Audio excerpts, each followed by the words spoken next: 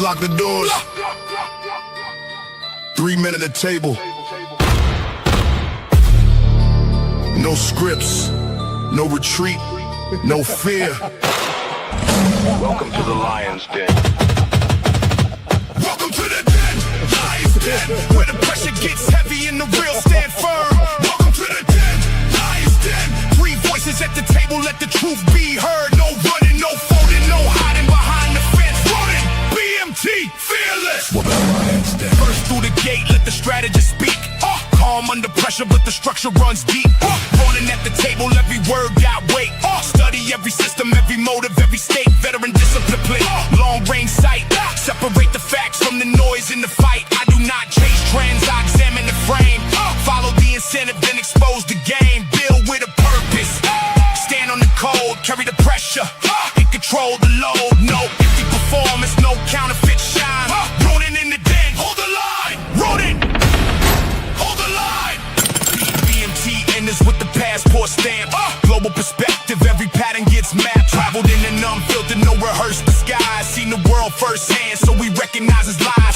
Facts in the chamber, context and place. Culture and money examined face to face. Cyber mind sharp, business sense clean. He reads the machinery behind the machine. Receipts for the claim, evidence before spin. BMT brought the world inside the den. Bring the facts.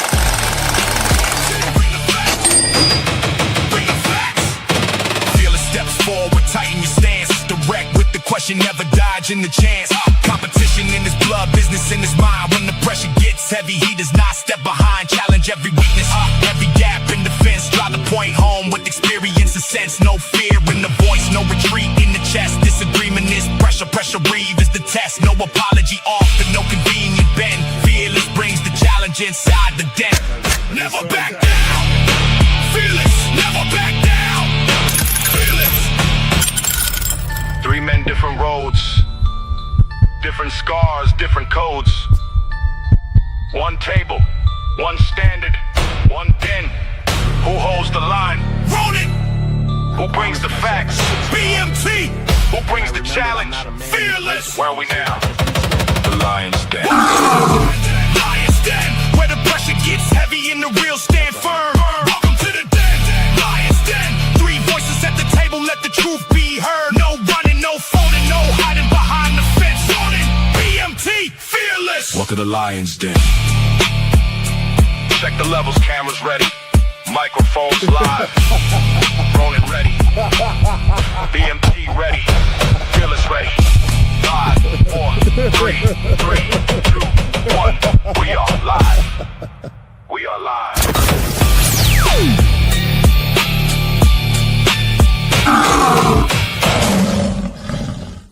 Tonight, we enter the Lion's Den, a place where fantasy is stripped away, and the truth is examined without fear, without excuses, and without apology.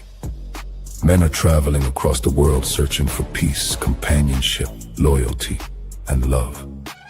But for some men, paradise becomes a warning. Money disappears. Stories begin to change. Promises become pressure. And the red flags they noticed in the beginning become the very problems they are forced to explain in the end. So tonight, we ask the question many men refuse to confront.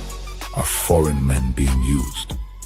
Or are they ignoring the red flags because the fantasy feels better than the truth? We will examine the overseas dating nightmare stories, the missed signals, the financial pressure, the rushed commitment, and the excuses men create when evidence challenges desire. This is not an attack on foreign women, and it is not a defense of undisciplined men. This is a conversation about judgment, boundaries, accountability, and the cost of surrendering reason to attraction. Hosted by Ronin, BMT, and Fearless. This is the Lion's Den podcast. Enter with an open mind, but understand one thing. Once you see the red flags, you are responsible for what you choose to ignore. The episode's reference source list includes the Michael Alexander, Zoom to Thailand, and related overseas dating videos used to frame the discussion.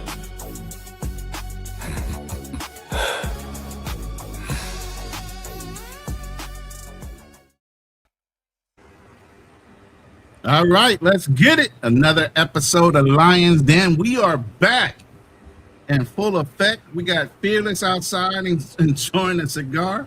We got our brother Black Man Travels, getting his grub on real quick before this show really gets into it.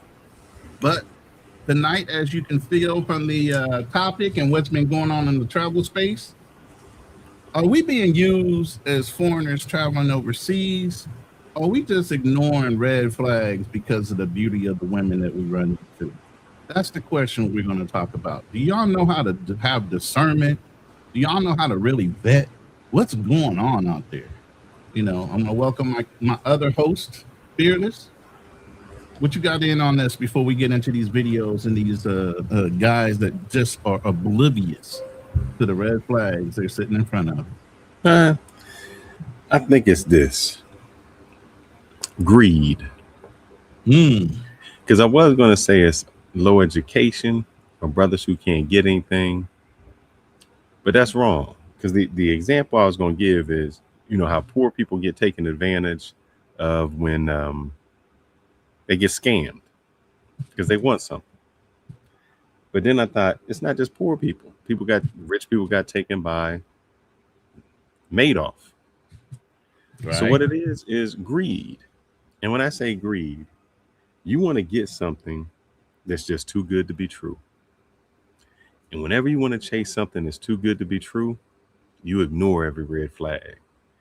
You believe that there's some prince in Nigeria that lost his inheritance, and if you send him some money, he'll take care of it. That's right. How it is. So these guys, they've been chasing something or want something for so long, then they become greedy to it. So they didn't have love. And so they think they got a hint of love. And so because they think they got a hint of love, they just ignore everything because it's greedy. That's right. Exactly what it is. I mean, if you can send money to a woman you've never met who has just sent you some pictures and you don't know what kind of pictures they are, and you send in all the time, but you've never seen her face to face. Every time you say, hey, can we FaceTime? There's always an excuse. Then you just falling for the dream. You want to believe it. You want to believe it so much that it's true. That I seen a documentary where a guy was getting played by a girl and he was sending her money. And he wanted to believe it's so true. When they found out it was a scam, he still wanted to talk to her. It's like, man, that's not her. They brought the real girl on. I was like, man, this is the real girl. And she's like, I'm sorry, I have no idea who you are. Those pictures are like from 10 years ago. Somebody just took something from my Instagram. He didn't care.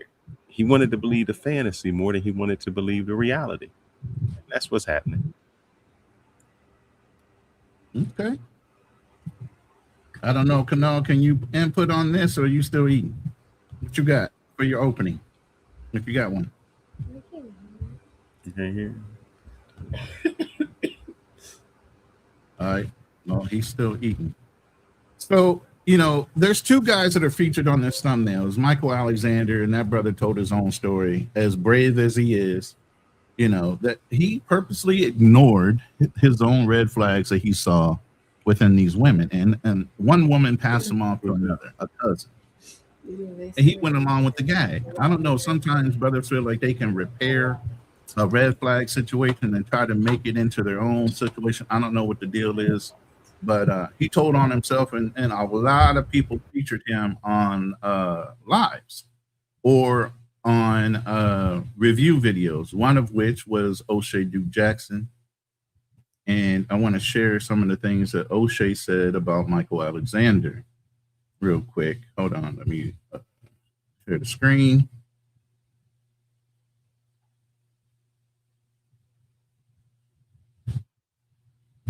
And this is where he said, when clapping cheeks in Thailand goes horribly wrong. And we're going to play pieces of this, even with O'Shea's commentary, and then we can pause it at between times and say, hey, this is why he got into the situation he got into.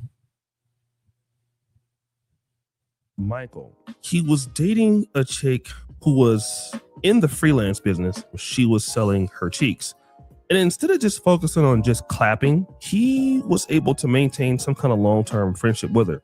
He went back to the States. He was still talking to her. But then we lost touch for maybe about a month and a half or something like that. And the next thing I know, she got married. damn, Michael, the one that you were clapping ended up getting somebody else, most likely a white guy. Because see, this lady already had like 2 or 3 kids. The guy was sending her an allowance of about $3,000 a month, paying for her kids. Okay, let's stop it right there. Y'all already know that's a problem, right? That breaks every rule that not only we talk about in our rooms, but what even passport bros. You shouldn't be marrying single mamas out there. And you definitely shouldn't be what? Western Union poppies. That's 2 flags right there, bro, right off the bat. And you're back in America. You're not even in the country and you're doing these things. All the while, she turned around and did what? She got married to somebody else. So if that isn't testimony enough to let you guys know that while you're back home, you're sending these women money, don't matter what country it is, whether it be Latin America or Asia. They are not sitting at home waiting on you.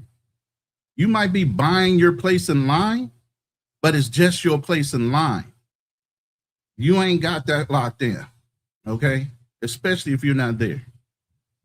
What y'all got to say on that? Just that first part right there with those 2 flags.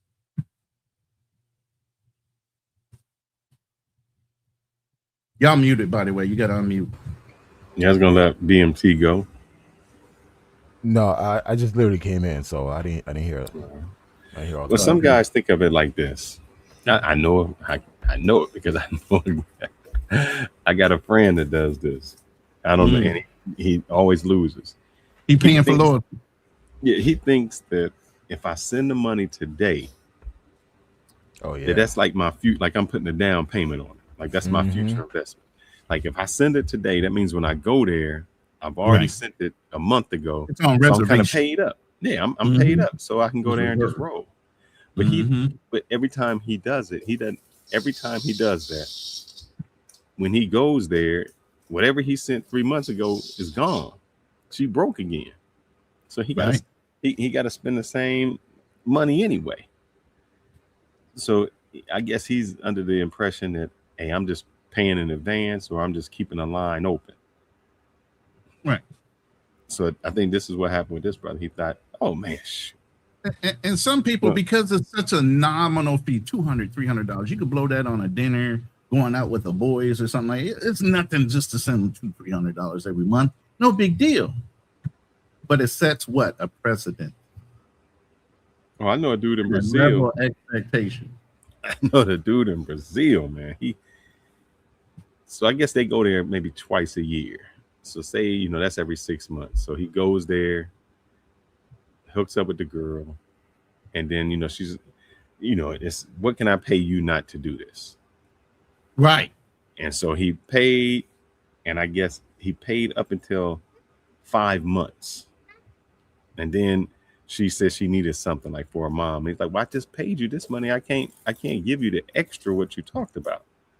So when he gets there on month 6, she back. Well, I can't even say she back doing. I don't know if she ever stopped. She never stopped. Yeah. So she was like, and he's like, oh, now you don't. And now she don't even want to talk to him. Nah, So he paid 6 months and didn't get anything when he was there.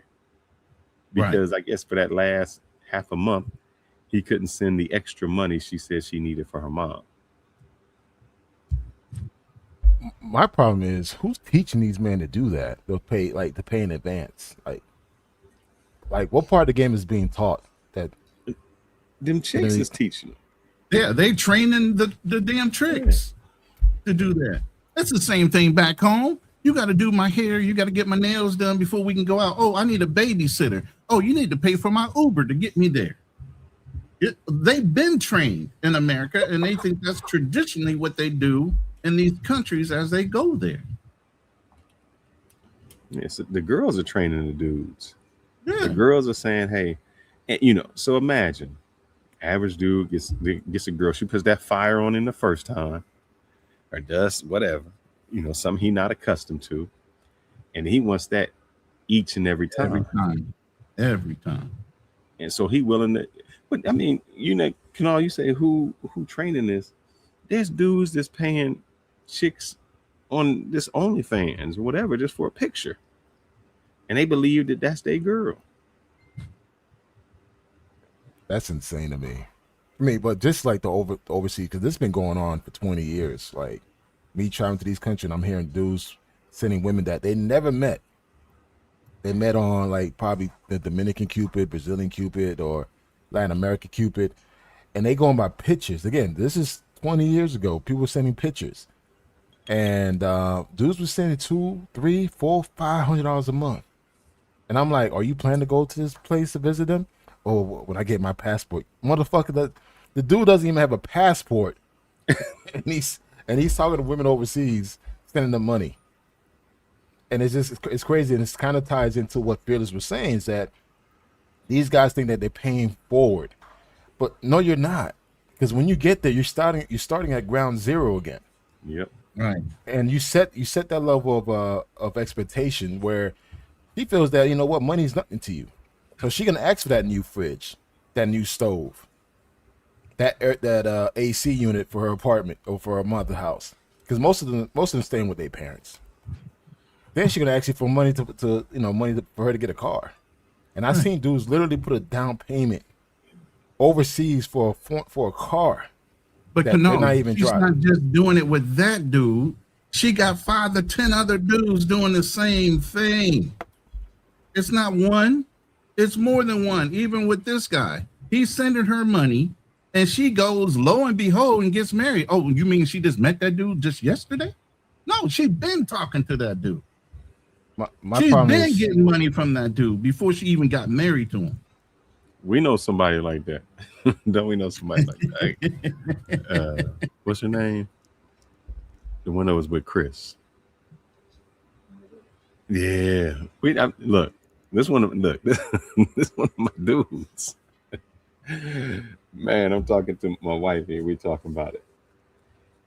I went there. How did you find out? She told you?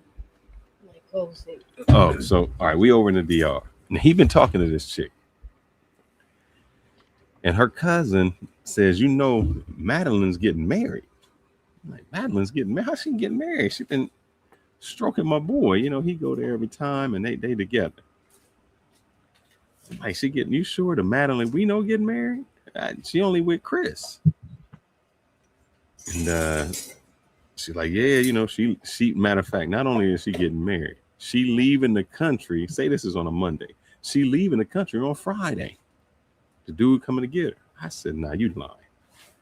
I contact my boy. I'm like, man, Chris, your girl, your love of your life, she getting married. She's getting married and coming to the States.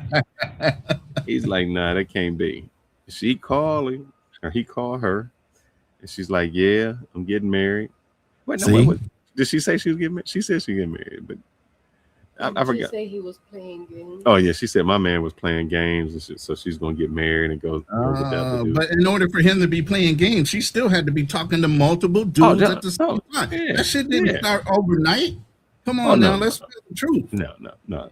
He had been kicking it with her, so she just found out who was going to take her to the U.S. faster and how she was going to get there. And I said, damn, man. I mean, he was crushed. He thought she was going to be the one, and he was crushed. I said, damn, man. So that happens, and we know another guy that's in Brazil. Because here's the thing: we know him. But the last time we were there, we met his girl. And so, they talking, exchange Instagram. Now, on the Instagram, she never, ever shows him. Matter of fact, they went to, did they go to Paris? They went to Paris. They took the gay dude. They went to, to where? Dubai. They went to Dubai. She brought her gay friend to Dubai. And the dude I know. She got pictures with the gay friend. Like she on a camel. You got the picture, the gay friend on the next camel. My dude who bought her a car, who helped her out with a business, he there too. He ain't in no picture. None. Nothing. She showed pictures and videos of like the things that he bought her, like the flowers, the cell phone, and he gave her like a stack of money, didn't he? Like $5,000. All that she take a That's picture of. wild. All that's a picture on Instagram. He ain't nowhere Y'all be in trying any to picture. buy it up. He ain't But he seen went to nowhere. wallets. Nothing. Hey, y'all just paying for a place in line. Y'all ain't got the head of the line. I'm just telling you. Let's continue. And so it can't even be about money, man. It's not about money because he's not a rich guy, but I mean he's a good worker. He retired, had a good career, all of that. And same thing. And here's the thing: she really wasn't. Everybody got their own taste, so I can't say that. To me, she was just average, man, at best, for a Brazilian. Right. But you know what? Brazil has a lot of average looking women though. People try to make it seem like Brazil has all these baddies. Really, once you travel, move around Brazil, a lot of the women are just average. I think Brazil just gets blown up more than as the exotic, but most of the women in Brazil are average. Once you start moving away from the tourist area and like really get into the cities. But hey, Fearless, I know a guy in DR. I mean, shit, bro, this dude was completely whipped. Met a chick in Brazil, in DR from Santiago. They got in a relationship, but it was a long distance relationship. He ended up proposing in 6 months, man. She's bad. But dude's like, bro, I don't think you should rush it. He bought her a $20,000 engagement ring. Oh my Lord Jesus, not a foreign. And the thing is, listen, he hosted this big ass dinner in Puerto Plata. I was there, so I went to it. And yeah, actually this is when I met Jenny, like around that time, our early stage. It's like, damn, that's 12 years ago. And we're sitting at the table, and he's professing his love. So he got the ring, $20,000 engagement ring, man. She was seeing another man. Damn. Wow. And it's like, man, I'm not even shocked. I'm not even shocked. 2 months later, man, he was like, she refused to give him the ring back. So I guess in DR they don't have to do that. It's not like the US. But man, she was playing this dude bad, and it's like I felt bad for him. I really, really, really felt bad for him. He was a good brother. But man, 20, like, dude, even for American, man, 20,000. Oh yeah. So let me ask you, Black Man Travels. Did he see any red flags before he gave her that ring and ignored them? He probably didn't just ignore it like most people. But This is what I saw, about like, today. I saw certain things because, like, for one, her attitude. I didn't like. I have a big discernment around people. When I pick up nasty attitude, I know not to fuck with you. Right. Either be a man or a woman. If I sense any type of like nasty attitude about you, I ain't fucking with you, dog. And I'm gonna let it be known I ain't fucking with you. And it's just like with her, when I instantly met her, I just felt a weird negative vibe about this woman. Her smiles were fake. Like, she was just putting on. And I'm like, Right. Even my girl picked it up. But he was so in love, man. The girl from Santiago and shit, that Santiago look. And I'm like, bro, she's just all right. But he was whipped, man. Found out she was seeing another guy. And he wanted the ring back. She refused to get it back. He had to call the police. He had to kick her out of the apartment. He got her. I mean, it was just a mess, man. Like, here's my second to the last question about this situation with you, BMT, and your friend. Was this the most beautiful woman that he's ever dealt with in his life, or was this an average? I don't woman know. I don't dealt know. with that? I Some don't of know, these 'cause- dudes, when they feel like they got the best of the best in their own perspective, like I said, they hold on to that shit like with an iron fist. No matter what they see as a bad red flag, they're gonna hold on to that shit, try to fix it. man, it's just work like, it out, work around it. I think a lot of guys, they're so jaded. And again, that's a lot of things we don't want to address. Like, we tell guys to get their passport and go overseas and go find love and whatever, all this bullshit. But a lot of guys are so jaded that when they go overseas and find something like simple, like a girl just washing the clothes or cooking the food, he's like blown away by that shit. That's basic shit. But in their mind, Yeah. But in their mind, it's like, wow, she's doing all this for me. She's a Mhm. wife. Dog, she's probably a former prostitute. You don't know. And the thing is, dudes fall in love easily. I don't know why. Like in the States, they don't fall in love, but once they go overseas, they fall in love so easily because they thinking that this person's so pure and so innocent. No, if anything, and I've been saying this, women overseas are more vicious because More they've always been. calculating. I'm sorry. More calculating. Vicious. Calculating, Yes. they've been on survival mode from day one. So they have to be conniving. They have to be slick. They have to be more aggressive and doing certain things. So it's That's just why- like, when she see a gullible dude, confessing and willing to show out money to her, of course she's gonna play him, man. Come on. Yeah. But $20,000 for an engagement ring, That's outlandish. that's crazy. All right, let's get into this because we can talk about this first point all day, not even get into everything else. Hold on, let me help our player with a passport. He just said what I'm smoking on. Yeah, what you So I smoking just on? came back from DR, and I was just telling him if you hadn't got here. The last time I went, I was there for 3.5 weeks, and what I wanted to do was go to every cigar place. So there's a city in Santiago that's basically like the headquarters of all cigars that they do in Santiago, basically all of Dominican Republic. So you got DR, Nicaragua, Cuba, one other place that really makes cigars. So there's a company called Blackbird. It's a disruptor company. Hold on, let me pull this down real quick so we can pull you up. Blackbird is their company here. So and each of their ones that they gave me, so like they named it after birds. So like one is called the finch, the rook, the crow, and so like one is for the morning, and it goes for each time of day that they smoke. So I went there, and this time I actually went to their F-150. They had an F-150 event, and they made some of the best old-fashioned, man. And so that's what I've tried to implement this time. I could not make it. I don't know what they did. Look, I done tried to use everything.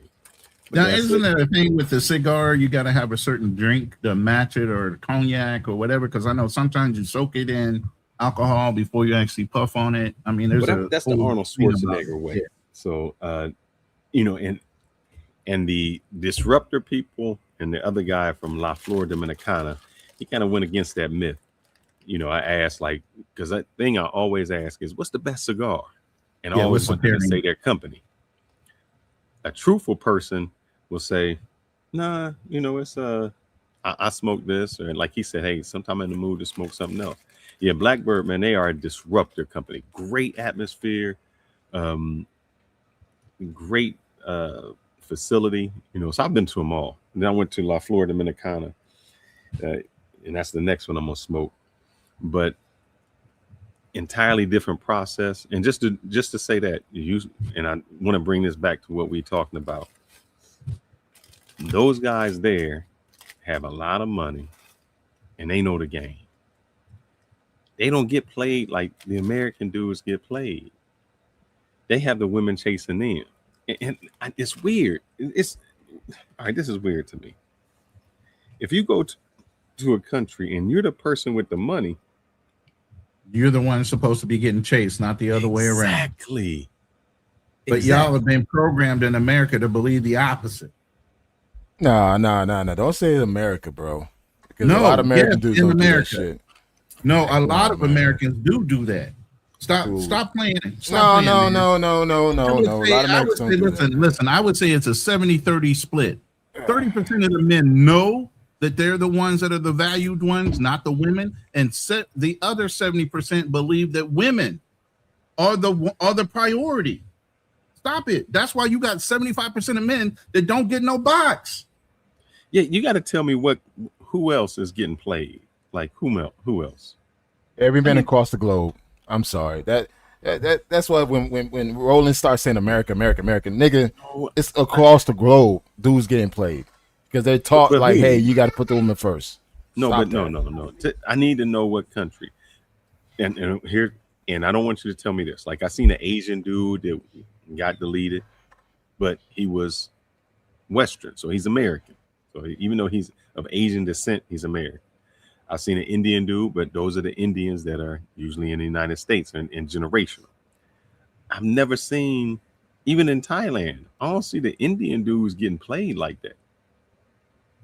I don't see them like paying for the box and then like, oh, I'm sending them money like that. I don't see the Russians. I don't see the Russians getting played like that. So I'm questioning. I think it's more of a culture thing. So what other culture is getting played like that? I think it's mainly Western. I just said that. You said America. I mean, let's That's add a Western other society. That's a Western society. I mean, it really depends, man. Because shit, I see Dominicans do that shit. They be doing Cubans, Puerto Ricans, Colombians. They all do it. Were they born here in America, or were they born in their countries? In their country, they doing that. So I gotta call cap on that, bro. Because they're used to seeing beautiful women all a dime a dozen, bro. No, I just grew up because around beautiful women. Listen. No, you didn't. You were raised in Kansas City, dog. No, ain't shit bro. in Kansas City, My dog. family is full of beautiful people. Don't tell me what my family's about. You Dude, can't tell me that. Wait. First of all, calm down. Calm the fuck down, because I ain't say nothing about your family, bro. Calm the fuck down, because I ain't say nothing about you. I said you from Kansas. It had nothing to do with your family. It doesn't matter where I grew up at. I grew up all over the country, man. I grew up. I was born in Baltimore, moved to upstate New York, lived in Philly. So let me ask you this. Let me ask you this. Why? Okay, so why do men in other countries unalive their women once they find out, hey, this woman was not being good to them because they did all those things for them? Shit happens in their country too, bro. Women go out there and cheat on them. I think that's more of a feminization is actually that is legal. That's not what it is. Wait, say that again. Wait, repeat yourself. Some countries is actually legal. Which country is that? No. I think y'all hold on. I think y'all talking about two different things. So I think Ronin is talking about when it's like the family, when they that's a whole different topic. And I think Kanaw's talking about when it's just like a jealous guy that throws a jealous guy, or a guy feel like he's not appreciative after all the things he's done. I mean, he probably does something to hurt her. That's common in a lot of countries, man. Yeah. But it's legal in some countries too. It's called temporary insanity. In the Philippines, I don't care if you were married to that Filipina and you walked away and you have a whole nother family because they don't believe in divorce. He could see her dating somebody else, have a fucking flip out moment, and delete the guy that was with her and still be legal in that. So that's legal to do. So there's no punishment. No. I'm trying to tell you, man. Y'all go to an Arab nation and see if that shit is legal. If they see that shit going on, go to an Arab nation and see if women don't get beat down by their husbands if they're doing something wrong. That becomes property in some countries. Look, I think a lot of guys get played across the globe, man. It's what it is. Absolutely. And the thing is, a lot of guys they end up chasing a woman. More, and there's a saying like, you should never love a woman more than she loves you, because when you do that, you tend to be taken advantage of. Dating All right, let's finish this first video with O'Shea and Alexander, and then we can move on to Mr. Excuses here. I just want to get through this real quick, and then really crazy. But wait, there's a solution. You see, this freelancer kind of cared about Michael. You see, she wanted to keep him around. Even if she wasn't going to be letting Michael clap her cheeks herself, she had a solution. The weird thing is, the first time she tried to set me up, she tried to set me up with her mother. I was like, that was a curveball. I was like, I would totally feel uncomfortable with that. Forget about the fact that her mother is much older. It's just the fact that I had been with her before physically, and I just, that was weird to me. Got him! Bro, how old? Yes, guys. How old is that man? The freelancer wanted Michael to clap her mom's cheeks. Now, Michael is not the youngest guy in the world. And even though he might be in his upper 50s or 60s, he was not down to clap no older cheeks. Michael, despite his maturity, wants to clap younger cheeks. So she asked me if I had found a Thai girlfriend yet, and I said no. So she wanted to introduce me to her cousin. So Michael starts to date the cousin. Obviously, the cousin looks good because he moved her in. He's clapping her cheeks. And not only that, he's giving her about $300 a month in allowance. And again, she's staying there rent free. He's literally bought a living girlfriend. Give him a round of applause. Hold on for a second. Pause that for a second. His new Hold on 1 second. Thai girlfriend. Hold on. Go ahead. So he can't take the mom's cheeks because that's the family. He can get the cousin's cheeks. He can get the cousin. So because she's younger. Because she's younger, of course. You know. But it still comes to, if you see it, she keeping the money. I mean, which that's a small hat thing. Keeping the money in the family, right? Keeping the money in the family. So she know that he got money, and she's probably like, "Look, I'm gonna show you a dude who got money. He's got to break me off a little something. Make sure I'm taken care of. We're gonna keep this money. I can't do it no more, but I'm gonna make sure this money get done. You know." Can you be mad at her if he's going to sit there and ignore the fucking red flags himself, admittedly? I don't know what he thought he was going to say by doing that, but I'm just saying. He admits to knowing that that was a red flag, but he went with it. But here's the thing. So he knew the first one couldn't have liked him. Because if she liked him, there's no way she would have said, I'm going to put you with somebody who I know, right, to clap them cheeks. But here's the thing that O'Shea didn't say, that I watched his other video and I wish I could play it, but he removed it. I literally was going to play his live without O'Shea's input at all. And as I clicked on it today, it was put on private. He had enough people review his shit, from MTR to O'Shea to even Zoom. He went after Zoom and said Zoom encouraged him to come to Thailand and almost tried to blame him for selling a dream. You know, but he went against everything even Zoom says. So I was going to play his video, and I welcomed the brother to come up, and I made sure he knew we were going to be using his video and including him in this conversation. So if he does show up in the room, I would love to have him on the show. And we're not talking down about him because he acknowledges that he saw these red flags and still went through them like it was no shit. It's not even my problem with the red flag. I don't even care if he went with the cousin. It's really what he going to say next. What he does next, or what he doesn't do next, is the real issue. That's really where he got messed up at. What he allowed her to do next. Because if you're going to bring somebody in and you're going to pay him some money, there has to be some type of expectations. And for whatever reason, he didn't put them expectations on. So let that go ahead and play. We're going to see his downfall. Hold on 1 second. Let me click back in. Well, basically, she'd get home, take a shower, say 2 words to me, and then unfortunately get on her phone.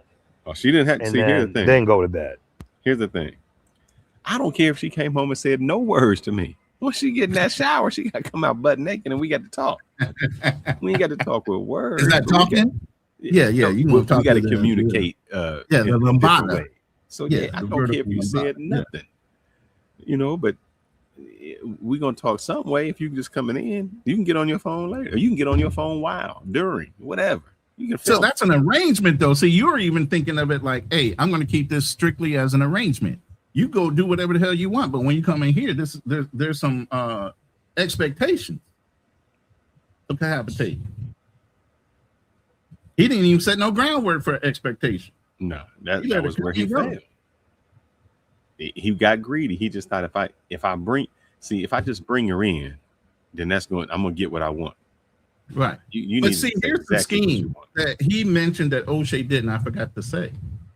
He said in his video that the girl that got married was trying to get him to move out to her village isolation, away from society, having to rely on her family and her, you know, contacts in order to get around because she's putting them out somewhere, whatever province that is, closer to her family. You get what I'm saying? So she was already scheming from that part. Then to introduce him or suggest her mother and the cousin, that's a process of elimination. These are all things you're like, God damn, she walking me down. You know, and you didn't see that, or you just chose to ignore it.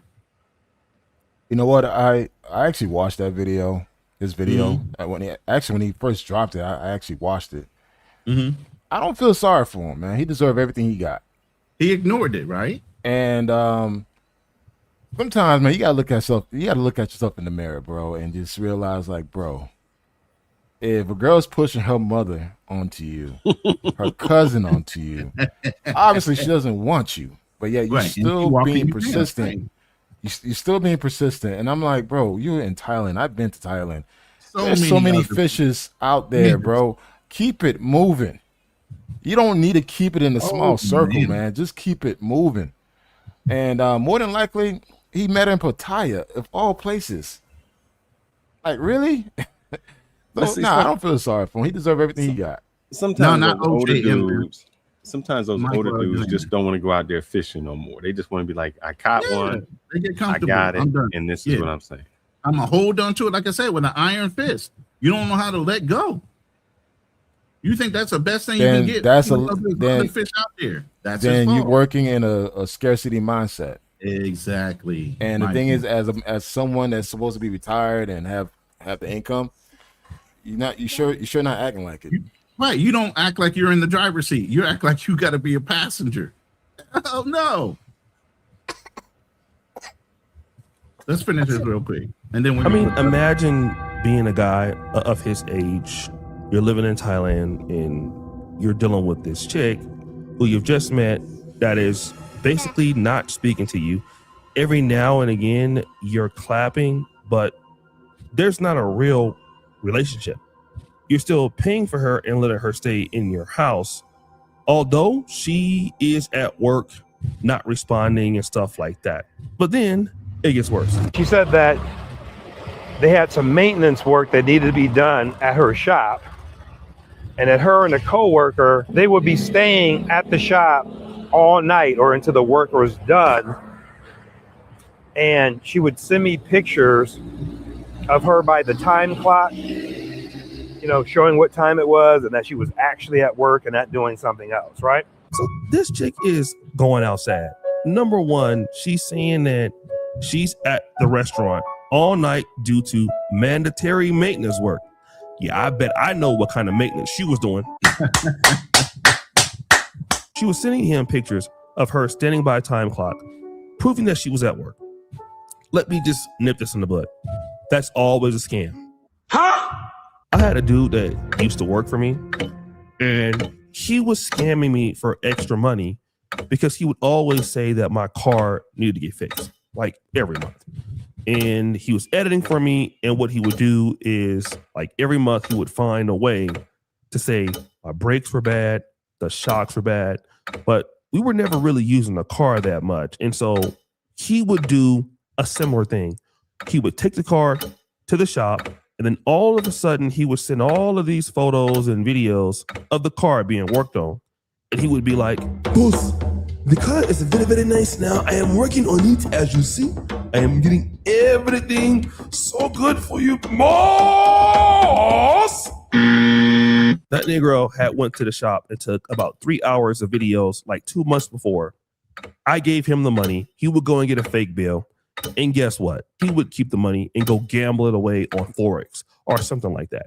And guys, you got to understand that when you come to the third world, anybody who is trying to overprove themselves is not doing it. If they're taking pictures of your car being worked on, if they're taking I'm going to stop it right there and try to skip back to his story because O'Shea be going off on tangents.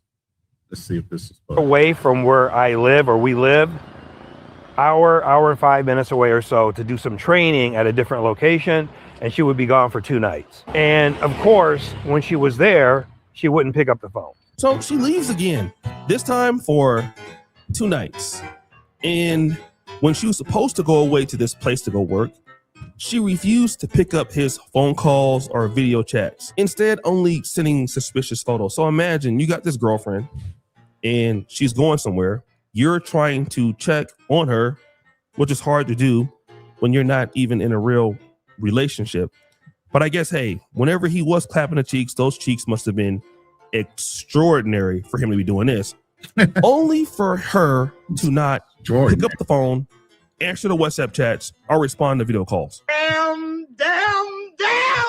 But this right here takes the cake. She won't do anything. She won't clean up after herself. She won't clean the shower, even though. I'm stopping it right there, bro. Come on, man. Come on, man. You can't be real, man. Brother, you are too old for this. You know what's happening. You are too old not to know what's going on. You can't set no standards in the house. She ain't got nothing to do with the house, and you just letting her run rampant. She running all over you, and you know it. And you don't do any. Wait, I stop it right there, because if you play through his real video, he did say the one time she was supposed to be home at a certain time, he took her phone from her. Bro, does that not sound like you dealing with a teenager? You gonna take her phone from her that you brought as a punishment because she came home in the morning instead of 2 or 3 o'clock, the time limit that you gave her. Come on, really? I don't know how these dudes. I mean, just to get trapped. I don't know if he experienced that in the United States. I don't know what transpired with him. The sad thing is, when you don't know and you got taken advantage of. The worst thing is when you do know what's going on and you still let it happen. How can I be mad at her? She's seen the situation and exploited it. Yeah. But again, like I said, he's too old not to see these signs. Nah, some people are just fools, man. I told you what I said. He admitted to him. He admitted to seeing them. But it's hindsight being in 2020, maybe because he was in it and just really trying to work in whatever system he was put in for his comfort or care or whatever. But I mean, you have to see that you're sitting there literally being abused right in front of your face, bro. At that age, come on, man. No. You don't want to see it. I told you, just like the scammer who's the Nigerian prince who offering you all this money, or just like the the investor guys that says, hey, I can sell you the bridge. They don't want to see it because they want to get the greed. And then what happens is once they got in that deep, once he did the one thing, it's like, well, maybe if I do one more I'm thing, in there now. I invested time and money. Now I got to get a return on my investment. Exactly. So this is happening to dudes all over there. They're looking for something they can't get, and they get trapped. You know what? And the crazy thing is, a lot of this happened in Asia. A lot of these dudes be getting played the fuck out in Asia, man. I don't know why. I told you offline, let's not go there because there's a whole bunch of man. I'm sorry. Y'all letting these these women with boy body types play y'all. Okay. That's the thing, man. Don't say y'all because I'm not being played. Don't put me in the subject matter. Why are you being so sensitive today, bro? Everything's it's not about us and you, man. You're very sensitive today, bro. Have a drink, man. Listen, relax. God damn. What I said was this is about men not vetting properly and ignoring red flags. We ain't gonna call out any one country because they're all fucked up. Did I call out any country? I said Asia. That's a region. That's not a country. So I can say Latina women are doing the same thing. I don't care. You can say what the fuck you want. I don't care. See? I don't care. I'm just calling out the shit for what it is. The thing is, a lot of guys will like to sell dreams. Again, it's funny when I was calling all this shit out, y'all niggas were calling me a hater. When I was calling all this shit out, you guys were calling me a hater. So now I'm sitting back laughing, like, yep, I called this shit out. But hey, let them live. Let them live. This has been going on. Nobody said that. Not in this room. We don't never let that shit live. Ain't nobody in this room sitting on this panel ever said let that shit live. We've Hey. always called it out for The what problem it was. is, listen, man, guys, don't be gullible because you have a passport, man. It doesn't get better because you're overseas. This whole thing about you got better options is bullshit. You still got to put in work. You still got to like understand the nature of people. If you go there, with your feelings and with your wallet, you're gonna get played. And it just happened that a lot of guys going to the same countries getting played by the same people. Some of it, like I'm gonna say this, I'm pulling up this girl, and she took her old stuff off, but it doesn't mean anything as a dude. Somebody said these women are good actresses. So Yeah. look, hold on, here she go. I'm trying to get the reflection out so y'all see. Oh, I can see her. You see her, right? Yeah, she's nice and cut up. Yeah. So y'all say it's like she's a good actress. No, the dude she with, who she married, who just spent $20,000 on a ring, who just took her to all these places, knows exactly what he got. Because she say, this is what I used to do. He just paid for her surgery. She living her best life. She from Cartagena. And I think she put up something before, like I'm exposing all the dudes who paid for me before. And so she know exactly what she is. He know exactly what she is. And he paid for it. And he don't care. This is what these dudes think they want and going to get is I'm bringing my fantasy home. And I'm willing to pay for it. And so that's what that guy's that. He's like, yeah, I got this, but hopefully she'll be what I want her to be. That's these guys' fantasy. I mean, there's a difference when you go and you fuck your fantasy and you enjoy it, but don't bring your fantasy back home. Why he brought it home without vetting them thoroughly. And it's just like a lot of guys not doing he that. He vetted her. He knew that she was a prostitute. How you think he vetted her? Okay. I mean, yep, she playing along. Yeah, I'm gonna play what you sent me from Saint Massena. So you're 23, and you said about 60% of women your age in Vietnam speak good English. Yes. Okay.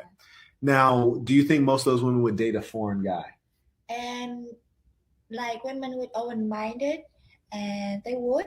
But conservative women would just like, oh, we're born as Vietnamese, so we marry Vietnamese. They're going to stick to their own group. Yeah, we do not want to mix our genes or anything. Damn, it's about mixing the genes. Yeah. God. And also the family and society, their opinions on the woman who dating or married like to a foreigner guys. Either they want to get a passport or they need money, or they cannot get a Vietnamese to like them. So either a woman who marries a foreigner, either she wants money, she wants to get a visa. Yeah, visa. Or she was not good enough for a Vietnamese guy. Yes. Let me not say nothing because I don't want to hurt someone's feelings and shit. You're not hurting my feelings. You hurting everybody else's feelings. I know what it is. Hey, this is my thing, man. Yes, as a foreigner, you're never the first option. Always remember that. Like you when think dudes so? think, I don't know. Because there's some. I don't think so. There's some progressive women out there who just it's a small percentage don't like their people. I mean, it's a small percentage of them. No, let me play it. Let's continue this conversation. We're gonna. So does colorism exist in Latin America? Absolutely. Coming from a Latin American man myself, all my life I've been hearing things. There's this saying in Latin American culture. It's called "mejora la raza," meaning better the race. Date someone either your skin color or lighter, particularly a gringo or a white person. This is why a lot of Latin American girls are kind of going after white guys because they've been conditioned for most of their lives to go after white guys. Now, does this mean that there are Latina girls that like black people? I mean, there are a ton of Latina women that like black men. I've personally heard it myself. However, there's a greater portion of women that go after white guys or light-skinned Latinos because it's more acceptable to bring them back to the households and, like they said, mejorar la raza. So, guys, listen, I don't mean to anger people here or to make anyone mad. I just thought I would spread some information that could be very useful and could be eye-opening. But yes, colorism does exist in Latin America. Doesn't apply to everyone, but it exists.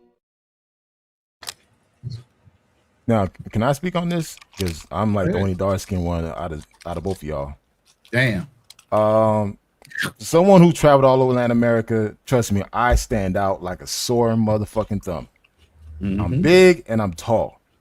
So when I'm walking around, I draw attention. And trust me, most of the countries I go to in Latin America, the blacks in those countries are literally at the bottom of the totem pole. What sets me apart from them? I have $1. And they don't. And I know that. I know that going into that country. So I never have this false reality that, hey, listen, I'm special. Cut my head off. Now, granted, have I smashed women from all different ethnicities in those countries? Yes. But most of the time, when the mestizo or the blancas, they see me as like someone they never had before. But So when I you're was a single, fetish. what? So you were being treated as a fetish. Yeah, look, I understand the role I play. That's one thing. I Nothing wrong with that. understand my role. Know your role. I understand my role. So that's why you can't play none of these games with me. It's like, I understand. Okay, you see me as a big black guy, BBC. All right, I'm gonna give you that. And that's something that's the mindset that I have. Even like when I went to Asia, same thing. Europe, man, dude, pussy galore. I ain't had to do nothing in Europe. Because again, I fall that prototype. But the thing is, it's like I do understand when it comes to for them finding a relationship, I'm not their first option. Because one, I'm black, I don't have the features. You know, I'm not gonna make their race better. I'm not. Right. And I understand that. But then let's say this. The women start getting sick of this, and they talk about this. That they're some of the worst men on the planet to date. And I say that as a native-born Dominican woman who has dated Dominican men in the past and whose preference was Dominican men for the majority of my life, no more. I've never seen an episode of Love Island ever, but you have to live under a rock not to know what's happening right now. Apparently some kid named Kenny from the Bronx, Dios mío, a Dominican from the Bronx, that should have been clue number one, was busted calling his girlfriend, the one that the girl that he met on the show, the N-word, saying that he was only with her for the money, that he couldn't wait to break up with her so he can go fuck mad bitches. Like, when are they going to learn, bro? At least he didn't have a second family in DR, because that's what everybody thought, he had a second family in DR. Pero coño, Dominican man, bro, I love my people, pero son uno de los peores. When are you guys gonna do better? Because you're embarrassing everyone, you predominantly, but you're also embarrassing us.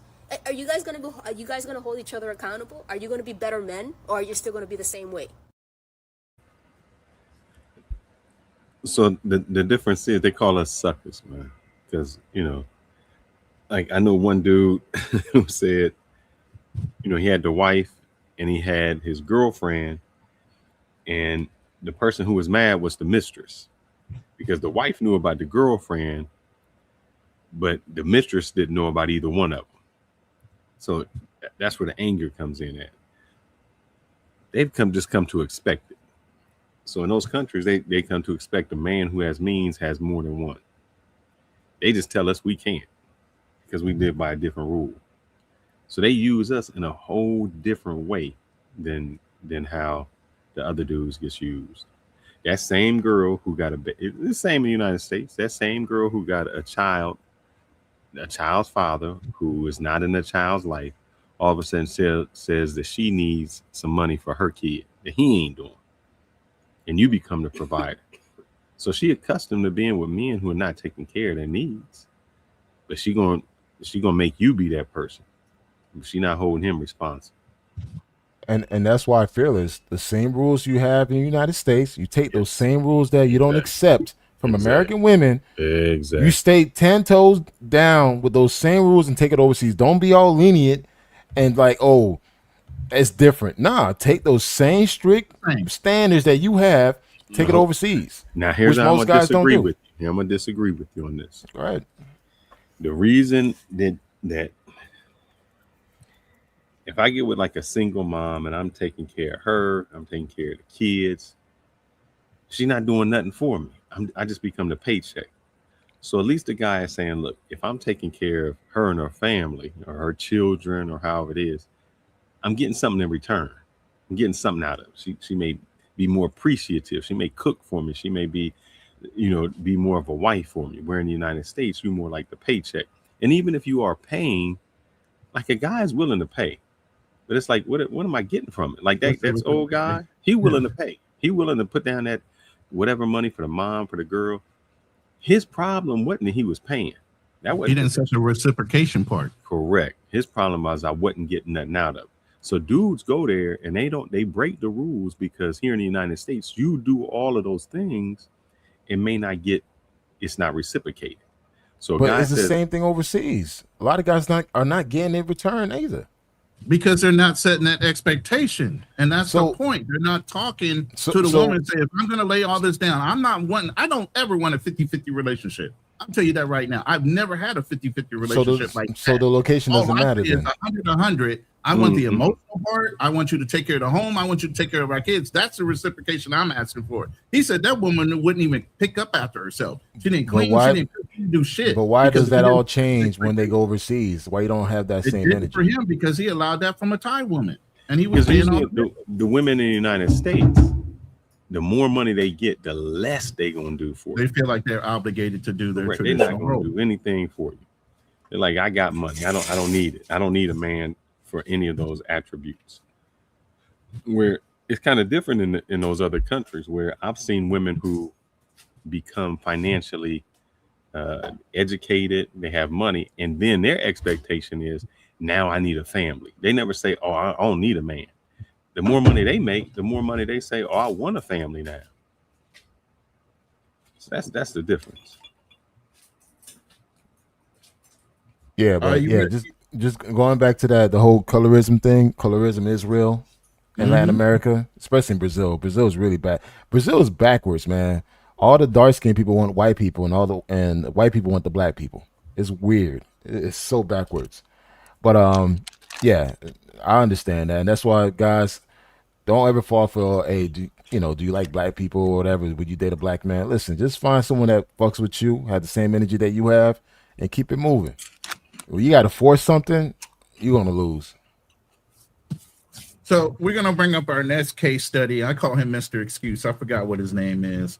I've actually talked to the brother on a panel, but I've also seen him come up through different interviews, making every excuse from the DR to Thailand to the Philippines on why relationships kept falling through on his behalf. Always blaming everybody else. He even blamed some YouTubers on selling dreams to get him there. So I call him Mr. Excuse. And we're going to go ahead and listen to an interview from BMT and him talking. Today, an Asian woman in general. If the circumstances are good, yeah, I'm not closing off my door to all Asian women, but the circumstances and the situation has to be more in my favor than less in my favor. That's it. Okay. It has to be someone who's showing me that they're not inconsistent, that they're not diligent. I mean, that they have to be diligent. They have to be consistent. They have to be reliable for me to even want to trust them. Do you feel like getting to know someone and dating is easier in South America or the Caribbean, where they kind of more a little bit like us? Yes, it was. It was because I could speak Spanish in the Dominican Republic. It was easier. It's just that with, as you mentioned, culturally, they also wanted lighter people to be with a lot of their, family members. Mm-hmm. And even if you are contributing to the family, you got to continually contribute to, like, literally family members, just for everyone to give you the. Yeah, it's true. And the crazy part is they even do it to Dominican Americans. Like, it's just the fact that, hey, you're from America, you're rich in their eyes, because it's so easy to get to America and become rich. So why not help me and my family? That's what. I disagree. So he's referring to Dominicans right now. I disagree with that. That's bullshit. I disagree with that. Okay, let's hear it. That's not true. That where they expect you to take care of the family. That's all bullshit, man.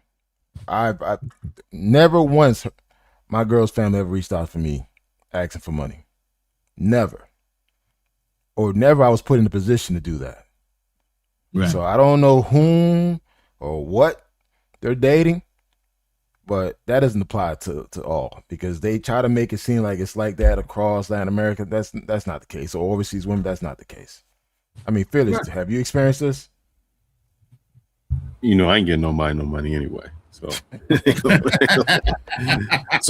so I will say this. I don't think that, I think just with any family member, like, you know, I think there's a obligation that my wife feels. Well, no, let me, how can I explain this? I think there's a guilt that she feels sometimes to say, I'm living a certain way, and I look at my family and they're not living this way. Like, we had a conversation about a house, and I said, look, I can't have your family live in my house. I can't, because I would know, like, you know, say I get a house and I say, oh, they can move in. I said, the problem becomes this. There may become a time when I got to kick them out. And I say, look, you, this is for my daughter, or this is for me in retirement. And when that time comes, I'm going to be the bad guy. So instead of me even being the bad guy, I'm just not going to let it happen. You know, I'm always willing to assist, you know, when it comes to, hey, I'm going to help you out, because I don't think they're like her mom or nobody has never been, hey, I'm trying to take advantage. Her mom always takes care of me. But I've never felt an obligation to, I got to pay somebody's bills, or I got to, Right. you know, like, do anything like that. So that's never been it. And I've always said, even when it came to her, I said, you got a family. This family come first. Right. And none of that matters. You got it. But even I, with my own family, I'm like, if, you know, I help out when I can, but it won't be to the detriment of my family. That's never gonna happen. Same thing here. It's like I made that clear to my wife that, hey, listen, your family is here. What we have here is your first priority. I mean, if you want to help, if you can, then yeah, but first priority is us. Now I'll set something up where I'll try to. My thing was, I said, man, you know, some people don't like their mother-in-law to move in. I said, hey, bring your mom up here, because I know her mom gonna cook, she gonna clean, she gonna take care of everything, and that gives me the freedom to, you know, leave when I got to, move when I got to. But you know, she won't. But I've never felt the obligation to do it. Now, what have I done? Like every year, I take them to a resort. Nobody has ever asked me to, but every time I have come there, I know that they've done so much for me, and they don't. And some of the family doesn't have a lot to do. You know, doesn't have a lot of money to work with to do it, and it's my way of showing my appreciation to say, hey, I can roll. But no one has ever made me feel like, oh, you got to do something or this.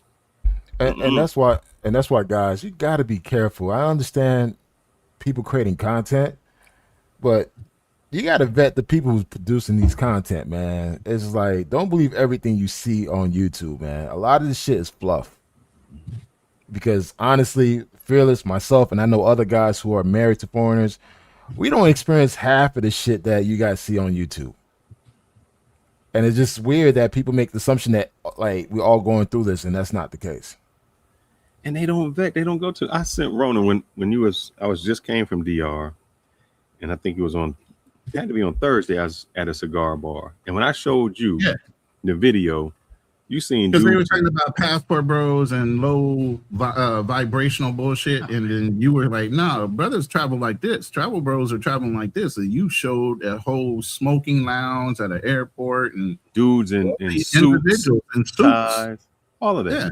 And those Dominicans. So there's, and matter of fact, when I was trying to show you the traffic, I don't think I showed you with that. When I tried to show you the traffic, I was showing you the cars. It was a Beamer, a Lexus Land Rover. So that's the area I was in. It's that these guys just go to people who are in need.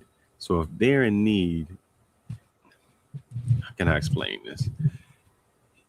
When you go to somebody who poor and they get a little money and they get a taste of what some money is, are they gonna want more? They don't know what to do with it. It's like, I got some money. I want to show poor people. When I showed a picture of Jay-Z when he was poor versus Jay-Z when he was rich. When he was poor, he had the gold chain. He was flashy. When he got money, he wasn't flashy. So most of the time when people don't have money, they want to show everybody they got money. That's why a girl who paying $100 a month rent wants a $1,300 phone. Meaning that's paying for her rent for the entire year. And she don't care if she ain't got no place to stay. If you see her with that iPhone, she good. Because that's a status symbol. Mm-hmm. And to say that, I'll go one step further. I was talking to the wife's cousin. He make a killing. I'll share with y'all. He got content, and he showed me the receipts. That brother is at least $150,000 a year. And I was talking about the country. That's like, some things I didn't like about the country. And I said, well, they only really help out the poor. He said, oh no, they do. He said there's kitchens where they give away, for like 50 pesos, which is like $1.25. Less than $1. Rice, beans, chicken. Yeah. That girl told me and that. the people won't go there.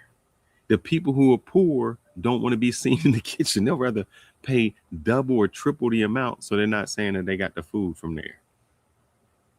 So it's the poor man's mentality.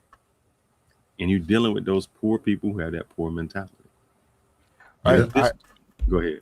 I can say this, right? I forgot what year my girl graduated from college, but I went to her college graduation in Santiago. Bro, I was amazed to see the level of upper class, middle class people, like just going through the experience, watching their kids graduate, college graduation. And I'm just sitting there. I'm like, man, they experience the same stuff that we experience back home. But the problem is, like, a lot of guys don't get the chance to see that because they don't meet these type of people. They focus on meeting more the lower tier type of people, and where they feel like, hey, this person's always asking because, yes, you met that person that way. You didn't meet someone that wanted something more than out of life versus just a phone. So you got to pay attention to that. If a girl's constantly on her phone in her country, not working, not going to school, what makes you think she's going to change? She's not going to change. She's going to take that same mentality and bring it here. If she never worked in her country, what makes you think she's going to work here? If she never went to school in her country, what makes you think she's going to go to school here? So always keep that in mind, man. It's like, I've always been attracted to go-getters, man. I'm not one of these dudes, you got to stay at home, cook, feed me. Fuck all that. Like, what do you want to do out of life? Because I find that attractive. And I get tired. I know we talk about hypergamy. We do. But I just met, not met, so that would be the wrong word, because I've known them already. The wedding we went to, her cousin, Walter ain't had no money when they got together, did they? He doesn't work. Yeah, and he wasn't even working. He wasn't working. She worked for the government. She paid everything. And she invested in him, said, hey, I'm going to help you out. I'm going to get you the motorcycle shop. Okay. She bought a motorcycle shop for her. They started in a little room. Yep. And now they have the whole block. Yeah, they started in one little room. Now they got the whole block. And so it was never like, there you go. He didn't have she no money. saw that in him. But you know what? If you let Ronin tell it, want to investigate. No, stop. If you let Ronin tell it, don't put words in my mouth. They hypergamy everywhere. Hypergamy. No, That's all they don't want. say that. Don't say that. Don't say that, because I don't say that. What I say, in our culture specifically, Black women want a ready-made product. They don't want to invest. Most of them do not. They want you to already be where you need to be at for them. I disagree, but that's a whole That's different what topic. I say. But let's finish with this guy saying, because he brings up the Philippines specifically. I don't want to avoid this brother's experience in the Philippines. All right.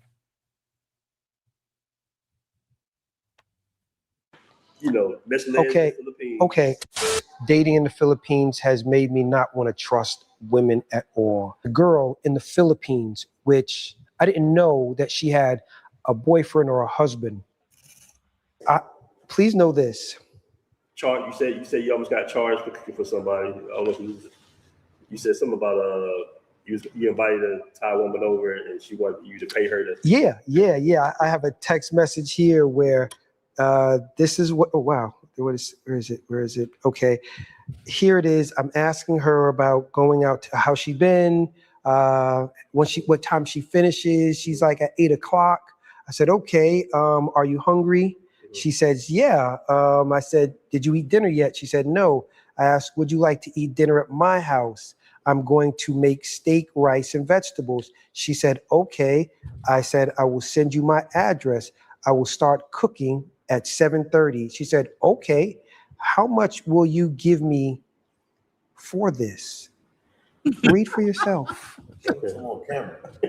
Read for yourself. But the next thing should have been was, how I'm going to block you, or I'm not going to talk to you, or how much am I going to give you? Say, then I would have changed it up. I'm not cooking. You're going to cook for me, and then I'm going to bust them skins. Right. Expectations.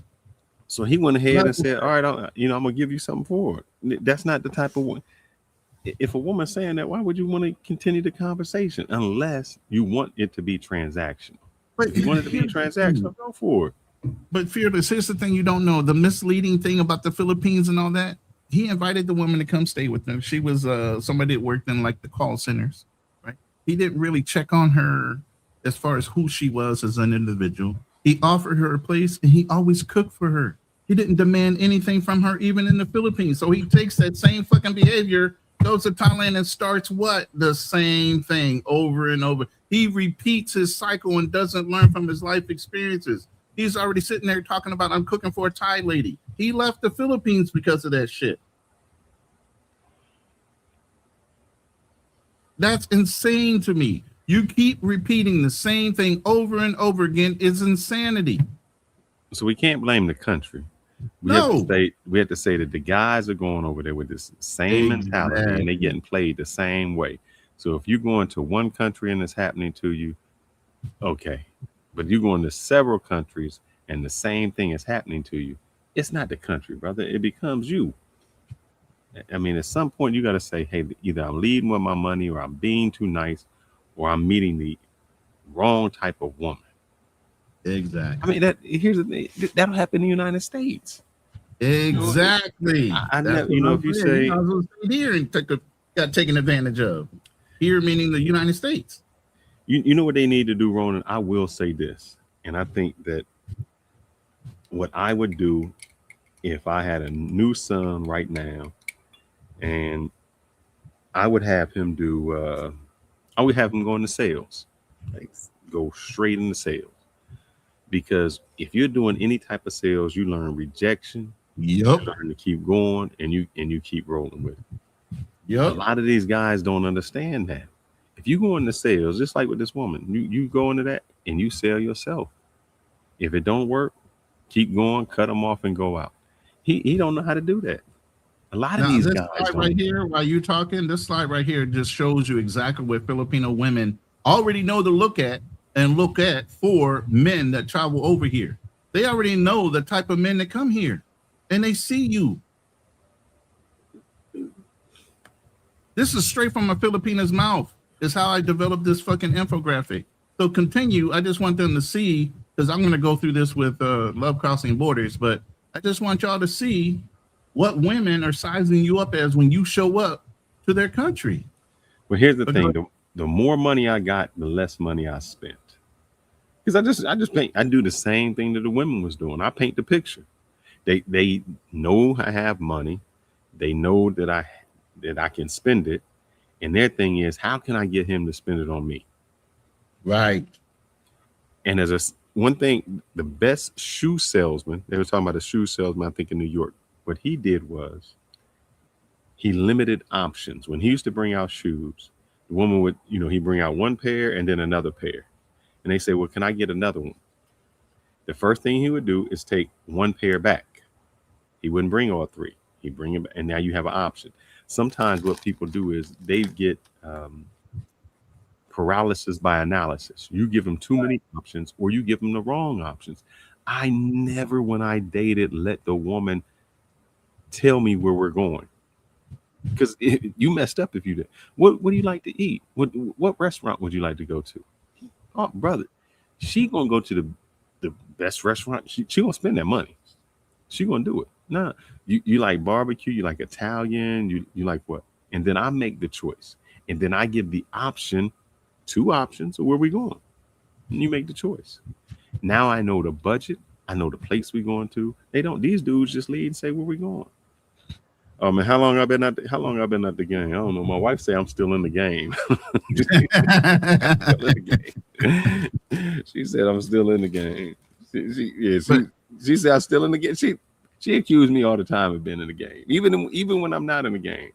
I told you about the girl the dude who wanted me to vet his girl, and she hear him on the phone, and just because I went out when I was down there, she's like, "You went out and you spent $75 when you was out. I see the receipt." And I'm like, "Yeah, I went out and then I got a whole big little meat platter," and she, so she never thinks I'm in the game. She notices women when what you say? That girl eating you up. She looking at you. I can see her looking at you. Like, I don't see him. But yeah, I'm out of the game. But I can see when we go out, or I go out by myself, or I'm somewhere, I see how the game rolls. Huh? So it's not that I have always had that mentality. And the best thing, I think this is what I would give any young man. Get your heart broken when you like 14. Fall in love, deep in love, let that girl break your heart. Early is possible. Boy, you won't be the same. You're like, oh, I know how the game is now. I will never put myself in that position to be hurt like that again. Fearless been hurt. It took me one time to learn. I was like, oh, this what y'all do? And I told you about this. I had a friend of mine, which I call my cousin, which really isn't my cousin, but our brothers were close. And so we've been knowing each other since we went to preschool together. So like 3 years old. And I take nothing away from him, not judging the brother on his looks, but just the average looking brother. Athletic, hella athlete. Average looking dude. And he used to play these chicks. I used to go over, this is back before there were cell phones. I go over to his place. He talking to a girl. He like, yeah, I'll be over there. I'm like, bro, why did you tell this girl you're going to come over when we supposed to do something? He's like, man, I ain't going over there. Let's go. It's like, damn.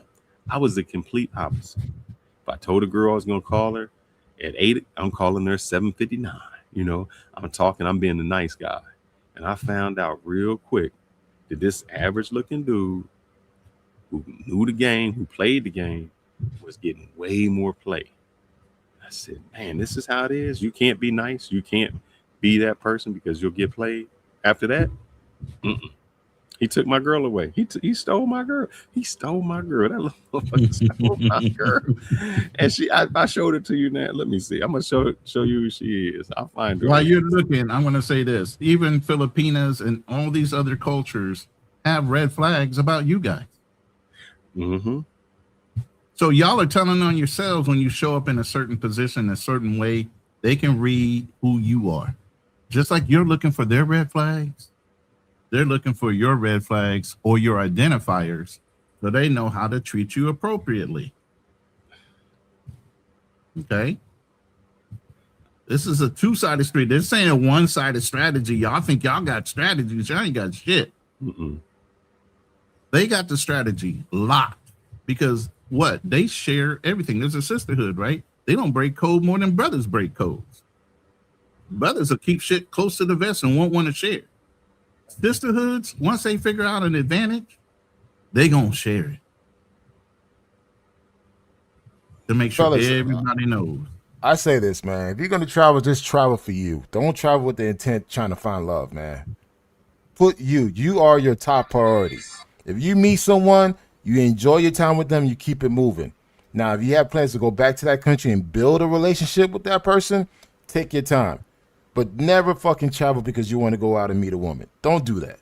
Travel for you, for yourself. That's it. If you meet someone in the process, cool. But don't force it.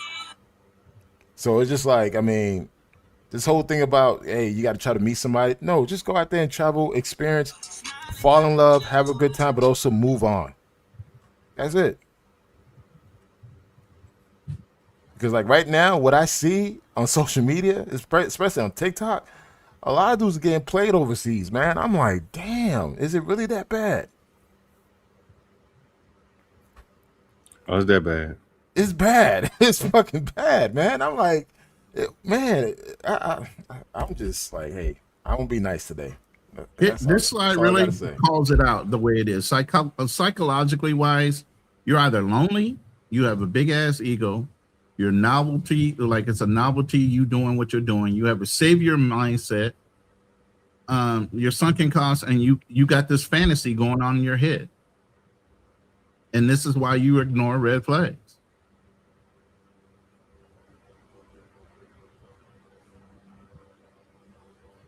Everybody, or you just don't do it. I set the tempo straight from with my wife when we first met.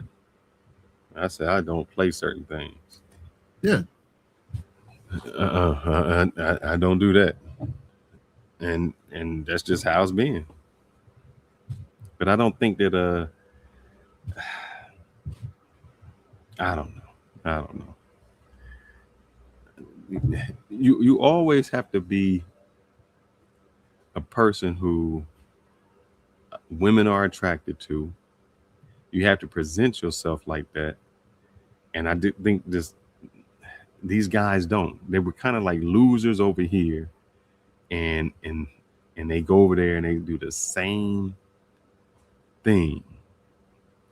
And the problem is now you on somebody else's territory, man. You on somebody else's playground.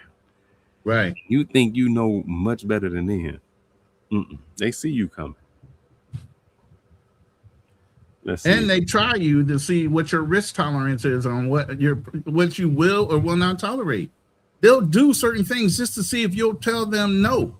And if you don't tell them no, they're going to progress and push even more. What's that phrase? Give an inch, take a fucking mile. They'll do that over and over and over again until you have they realize you have no limits. So they'll fucking empty your pockets. They'll empty your bank account. You'll be buying a house and shit in her name and won't have no fucking ownership whatsoever. They don't give a fuck because you told on yourself. So what do you think the problem is with these guys? Because it seems I want to say a pattern, but it seems to be the same pattern with the same guys doing the same thing. So is it overseas? Is it the gentleman? No, it's in America too. Same thing. They ain't learned in America and they still repeating the same shit overseas. It's not the location, it's the man. It's not the location, it's the man. That's it. It's the men. The men are not willing to work on themselves and deal with the issues that they go. They're basically escaping and finding easier opportunities. It's not the location because again, there's men are doing quite well in the United States, and there are men that are doing quite well overseas. It just seems like a new percentage of men are doing really bad. Doesn't matter where they at. Yeah.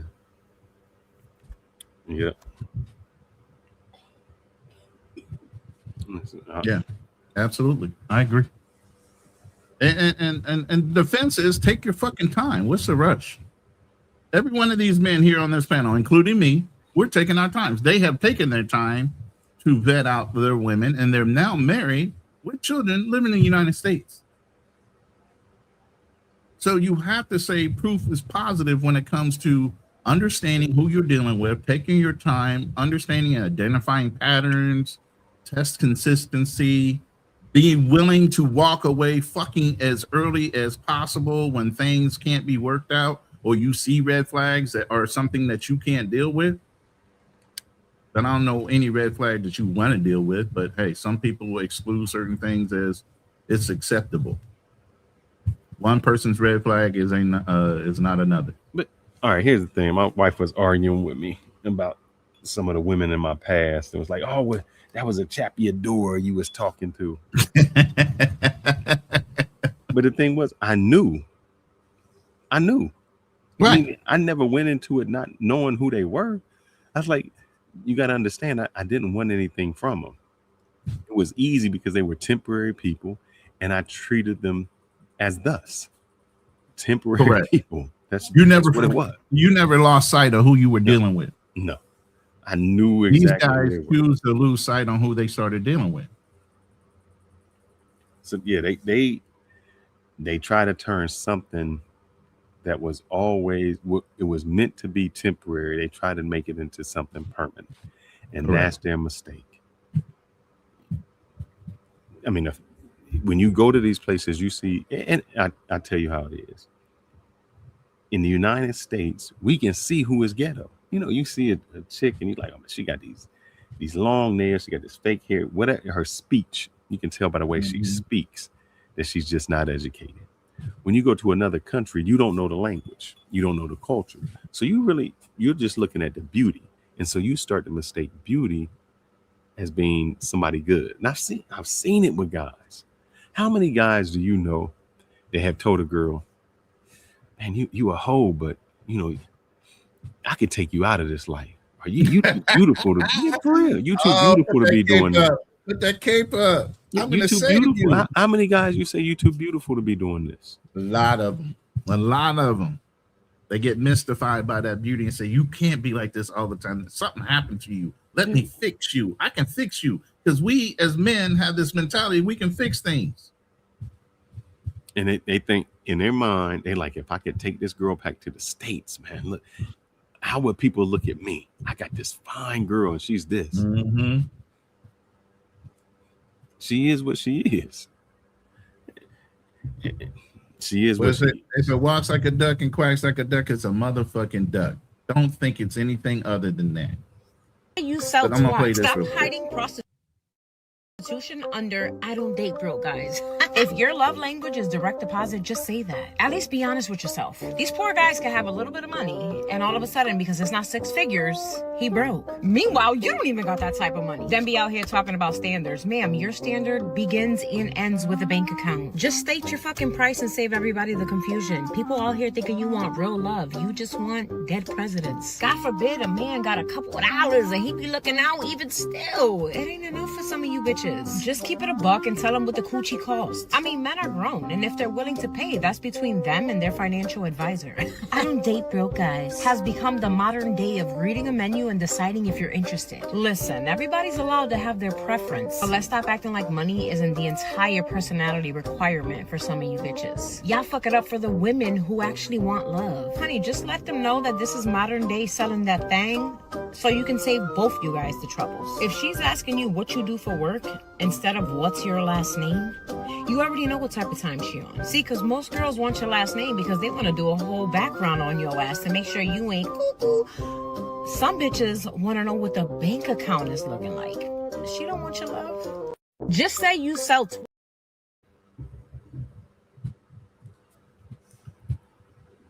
I'll let her know mine. Oh, you can. I'll show you my bank account. I do all that. See, that's the thing.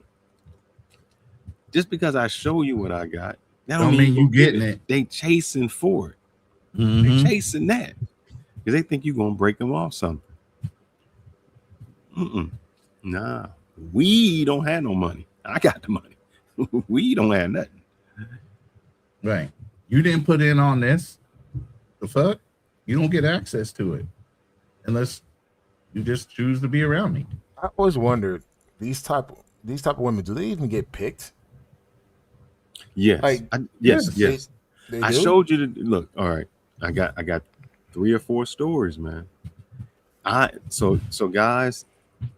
Hold on, DL. We see you in the background. Hold on. I was under the impression a few years ago, nobody would marry a prostitute. Nobody picks these girls. No man is going to be serious with these chicks. And I was completely wrong. Completely wrong. We know, because the wife is here, we know a girl in Brazil who was a model, who even told me she was with 7 dudes at a time. No, 7 dudes. On her roster. At one time. On her roster. No, not at a roster. Like a group sex, and she passed around. Oh, hell. Okay. That was just one of the experiences. Okay. And we was out somewhere, and she was like, we was on the beach, and they were having a drink. And she said, I can't let whomever was calling her know that she was in Copacabana. That area. Yeah, Yes. that area. Fast forward. She in the United States with her daughter. Married to somebody. This is not a poor dude. Mm-hmm. This is a guy with some money. Nice estate, everything. He married her. Yeah. The dude I just showed you, the girl I just showed you, he buy her everything. So these girls, they believe, and some of them get it, that pretty woman experience. You know, the pretty woman, the prostitute who meets the rich guy who takes her out of that life. Yeah. Yes, there are Pretty some woman. guys for whatever reason, and I'm not all even the talking about negatives. dumb dudes, man. The one guy that was in Brazil buying a girl, he was like in law enforcement. He was a smart dude, retired, still got taken. So I was under the misimpression that these girls don't get picked. These girls don't get married. Some of them do. Some of them find that guy, and that guy feels like I got the world with this chick. The girl I showed you, she shaked her. She did not lie to him and say, "Oh, I wasn't in the business." Matter of fact, she made, what was the post you made about the Colombian? You got that? Show me that on Instagram, because you Real made quick, we're gonna go ahead and open up the panel and bring up our first guest of the night. On the link is in my chat, pinned to the top or bottom, wherever they pin it now with YouTube on both channels. I don't know if you guys pinned the link, but you can drop your links to your channels and let everybody know. We're opening up the panel for open discussion while we tell these stories. But we got to take care of some business real quick. Before we open tonight's panel, please understand the following. The opinions, statements, experiences, and conclusions expressed by individual guests and panel participants are strictly their own. They do not necessarily represent the views, policies, or positions of the Lion's Den podcast, its hosts, production team, affiliates, advertisers, or sponsors. Participation in this broadcast does not constitute an endorsement of every statement made during the program.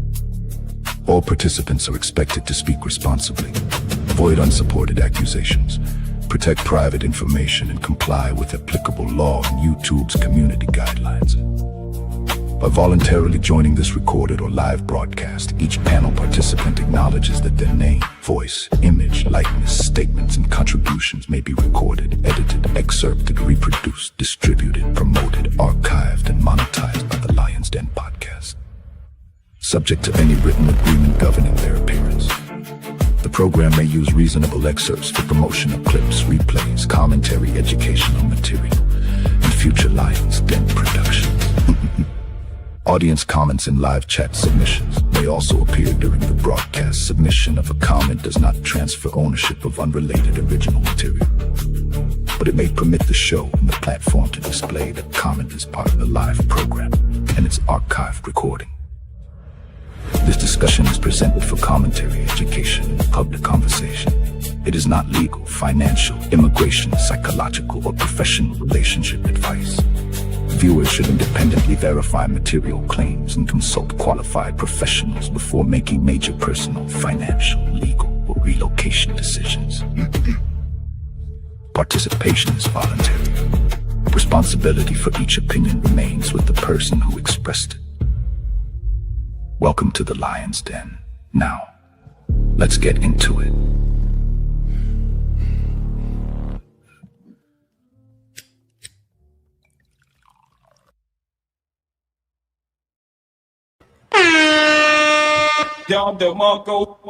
Welcome my first panelist, DL Saint, to the house. I know What's you've been good, gentlemen? How listening y'all to- feeling? Yes, sir. Fantastic.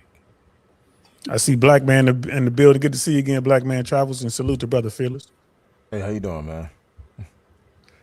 Enjoying the conversation. Y'all been listening. I've been listening, man. I ain't gonna lie. Y'all ain't wrong. Y'all are not wrong at all. I haven't heard anything. Some slight disagreements, but it's not the overall message. Yeah, this is why. So how many times you been played, my brother? How many times they got you? Are you gonna shoot at them like that already? What decade we talking about, player? What decade we talking about? How many times I've been played? Shit, like you said, going all the way back to the beginning, man. We can take it all the way back to. I was that middle and nice high guy school. for a long time, like Fearless said. Yeah, I was that nice guy for a minute. You know what I'm saying? I'm still a nice guy. I'm still a gentleman. You just gotta understand it's the game. Yeah, I'm Nah, limited. I'm still a gentleman. I'm still a guy. Ain't no limits to it. I'm still a nice guy, but I understand the game.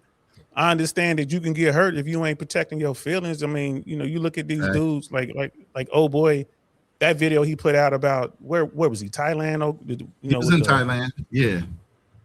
That video was so sad. I mean, it's like, damn, bro, you broken hearted. Yeah, man. You sound like me when I was in. Yeah, he was getting worked by 3 people in the family. Hey, bro, you know, but no, see, that's the thing. The women understood the game. They thought he understood the game. Apparently, in the background, apparently, black man. I'm bringing up a minute. Black champ. Yeah, apparently he was. He had taken on some traits of a player. Like he really understood what was going on. Sound like old girl liked him. Like, you cool. I just leveled up. You know what I'm saying? Won't you take my cousin? You know what I'm saying? Like, it's all good. Right. And he said the guy had papers, so you can't falter for that. You know, but he wanted to stay in with that family, though. That's the whole thing. I was like, dude, you old girl is cool and all, but once she let you know what it was, you still let her keep you in the family. That is diabolical. It ain't diabolical, Ronin. It's the game, bro. She like, he good people. That's my cousin. She in the game too, right? It is what it is. Like he you know what I'm saying? He a good draft pick. Like, you know, you know what I'm saying? He a free agent. Why let him go to another squad? Let's keep him over here. Let's keep him home. Keep it what it is. He's a good draft pick. Right? And if he understood the game, he would have saw it immediately for what it was. Like, all right, cool. Especially if her cousin fine. Like, I mean, I don't see a problem with it if that's what you're doing. But his problem is, again, like most of the guys here in America, and y'all touched on this, and it's so true. Like when it comes, you got to have game, and I consider game just understanding. Like you got to understand that this is what's going on out here. And in America, I look at America as like the big leagues. America is the league. If you got game in the United States of America, you could go anywhere else on this planet, and you're gonna do all right. You're gonna do all right. But these guys, they don't even want to do the work over here, thinking, well, I'm gonna go down, you know what I mean, to Brazil or to the DR or to Colombia, Thailand, Philippines, you name the place. Go to, you know, Poland, Romania, name the joint, right? With no game, and they get run. I mean, I tell these dudes, a lot of these dudes, I'm like, go to Russia. You want to really feel this thing? Go get you a Russian. I'm gonna disagree with you on one part where you say if you got game in the United States. I think that is not true, and the reason is I've never seen those same dudes in other countries come here and get played. Their expectation of how their women should be, how things should go, just doesn't happen. So like a Latina coming here to United States, he don't get played like that. He don't get played by the American women. He playing. I've seen some Latino dudes get caught up. I've seen some Latino dudes get caught up, bro, in LA and in New York, down in Miami. I've seen some dudes get played. When you say a Latino, so let me preference. You're saying the people who are born there, or you seeing some come over from Latin America and get played? I'm talking about dudes straight off the boat or straight off the plane from, you know, Colombia, Brazil, Argentina, Peru. I've seen some dudes and now, like, you know, because they're, you know, doing the Hollywood thing. Maybe the Hollywood thing has something to do with it. Maybe it's a certain type of dude. But I done seen some dudes come over here. I done seen a lot of Europeans come over here and get crushed. Right now, again, I don't have any studies to back it up. I'm just telling you anecdotally. I've seen it. I've seen them come over here and get crushed. But you know, and when I say game, I'm not just talking about womanizer. I'm talking about completely like a true understanding of male and female nature. And I think you said it, brother Phyllis. You got to know where you are too. Like if you're in Colombia, you got to understand the Colombian culture, or if you know that if you're in the Latin world, you got to understand that culture. You know what I mean, versus the Filipino culture versus like, you know, the Vietnamese and the Laotian and all that. You got to kind of know where you are. And that's what I mean. These guys don't want to do the work and they're getting crushed. But now I can see where you're coming from with that. But I've seen a lot of Russian dudes. I've seen Brits come over here and just get ran through because they went after the wrong one. I think that's the Western. Let me welcome the Black Cleaner to the panel. What's going on? How's everybody going? All right. This kind of ties into some of the conversations we've been having back and forth between our channels the last couple of weeks. So I know you've been listening in. What you feel about what's going on as far as, you know, are brothers being used or are they ignoring red flags? Oh, yeah, you know, yeah, because the thing is this, just like what we was talking about on the last live, women are looking for stability. They're looking for the table, meaning they're looking for the guy who's going to be the provider, the guy who's going to be the protector, the guy who's going to solve their problems, and the guy who's going to elevate them or progress them. Okay. The men are looking for the star player to sit at their table. And of course, a star player has 5 points, meaning presentation. They're looking for the girl who got the beauty, the girl who's principled, the one who got the brains or purpose. They're looking for the girl who is gonna bring them peace or balance. They're looking for the girl who's going to also be their partner, okay, or That's the bring problem. They're looking. or have a bond.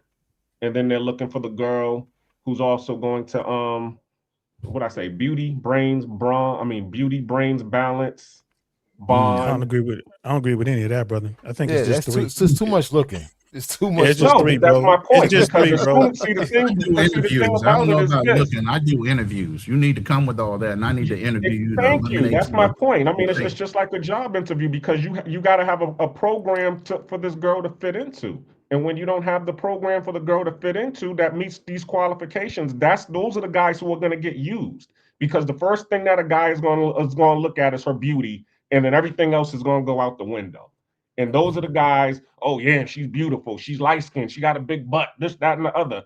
And as That's soon the as you go in problem. You there make it with obvious. sex in your eyes, that's the guy that's going to get exploited because the girl's going to be like, okay, well, he ain't all that. Because number one, as I said earlier, he might be a provider, but he ain't got no muscles on him, so he can't protect me. So all right, I'm just going to use him. He's going to be the bank teller that I call anytime I need some money.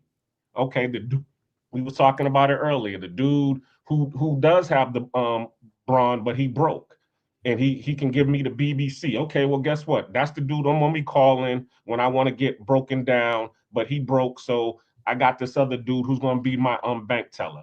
And then there's gonna be the one who's when the family's in trouble or whatever, she gonna be calling him, oh Poppy, I need you. My mommy got shot in the leg, or we don't have no money for medical bills. Help me, Poppy. And then there's the one who, as he said, they see the one who is actually doing something with his life and progressing. So now she's thinking, okay, I can go get with that dude because that dude is, at this level. He's living like this. He done got me on the yacht or whatever. So if there's anybody who I'm going to try to have a future with, it's going to be him. But she's still going to have, and I know this for facts, because I can show you Cash App receipts for females that call me to be like, yo, so and so's about to send me some money. Can you confirm that? And I show it to them, and they be like, all right, thank you. When can you give me that money? You know what I'm But saying? can I ask you a question? Are these Western men that are getting played? Are these men in their country? Yeah, that's what I'm saying. So are these the men in their country? I don't see that in the country. Well, they don't do that to the men in their country. Well, the dude in the country is getting played as well because okay, he might be the dude who can be the protector. You know what I'm saying? But he broke. So what's she doing? Okay, well you can't pay this month's rent or pay this month's electric bill, so I got to go out here and get it like I live it. Had you had all 4 of the legs for the table, I'd be with you because you're the one that I really want to be with. But because I'm in survival mode, I got to go out here and get it how I live it. But let me ask you this. So let me give you a person. Real quick, hold on. DL has a comment back. Hold on. DL has a comment back. But let me play my favorite. Fearless is gonna get it right now. Fearless is gonna pick it up. But before you do that, I wanted to preface it. Hold on. I wanted to preface it with my favorite pick me and what she said. And then you can go with your next question, Fearless. I would be too. It's not a safe space. There are so many more good men than good women. Wait, what? There are so no, I don't agree. There are so many. No, I don't agree. Don't piss me off, Sarah. Don't First don't of all, do there that. aren't even as many men as there are women. And then when you break down the amount, and let's not even make it over 100,000. Let's just make it good men that want to love you. Women that are 5 feet tall will literally say, I can't date a man that's less than 6 feet. What are you talking There's men about? out here that say, I don't want to date a woman without a fat. That's the like Men don't usually say that. Yeah, They but do I'm not not say that. saying No, they that. don't. Bro, They yes, smash women they with do. fat booties. What They side do of not. the- They Oh my smash. God. Oh my Anissa, God. They smash the women with Oh fat my booties. God. They I'm do about to not get usually so mad. wife the women Oh with my fat God. booties, unless they're just a fit-looking fat booty. They do wife those too. So what Right, I'm saying BBLs get wiped a lot. I No, don't they know don't. what No, y'all they don't. talking No, they about. don't. BBLs is not getting white. No, they don't. Yes, they do. Who? Oh my God. Who? They getting sectioned and who could? That's a be real. lie. That's it. Oh Who? my God. I don't know. I don't know this woman. But it's just like there's so many women. No, there's not so many, and that's why you're struggling to name another woman. So when you say like the dudes get played, is somebody like an Iceberg Slim getting played because his woman out doing something? Oh, he Or is pimping. he the Who's that one question playing? for me? Mm-hmm. Yeah, that's for you. Well, I mean, you already know what happened with Iceberg Slim in the end. He ended up going to jail. And why did What he I'm go saying to is, jail? if Because I don't because care he about the got woman played. and I'm The sending girl the women snitched out on him in to the do end. whatever, it don't mean I care about her. That just mean the money coming back to me. What happened to Iceberg Slim in the end? The girl felt bitter because of all of the things she did for him. She felt used, so she turned around and snitched on him, and he ended up going to jail for it. But that has nothing to do with what you're saying. How he didn't get played. That's a woman getting into her feelings. Meaning the dudes down there, like you said, oh, he didn't have all of these. A lot of they have a name for it in Dominican Republic. It's hanky spanky, hanky panky, spanky panky. Spanky, yeah. So it's the dude ain't getting played. That's what his role is. His role is to send the girl out and do it. He don't care. It's not he wifing her up. His thing is go out and make the money. Go use You're all the married, dudes correct? you can. So it's no feelings with him. You're married, correct? Correct. Okay, so what are the things that made you want to say, okay, this is the one right here? Oh, I had a whole list. So you want me to go through my whole list? For instance, Before you go through that list, real quick. What a lot of the brothers do, when I'm hearing right now from brother Black Cleaner, is we're taking Western sensibilities and how we do things in the West and Correct. trying to force it on the people in Central, South America, wherever they are in the rest of the world. Correct. What Brother Fearless is telling you is real talk. Like she might have a dude that she's really into, and she's gonna go out and run some gringo's pocket and bring that money back home, not only to him, but to mom and dad and everything else. I remember when I first time I went down to Aruba, and this was back in the late 90s, right? The red light district was run by the Colombians. And we would, like, the finest women on the island, turned out there was, Colombians working in the red light districts. I would talk to the girls like, why are you doing this? And they're like, my brother or my uncle or my dad got in trouble with the cartel, so I got to work off his debt. That's why I'm here. Right? And the whole family talked her into coming up here and doing it. Americans ain't doing that. Ever. Mm-hmm. Ever. That's Like, not go true. ahead, Brother Fearless. I'm just letting you know. No, the same thing. What you're saying is, I met the Venezuelans in DR, and they family know it's not a secret. They supporting the entire family, so it's not a thing. This is what I do for work, and this is how we support the family. So it's never I'm getting played. It's we playing you. we trying to get you as much as we can, and the method to get you is through sexual means. That's how we doing it, and it's families that do it.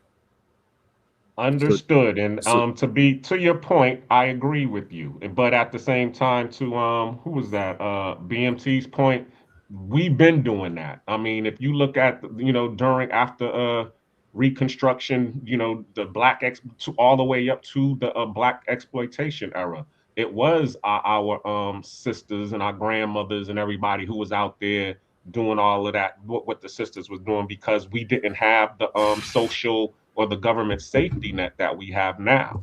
When there was Jim Crow and all of that going on, and we wasn't able to get those government benefits, we was just like the Latinas and the Asians that's out there in the red light districts getting the money, because we Well, had no fam, other way to do it.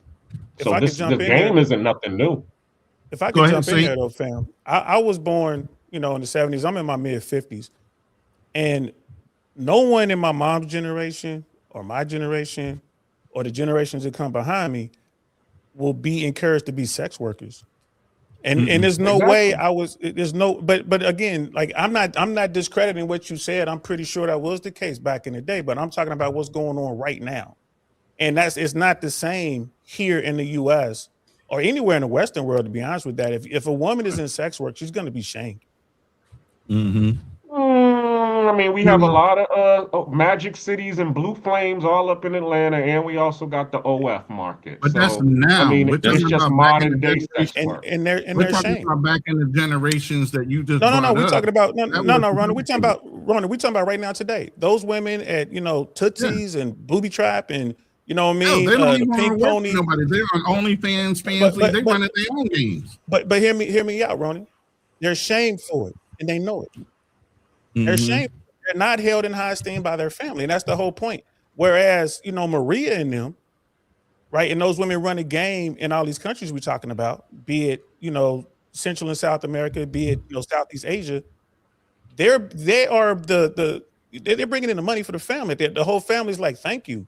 It's a different thing. They're not held in low esteem, and they're not being shamed for it. That's the point we're making. It's a different type of game. No, some of them are. Some of them are. Hold on. Some of them are. Some of them come from a classism system where if they did those things, they would be disowned. But you're talking about the low income or very, very poor that encourage those type of things that happen. But if you're in a certain class of personality, you're not, and that's the same thing in the United States. Hold on. But Ronnie, isn't that the class we're talking about? In the United States, if you come from a wealthy family and they found out you were doing OnlyFans in the United States, they would disown them. There is an honor system in certain cultures, even our own, based on wealth. That's the whole thing.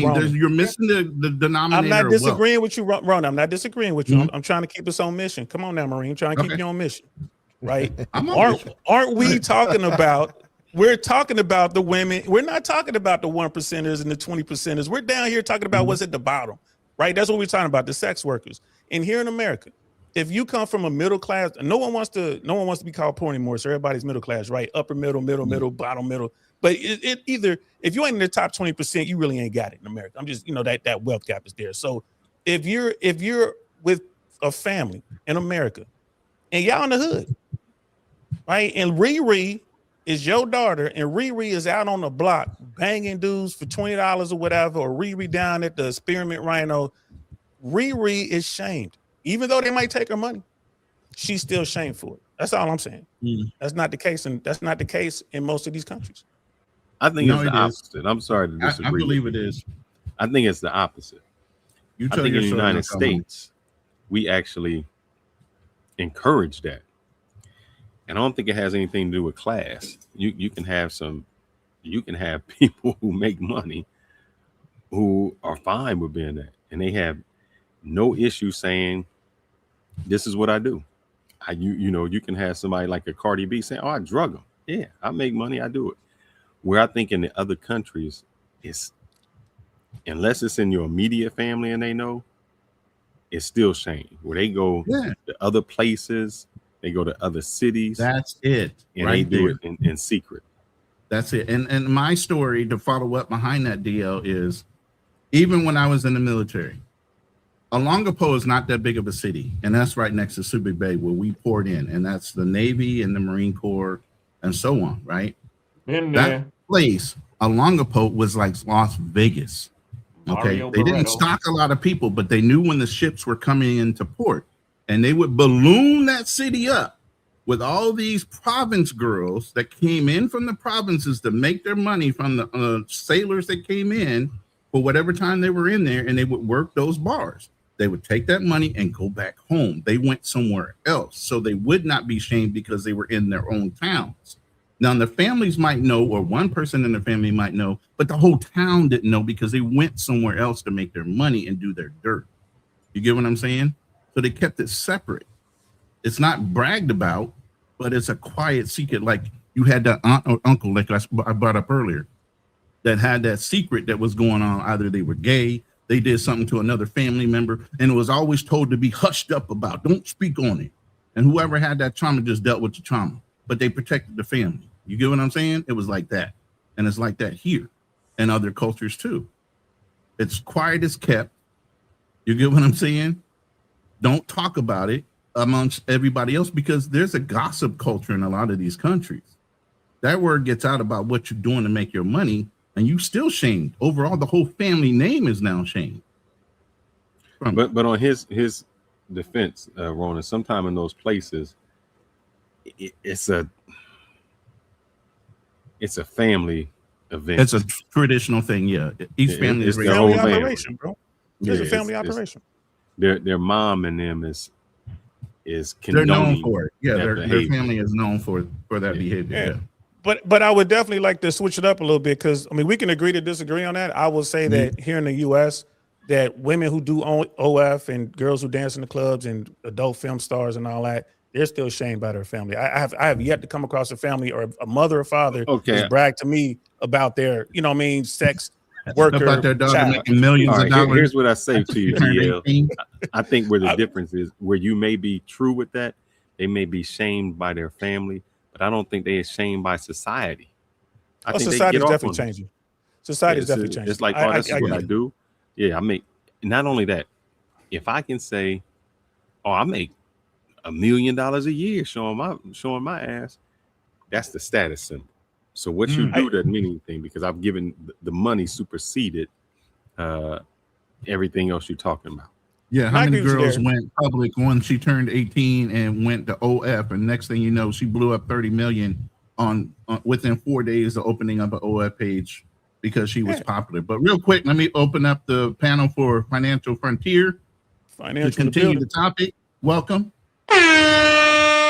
What's good? Can you hear me? Yes, sir. Yeah, what's going on, man? Yeah, what's good? What's good? What's going on, fellas? All right, we can continue the conversation. DL, I know you had a point, and then Frontier, if you wanted to jump in, go ahead. Yeah, go ahead. Yeah, and I hope this point doesn't get lost. This is why I really like this conversation. The guys in America, right? These dudes in America who like invisible men couldn't get anywhere, like, because they're saying all women want money and this and that, all that, whatever. So they refuse to even try. No game having dudes go down to a place like Colombia and they get to be with the most beautiful woman they've ever seen in their life, right? And they don't have a problem paying for it. But the problem is they don't understand what's going on, like the game. They don't have a true understanding, and they fall in love. Just like old boy that was on the video. He fell in love with Shorty. Like, come on, man, what are you doing, son? And you old. He looks older than me. You know what I'm saying? Like, dude, what are you doing? Like, you should know better. And then the other guy who was complaining about, oh, I'm gonna cook for you. Won't you come on over here? He trying to run that Rico Suave game. And she's like, yeah, how much? How much you gonna pay me to come over? Like, cause and he's getting mad. I'm like, bro, she just told you what she about. The game dictates, like, oh, now you know, like, move on. Like, okay, shoot, my bad. Hey, my bad, sis. I'm not trying to be your client. I was trying to be your friend, but thanks for establishing things for me. I'll hit you up when I need you. Like, move on. Take that no and move to the yes. You know what I'm saying? But you always trying to cook for these women from country to country. Stop that shit, man. That's his game. If he wants to run that game, that's his game, bro. If that's what he wants to do, I ain't mad at that part. But don't be falling in love and don't, you know what I mean? Like, pay attention to what they're giving you. There are some women who would appreciate that. You want to show your cooking skills? Cool, but you can't be meeting her down where all the, you know what I'm saying, the girls in the game are. You can't go down to, you know what I mean? Cook you dinner, and I'm going to win you off the streets for cooking you a meal. Come on, Phil. I mean, Financial, jump up in here, man. I know you got something to say, bro. I don't know if you over there doing business right now and you trying to close some deal. You making a trade or something? What's going on, man? Nah. Yeah, right. No. I was just listening, peeping in. But yeah, I mean, shout outs to the guys who want to do that. I kind of look at the market as there's all type of buyers in the market. Some people are willing to buy a property and they only looking for about a 4% return because they're a hedge fund. Some people want more than that because they're working their way up from the bottom to the top. Some people just don't care. Some people just want it because they want it. There's some specific reason, right? Like, hey, like we said before, remember in Austin, people said, hey, man, I'll name my firstborn child and do $100,000 over Axon. I don't want no inspections and no contingency. People make wild deals. So I just let the market do what it do. Because at the end of the day, I can't say nothing to that guy. He's going to do what he wants to do.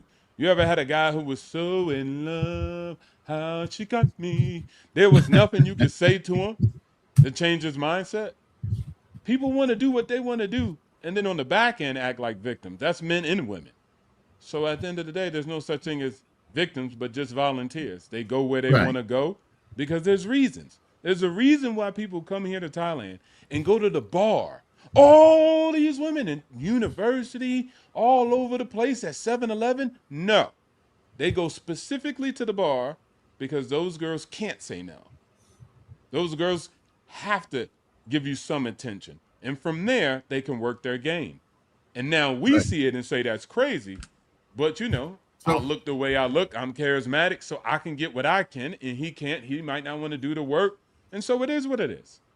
so let's Everybody makes their round it deal. around. Let's go back to the beginning. Are men being used, or are they ignoring the red flags for whatever reasons that they have within themselves internally? Trauma, because that's the best they could ever get. Whatever it is. What is it? Are they being used, Ignore. or are they totally going in there oblivious to it?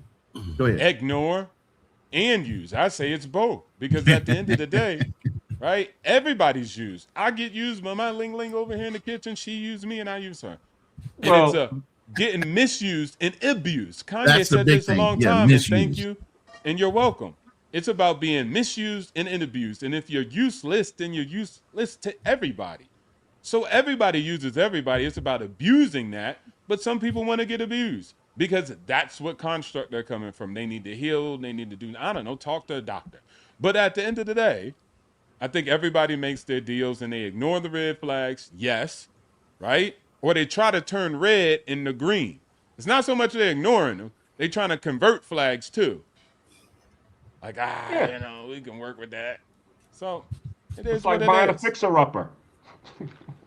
These dudes are Yeah, trying to fixer get upper, love, man. fix and flip. These You feel me? these dudes, these young, a lot of these guys, man, they want to be with someone. They're trying to find the woman of their dreams. Like Fearless showed the picture of homegirl down there. What was that? Cartagena, beautiful woman, by the way. You saw the dude who put a ring on her. Like he said, he knew exactly what he was doing. Like there's no question as to what was going on. That guy ain't getting played, and he knows what she's doing. Of course he does. You know what I mean? But he's willing to put up with it because he's getting what he wants out of it. I just tell these guys, man, like, yo, keep your feelings to yourself, man. If you're really looking for true love, you in the wrong spot. I'm not saying you're in the wrong country, but you in the wrong spot in that country, man. You need to travel out a little bit. You know what I mean? You know, get out of Parque Lejeres down there in Medellin. You know what I mean? Try to get out somewhere else. You can say it, DL. Men are the new women and women are the new men. Shout outs to the women. Wow. They want to go out here and live their life. They want to out here build up their career, build out opportunities, and early on, they're not thinking about that. I'm not saying that's good or bad. That's their choice. They got free will. Men, they want to fall in love. They want somebody to love. And so men are the new women and women are the new men. They just swap positions. That's all. I got a question. Do y'all believe this woman and what she's saying right here? You know, one question I get asked a ton is if I would ever date an African American man or if I ever been with one. And my answer is it's not for me. Unfortunately, it's not for me. Okay, guys, I'm sorry. It's not.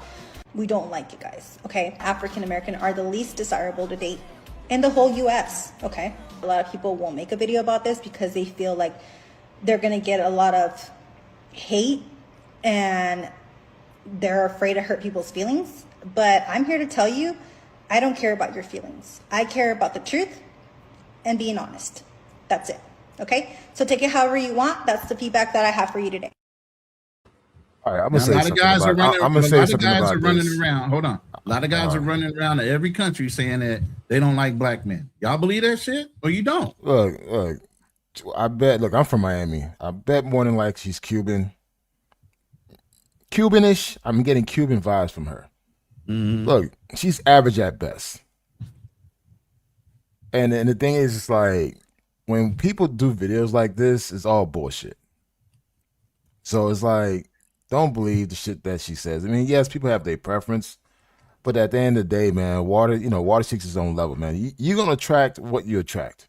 It could be someone within your race or outside your race. But girls like her, dude, she's nothing. Yeah.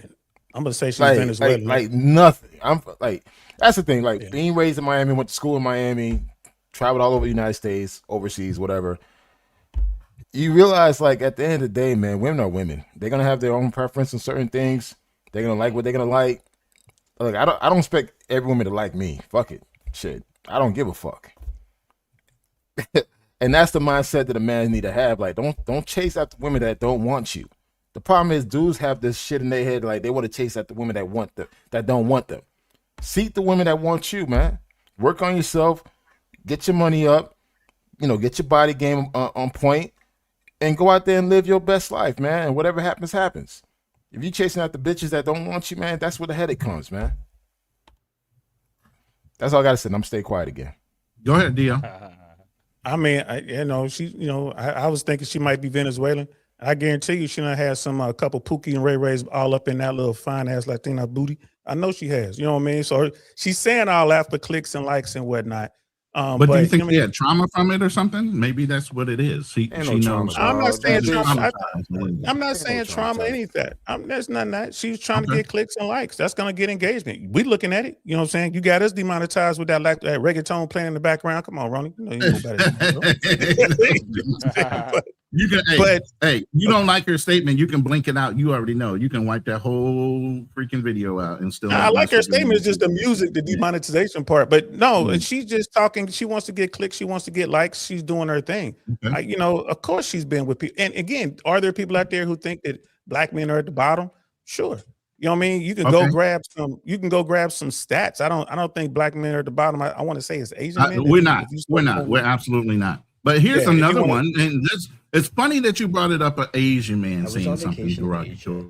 And I was talking to this woman, and she was telling me about her relationship because she's married, and she is in her early 20s, very pretty, and she's married. So I asked to see a picture of her husband, and he looks like the definition of a passport bro. Very old, very overweight, very chopped. So I asked her, how did they meet? And she just said, I don't want to talk about it. So I apologized and I said, I'm sorry for asking. And she said, no, it's okay. Let's just say I am not happy with this arrangement. So I said, I'm sorry. I take it you don't want to have kids with him, huh? She said, hell no.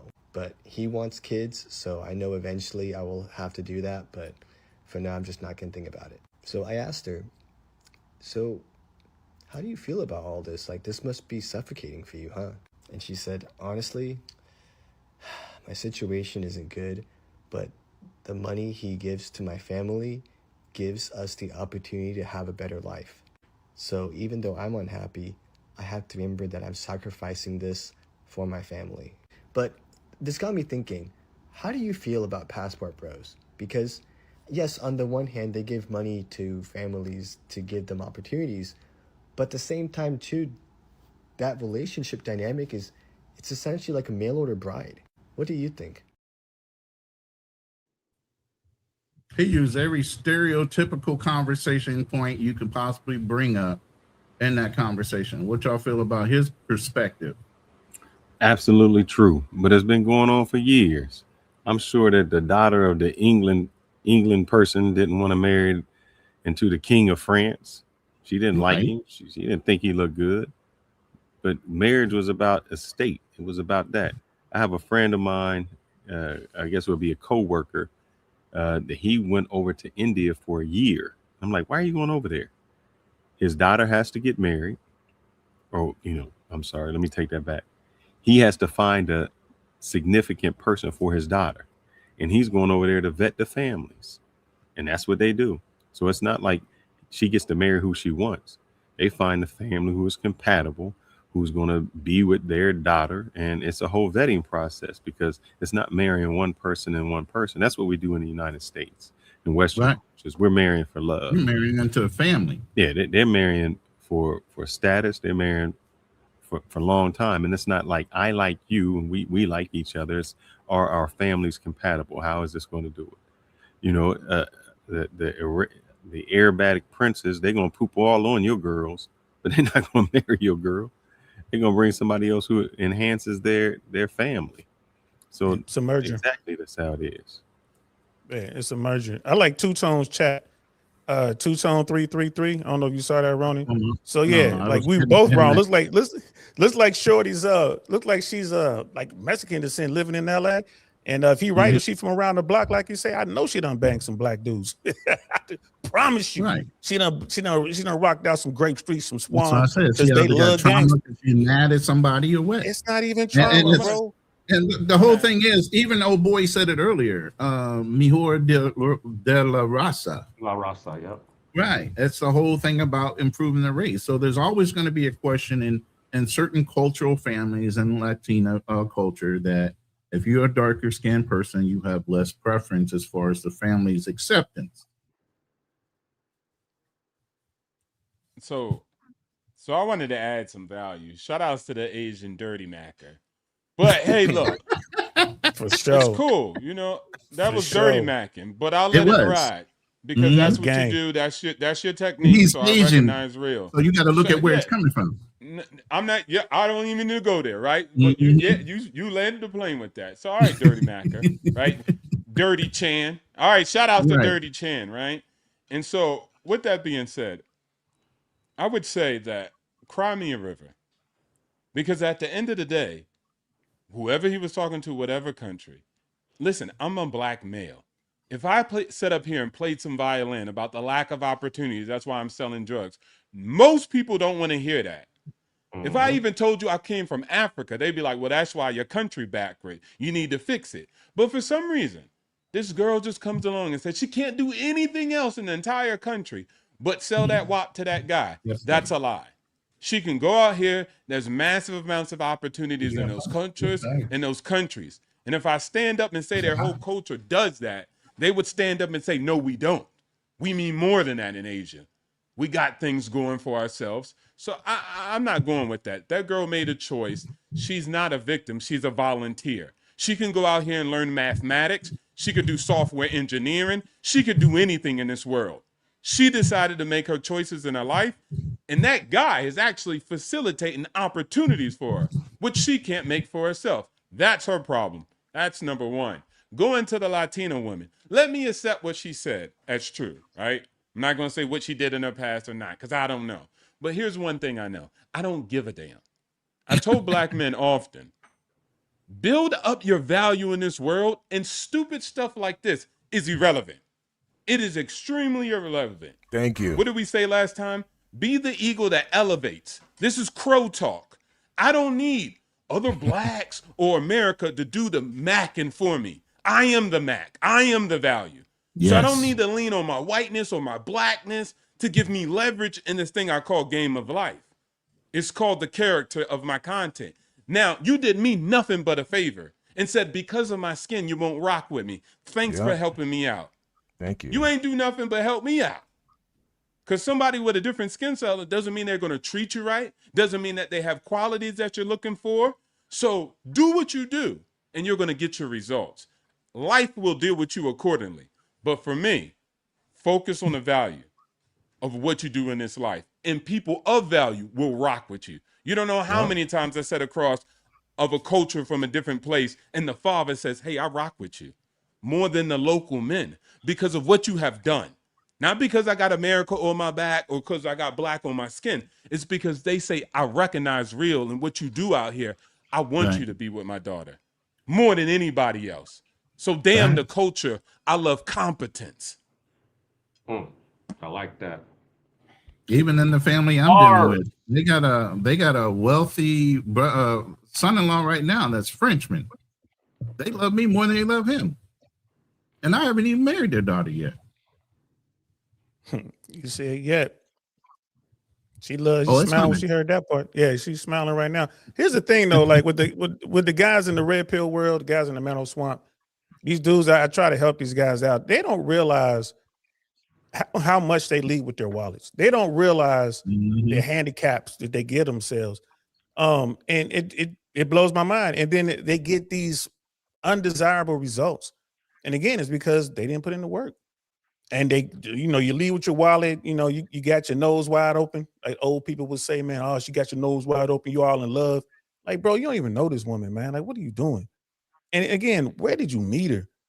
That people these dudes just don't understand. Like, they didn't have a dad or a older brother or uncle or cousins or homies to give them the game.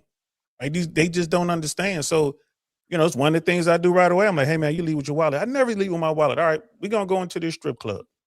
They're like, why you got to go into a strip club? Because these women are the best in America, sizing up customers. We're going to go into the strip club. They don't waste their time. They all about money. I'm taking your cash. You're leaving your credit cards in the car.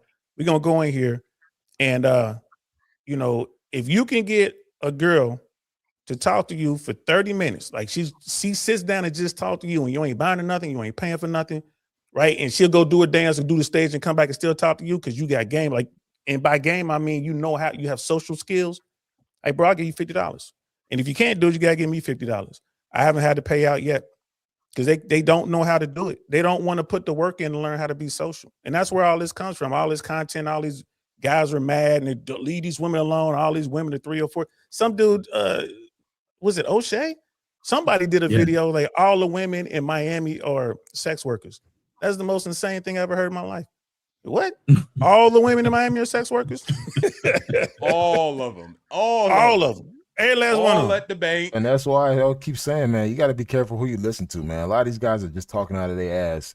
They like, a lot of people are not going outside touching grass. They just stay stuck on their damn live streams or they're making content, but don't really go outside and really socialize and talk to real people. Like, no, black. They're talking their reality. They ain't talking out there. They talking about their real life stories. That's why when I hear, remember you hear guys, they'll be like, man, girls won't mess with you unless they emotionally attached.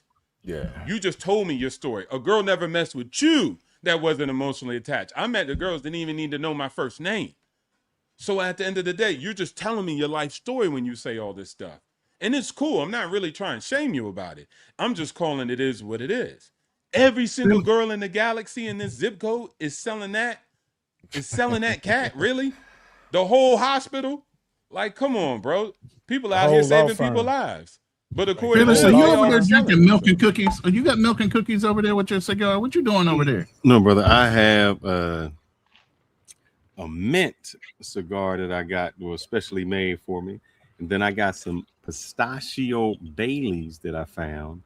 And I thought it would be a great combination. Yeah, that's very mild for you because you're not a big drinker. You a cutter. What was it? I made pistachio?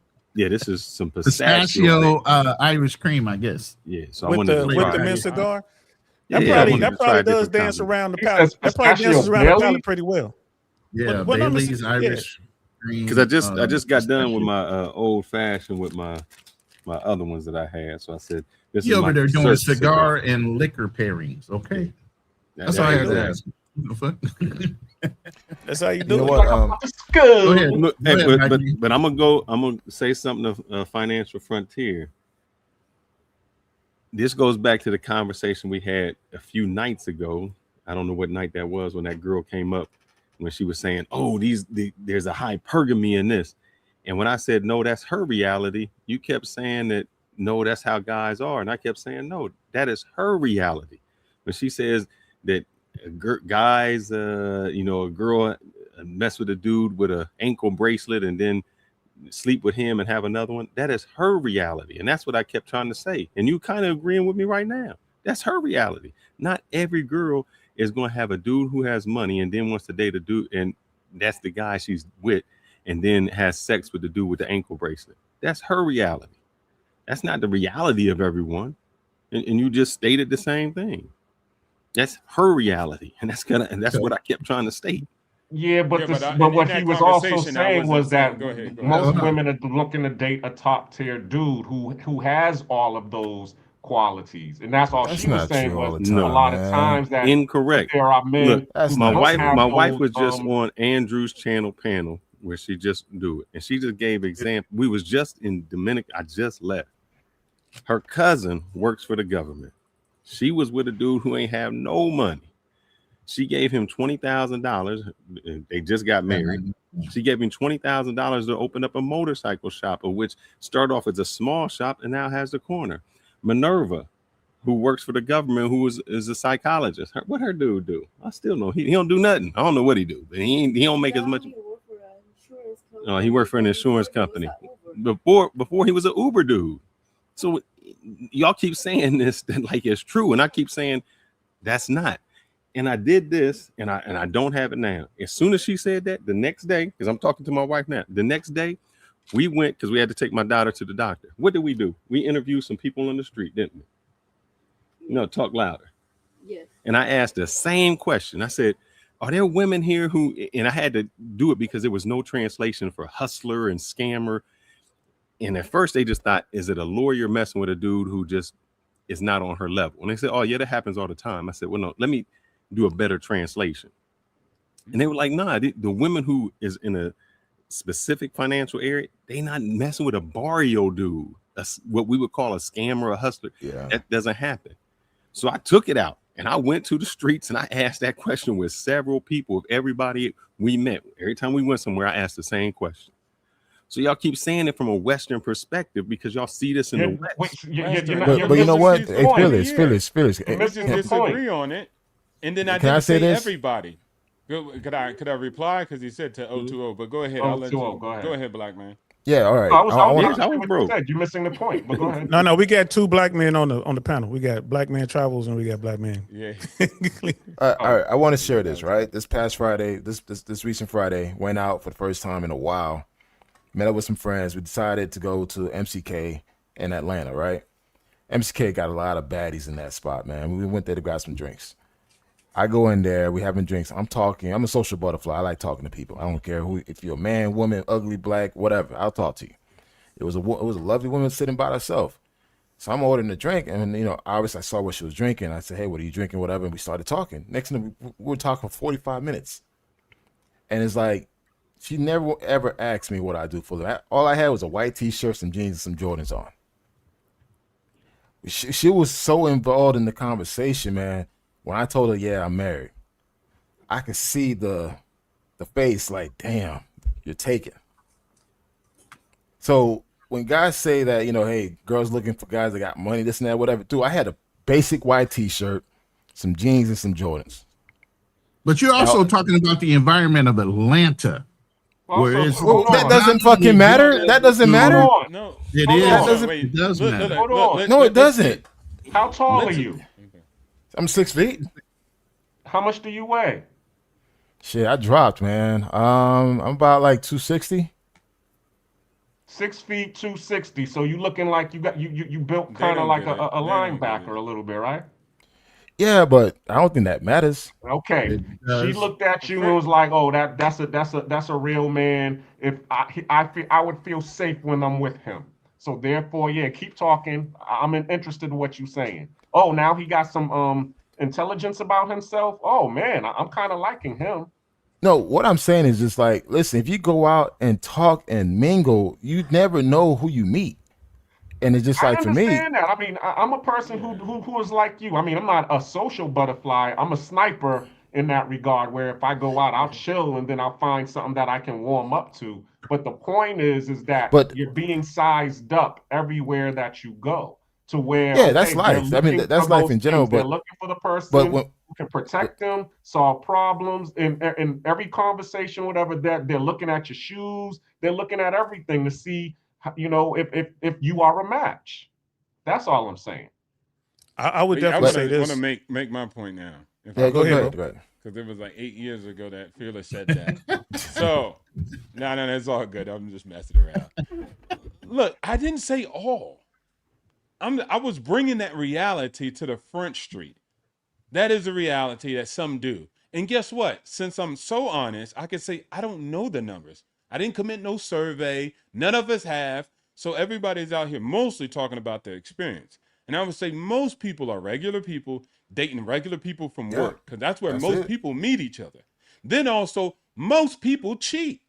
And so that's another fact. So whether they're cheating up or down, whether they got a guy who's up and they're cheating down or they're cheating across, I don't know the math on that neither. But I know that's the reality and that's the majority. Most people are cheating. Men and women cheat at the same levels. These are things that we do know. Most couples are breaking up for whatever particular reason, right?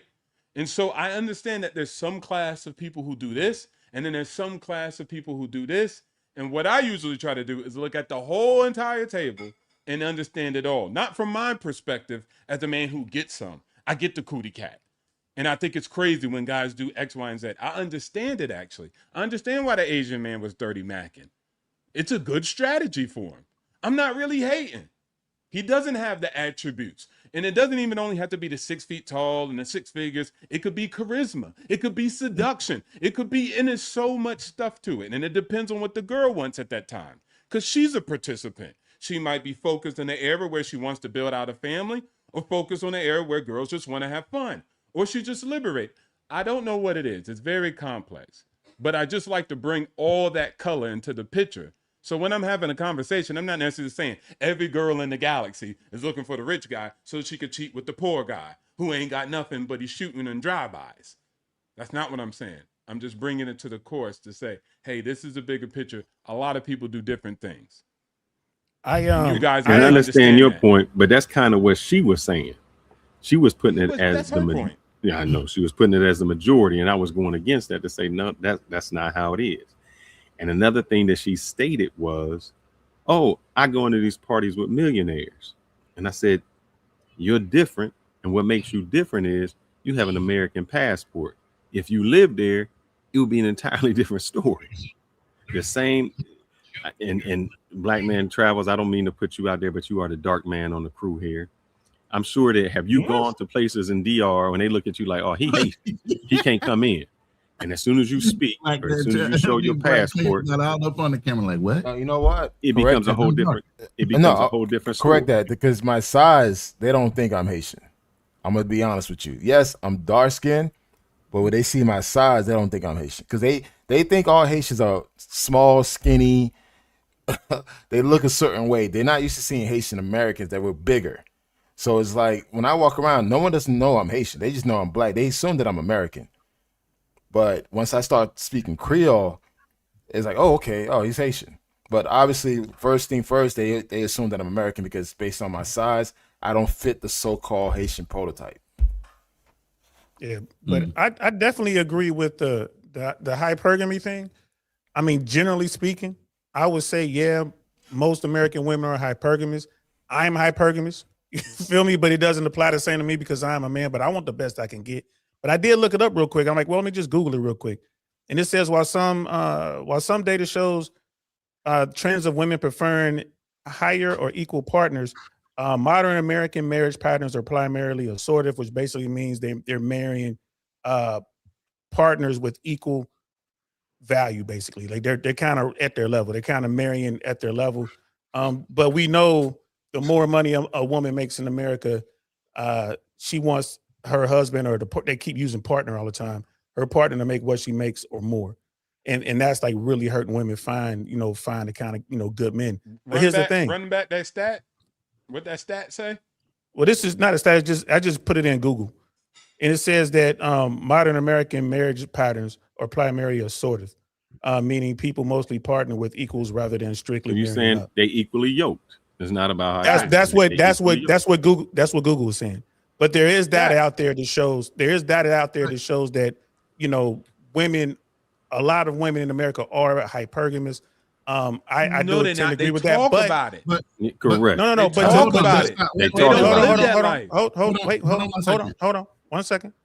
To Fearless' point, it's not all women. Just like I said, not all women in Miami are 304s. Not all women are gold diggers. Not all women are hypergamous. There are women out there who will indeed take care of a dude. They'll give him money and stuff like that. But those, it's like, will that relationship work? Who knows? I would say probably not. Long term, women, I don't think women want to take care of a man. But I've seen it. You know what I mean? I've seen it. And to be on the record, I believe most women are hypergamous in America. All right, now let's get back on the plane because we're talking about overseas. Y'all keep on bringing it back to America. Let's stay out of America because we know what goes on here.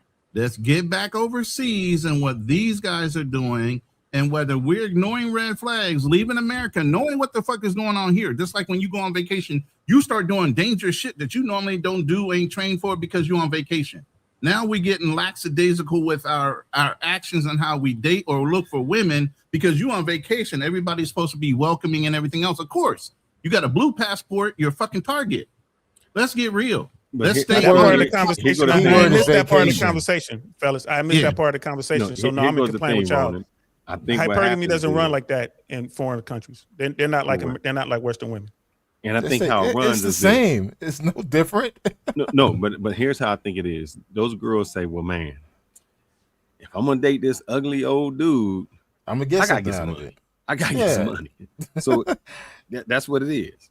You know, so when they come there and a guy isn't attractive, he's overweight, he's old, hasn't taken care of himself, that has no benefit for them. So they looking for some type of benefit. You know what, man? Let's call out the bullshit, man.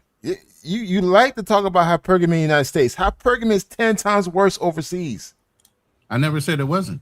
I'm not, dude. Stop taking this shit personal. I'm not talking to you directly. I'm saying people in general like to say hypergamy in the States, but they don't talk about hypergamy overseas.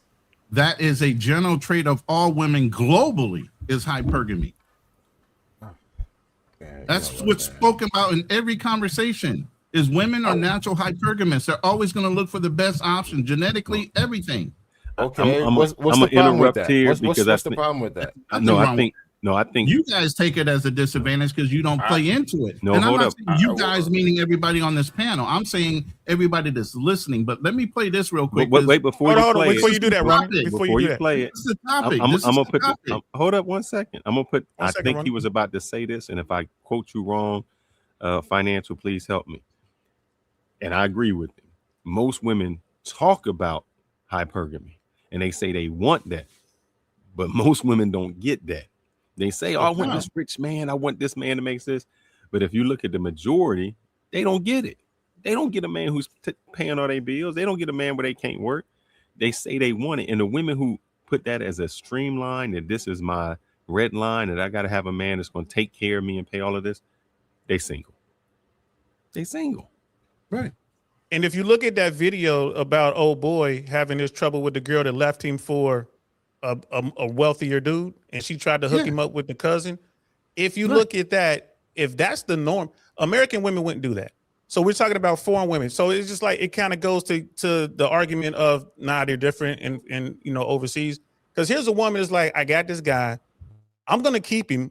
I got this older dude, I'm getting this money, I'm going to keep him around until I can find something better. Once I find something better, I'm moving on. But he's so nice, he's so sweet, let me put him on with my cousin so she can get put on. And and it kind of works out for them. So American women, I don't see American women doing that. But I know we ain't talking about American women. So hypergamy, we're talking about hypergamy. It sounds like it's different. Is it more of a class thing and less about hypergamous needs and more about moving up in your class, your caste system over there? But what I'm saying about survival, and then from survival, it goes into comfortability. Because what I'm talking you got about, a person who can provide stability. Once about. you are comfortable, if you don't like, as he said, the person, like he talked about the Asian woman, to the point, they brought stability to the family. But now she's over here, she got the stability, now she's looking for comfort. She's trying to find that ideal person who could provide the stability and give her what she's looking for. So that's what usually happens. That's how the hypergamy cycle works. It's a step. Understanding hypergamy and knowledge in it helps you towards this subject. The subject is, are foreign men being used, or we ignore? We're our own problem, but we keep pointing it back at the fucking female. I don't want to talk about the female as much as why are we making these conscious choices to ignore red flags in foreign women? Or are we just being used because we don't see it? Can I answer that? Go ahead. From what I was explaining in the beginning before I got interrupted, and they were saying, I don't believe none of that. And I like to give credit to Andre from Love Crossing Borders, because he always says this. He says there's a difference between a river and a flood, and it's because a river has standards, okay?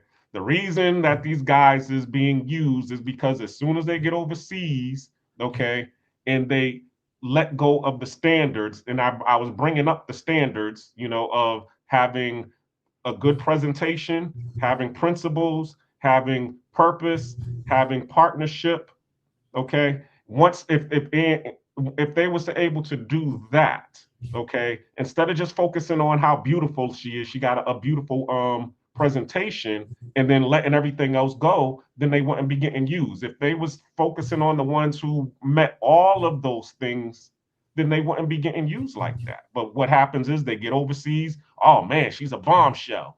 Okay, is she smart? Does she have good behavior? Is she out here ratchet like that?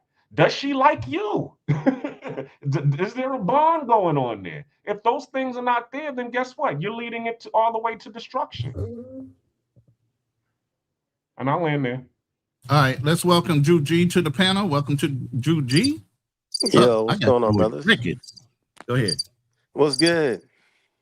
What's good, man? You're the one that's pointing out the convo is switching back to America and not staying on track. Yeah. But I want to play this one short video real quick, and it's a dating coach trying to talk about and using stereotypical addresses on Filipino women. I've been calling you many times, and then you're still not listening to me. I told you to help me. That you have to listen to. Okay, so there is 10% of a joke here, but 90% of a problem. Now, we got the joke, pretty funny actually, but did you spot the problem? If you didn't, you might be a part of it. Much like that guy, I actually also live right here in Southeast Asia, but I came here to avoid arguing with disagreeable and combative women with tattoos on top of that. However, I see men like him here all the time. They come here to Southeast Asia and they bring themselves with them. The problem is they are still simps and a lot of times losers who end up dating the same type of combative, ratchet, modernized women with tattoos they could have dated in America. Except a little bit prettier and a little bit younger. So I guess it's worth the trip. The right way to pass per bro, for the lack of a better word, is to actually improve yourself. Like not being a fat fuck and wear clothing of a 9-year-old boy. Then you can attract women who are not loud and combative, but kind, feminine, and submissive. That's the whole point of coming here. And if you want to know how to do that right, go to the millionmanproject.com and see for yourself. There you go. Okay. What y'all feel about his approach and what he's talking about? Obviously, he's selling a course. Well, He's not. No. He's not selling a course. He's speaking facts. He's speaking facts. Talking He's about speaking. the guy, the brother that made that video, right? Mm-hmm. To get things back on track. He's not selling But the brother that made that video, I think we all have not even mentioned or we've forgotten that the girl was a freelancer. He left and stayed in contact with her. Mm-hmm. Remember? And then came back. Right. And then when he found out he couldn't be with her because she had somebody who was paying the kids' school and giving her a stipend, and the stipend is what he couldn't do, then she was like, well, you might be a better fit for my mom. Maybe my mom can get that stipend from you. Then he was like, well, shoot, I don't want those old buns. It was like, well, I'm going to give you to my cousin. She's a freelancer too. So he was just a simp. He was just the worst. Exactly. I just don't I cannot understand for the life of me why he would even make a video like that. And then come out and then even speak against Zoom. Like, hey, you sold me a dream. Zoom, Dude, you're an O'Shea idiot. did a show on, did an episode on him. So many people that it got to a point, like I said, I was going to show his original video uncut. And he put it on private before the show. Yeah, that guy there, I just don't understand it. You move overseas to fall in love with a prostitute and then come back home to keep in touch with her, lose contact with her. I think he said he lost contact with her for a while, and then all of a sudden she showed back up and called him again. And he comes back over to Southeast Asia, and then this is what happens to him. So, man, we're running into, it's always been there. It's just epidemic of men who deal with a lack of companionship, and they're so needy that they're willing to go for anything that is. And now we're seeing it, girls who are overseas that will present them with like the bullshit they will never deal with here in America, but they're dealing with it over there. You want to stay out all night? Oh, you got to work late? Oh, you giving me pictures of empty bed because you're late at work and you got to do these things late at work? Come on, man. Ridiculousness. But it's the dude's fault, man. It's the guys. It's 100% the guys. Because the guys who are successful ain't making videos and talking about the shit. They just Nope. enjoying their life. You know what I mean? It's these dudes again. The guy in the video, the Russian dude or wherever he's from, he made a good point. He's like, look at this guy. This guy's fat. Look how he's dressed. You know what I mean? This dude is just happy to have. You know, he made a good point. Like, you got the same type of woman that you was dealing with in America. You go all the way over there to get the same type of woman. What are you doing? You know what I mean? But you know what though? That's that? what Sunshine Shoulders has said plenty of times. 18 to 80, blind, crippled, or crazy. Blind, Well, Big crippled, or Daddy Kane crazy said are that, bro. seriously making that trip out there. Fat, lazy, and they're pulling women. They're paying for women, which is cool. That's what Yeah. you want to do. Right. It's fine. If that's what you want to do. But you know, the guys, there are guys out there who know what they're doing. They're having a good time. Like I said, anywhere on the planet. I don't care where you drop me off. You can drop me off in the Philippines, Thailand. I haven't been there yet. You know, been to Korea, like South Korea, Japan, China. You know, you could drop me off in Europe. Wherever you drop me off, I'm gonna be all right because I have social skills. At the end of the day, and that's not even bragging. It's like everyone should have basic social skills. It's like what Black Man Travels was saying. You should be able to go and talk to an attractive woman for an extended period of time and not have to put your keys to your BMW on the counter in front of her, which I think is one of the dumbest things, one of the funniest things I've seen in my life. These dudes, like, you know, you put your keys up there, or, you know, let me that's buy an you a American drink, thing. let me do this, let me do that. Well, absolutely. Yep. But my point is, you should be able to have a conversation with anyone, anywhere in the world. And guys need to work on that. These dudes are going to continue to have problems until they work on themselves, no matter where they go.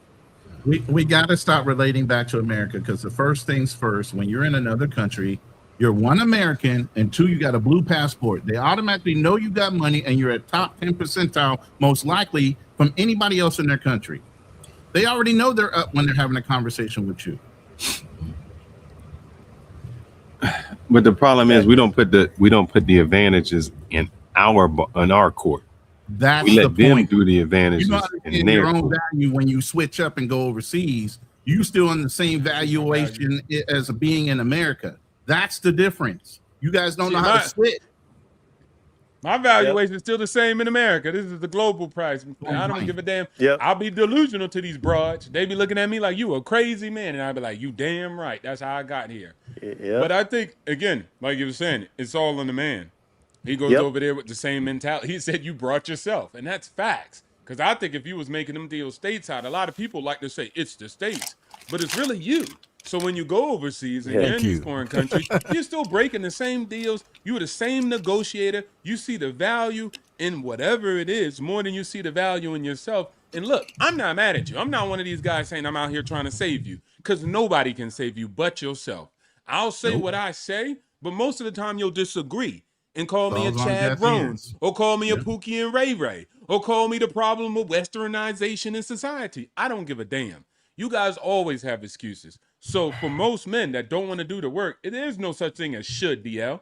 You should be a bum, and you should not have any social skills if you don't work on it. The universe gives you whatever you want. So if you don't work on your social skills, you ain't got them. And if you don't know why that's not going to help you, I don't know, maybe be socially inclined to maybe build a relationship, then okay, you got it. Less competition for me. I ain't tripping. There's enough for us to eat out here. But if you want to play it like that, because I know you are a backstabbing, dirty macker, you're going to get what you do. Just like with the brother in the video, he said, well, I took her out for a steak dinner. She wanted to go out for steak. Like, wait a minute. She was spending the night out, bro, and you're taking out for a steak dinner? You're treating her like she didn't do nothing wrong. No consequence. That's on. And I don't, the people talking about you got to punish her and this and that. I mean, I guess, man, my thing is you doing something I don't like, I just fade away. I'm not talking to you about it. We ain't got to have no argument over it. I ain't got time for that shit. I see you showing me who you are and I'm out of here. You show me how you see me and I don't like what I'm seeing, I'm out. Because again, but I think someone mentioned it. I don't have that mindset is that this is the only woman I can get. I can get any woman I want. Right. There you go. I think that's the right point. mindset. Being that's the right not the only woman you can get. Because I mean, even like I say, we look at this brother's story. He moves the girl in, paying the rent, paying the electric, paying the cell phone, gives her a new phone, gives her the states. Right. She's not spending the night in You're the house. rewarding She's her just for doing what she every wants to bad do. behavior or non-participation in a real relationship you can possibly do. What are you training her to do? Take advantage of you. Yeah, You're not training her to jump in Well, line. I think because when I was watching Mr. Flip Flops, he talked about the Chica lie, where the guys come in there and they're thinking that because they can change the person's lifestyle, that's going to make that person appreciate them more. But really, what happens is you change the lifestyle, but you did not change the person. The person All you has did was taught them a sense of entitlement. Right. Right, I agree because actually, I had this question for Richie Rich one night, him and Chang, and I was saying, a lot of guys they move over to the Philippines and places like that, and they take on all these responsibilities. There's guys who take on the responsibilities of the family and looking out for them and their, everybody's well being. And said, but does that give them a king status of respectability? He said, no. They're gonna keep coming at you and keep bleeding you dry I mean, and then if you don't give it up or don't do what they want you to do, they're gonna look at you like you did something wrong to them. They can do That's on that. the guy. I That's don't on give the them a dude. dang thing. You ain't getting nothing from me, Buster. You could better go out Exactly. and get a job. You better go out and Exactly. build something. You can come to me for some consignment or some advice. I won't charge you an advisory fee. But outside of that, you ain't getting nothing. Nah, bro. You should owe me money. If I she can't adds wait till value, if What? she adds value, it's cool. If I believe she adds No, I'm value saying to for me, me. yeah. I'm saying for me. Everyone's different. That's my whole point. Everyone's different. Yeah. If she adds value, cool. Right? If she keeps her game tight. Because I ain't in love with you. I already know what time it is. If I'm dealing with a chick that I met in them places where they in the game and I choose to deal with her, I know what I'm dealing with. Right? But I Hey, take brother, that let me same ask you a mentality. question then. Oh, go ahead. So, if you are overseas, what what do you determine as value to, like, you're coming over there, like you are the alpha. You're coming over there. What value is she bringing to you in a third world country? If I'm living in a third world country, what value can she add? Can she she type? ain't draining you. Can she type? Can she handle some of my emails? Can she read and that she understand English? Right? Can she manage some of my social media? Can she clean the house? Right? Can That's what I she said. right? Can she, can she go buy the groceries and bring the groceries over? Right? There's so many different ways to add value. And then you get to know her. Exactly. Like, where's her head right now? Like, oh man, she's pretty sharp. She got some good ideas. Right? She's adding to my brand, quote unquote, what I'm doing. That's value. Now, Yeah.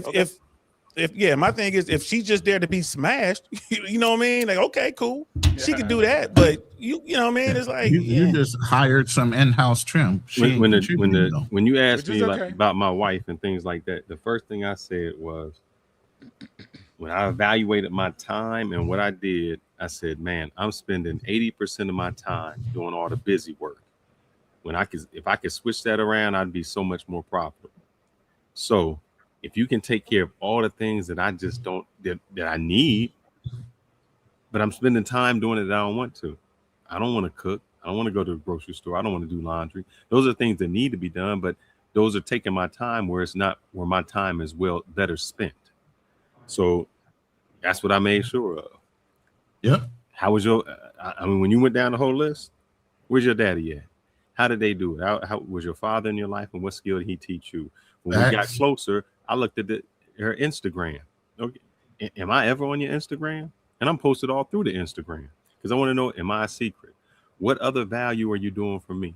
The one thing, little test that I would do to see how it was. I remember we went to the beach, and they're speaking Spanish, and the guy he double charged me for something. He's like, and she looked at the bill, and they're speaking Spanish. She's like, "Hey, this is double charge." And he's like, "Oh." His thing was, we gonna keep the money. Like basically, I done charged him $50 over. Me and you gonna split it. And she's like, "Oh Right. no, we don't roll like that. That's not. This is my man, and we don't roll like that." So I Right. look for all of those little things to make sure of. And have I ever had to put my foot down? When we first met, I had to put my foot down. And she knows the story. We went somewhere, and I'm looking at the price of the Presidentes. It was $80 a bottle, and I didn't want to drink. I wanted to go out. When I left out, it was her cousins that was there, and she came out. I counted all the beers, and it came up to 480 pesos, which really is about $8. No money. but it was a principle. When I left out, she said, do you have 500 pesos? For what? Oh, for the drinks. I didn't buy a drink. I didn't get a drink. No. And I had to lay down the law. I said, you do not know what I have in my pocket. Never take me to a place and expect me to buy anything because you don't know where my finances are. That stopped it from any other time. So at the initial point when we first met, I said, don't ever look at my pocket and think I can do something. Don't ever bring me to a place and expect me to be the provider. Don't ever put me in that position because you always, I'm going to let you know, you always going to be disappointed because I don't care. You talking to a brother who I don't have the ego in the game. You got the wrong person. What did she leave you? What did she don't want to be with you? You know that ain't no problem, bro. Look, she tried. I will say I love my wife, but she tried to play the game. I remember I was on the plane and I'm on Wi-Fi, and she was talking some crazy like, "Oh, I'm coming to see you." Like since I'm flying over there, that means I have to see her. I said, my plane lands in 45 minutes. I don't have to see you. Let me know now. And she wanted to play the game. And somebody else picked me up from the airport. And she know who the girl is now because she see the girl's car when we used to go back. Because the girl had a specific type of truck with a tire on the back and something. And she still says something. I said, I'm going to let you know this. I'm never going to be in a position that I'm going to need you. Don't ever think if you leave. And I had to have her watch a movie. I let her watch Heat. And the line that I stopped it on was when he said, never have something that you can't walk away from in 30 seconds or less as the heat is around the corner. I said, I'm never going to have nothing in my life I can't walk away from. Don't think about it. I don't get attached. I know like that that. line. I'm sorry. And the term I use when I talk to these young guys is one of my catchphrases, if you will, is you have a decision to make. Right. So the story that Brother Fearless just shared with us, that's fire right there. That's how you move as a G. And it's like, well, your woman, you go out with your woman and then she comes looking for this money, trying to basically use you as a wallet or whatever, not talking to you about it. Like, what do you do about it? Like, hey, man, you got a decision to make. Brother Fearless chose to square her away. This is what we're doing. This is what it is. Let's not have this talk again. And it seems to be working really well. Shout out to him. But he had a decision to make. A lot of dudes in the same situation, they don't say nothing. They just 500 pesos. He holding on like the iron fist. Oh my God! Hey, wait a minute. I just want to get the end of that story. So, Fearless, how did they handle that bill? Oh, this shit! I don't know how they handle it. I wouldn't handle it. That was not my response. And here's the thing: I had the money. And just stand there and wait. Everything situated. Yeah, it was good. It was not about the money. I had the money. I just had to let you know that if we go, don't expect it. You got to ask me before anything. Ask me. Like if you say, hey, can we take them out or can we take my cousins out? Can you do that? Don't expect me to take care of something. Never.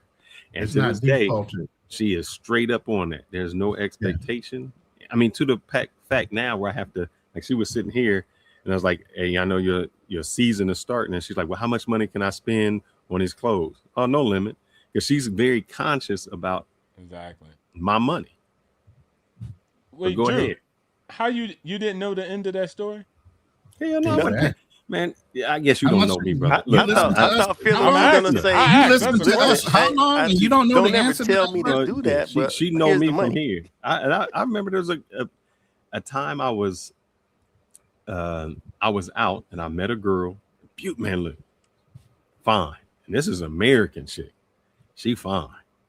I was out somewhere. I'm sorry. We met. She went out to eat. And then she said, hey, I'm near where you were at. I said, oh, I'm going to come by. Let me take a shower. I'm going to come see you. Went out to see her. Conversation is fire. Everything I could say in a woman. You know how you say that's my type? Body, personality, everything. But I was there a little late. I just ordered me some ice water with a lemon. When the bill came, she's like, you got this? Like, but I mean, it's like $60. I just got an ice water. What do you mean? And she was like, well, and I tried to even save it because I said, look, I didn't invite you out. You were already here. If I invite you out, I have no issue in taking care of the bill. But I just showed up. She's like, well, if you don't take care of this, there won't be a second date. Well, I bid you a good night. I didn't know we were on a date. Yeah, I bid you a good night. It was very nice meeting you because I already know if I pay for it, there's not going to be a second date. And if I don't, there's not going to be a second date. There's no issue. I'm good. Yeah. So I what do never I say felt in those like that. situations? I He had a don't decision to care. make. He had a decision to make, and he See, made the right one. And He you know made the right what? decision. You know the crazy thing is, it was a white dude. Look, when I used to work, this is when I was young. It was a white dude who kind of taught me this, because I was like, man, when I was a little younger, I was not naive. I was just like, man, I don't want the drama. This in my early 20s, and it was a white dude I worked with. Man, he said this girl invited him out. This is a Red Lobster. They was getting their biscuits and everything. He said that it was a double date. He's with a girl, she's with her people, and the girl he was with was ordering all this crazy stuff. And she had the nerve. When her friend was like, girl, why you ordering all of this? And she's like, oh, he got it. He said, man, I went down there. I enjoyed my meal. I ate good. I talked that shit. And then I used the restroom. And I paid the waitress. And then I left.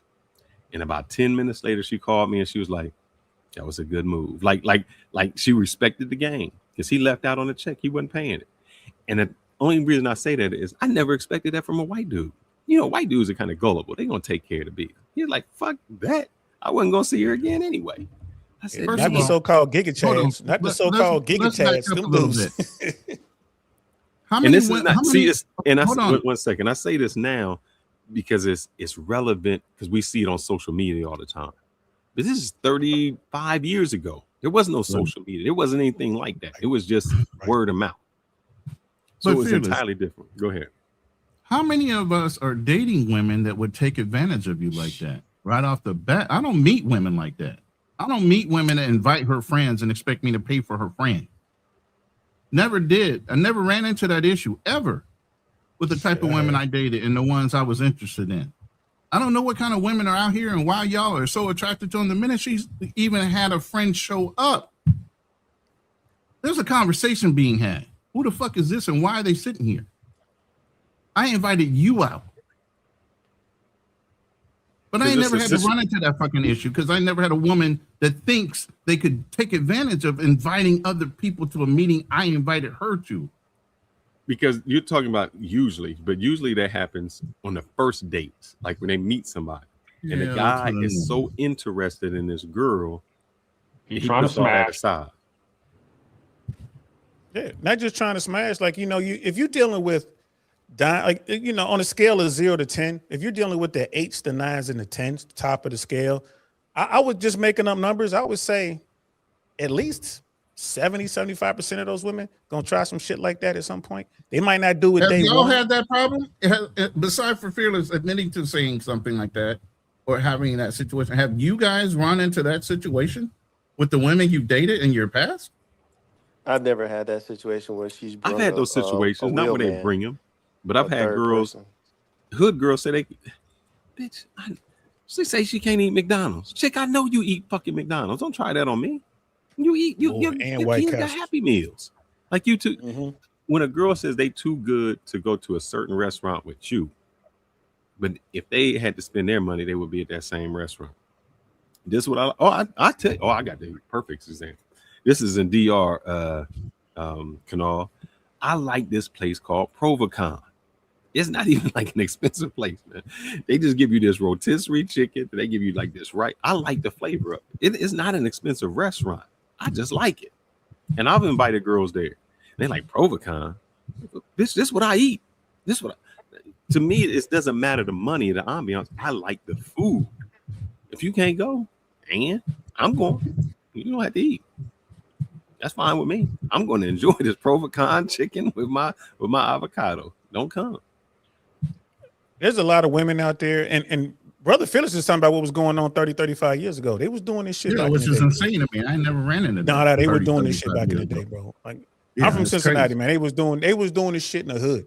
They would try you now. It doesn't mean like, how you handle the situation says a lot about you, because then they friends will come back and be telling you like, oh yeah, we know not to do that with you. How you know? Because they talk.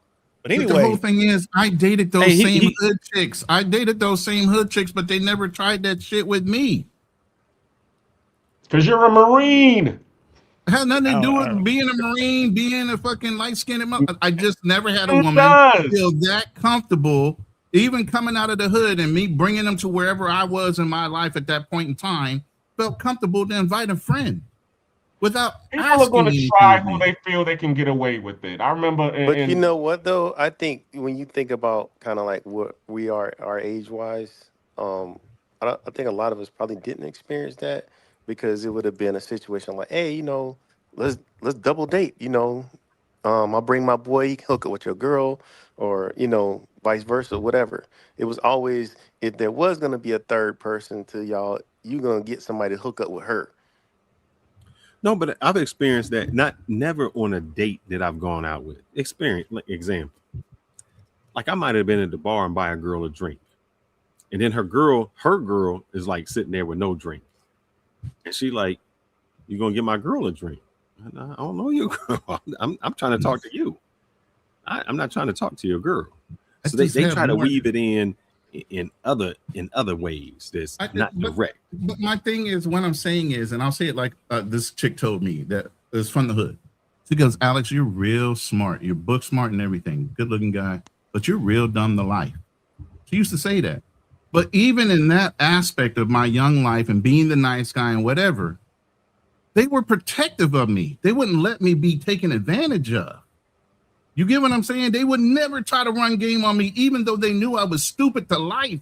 But hold up, are these girls because that of my you knew?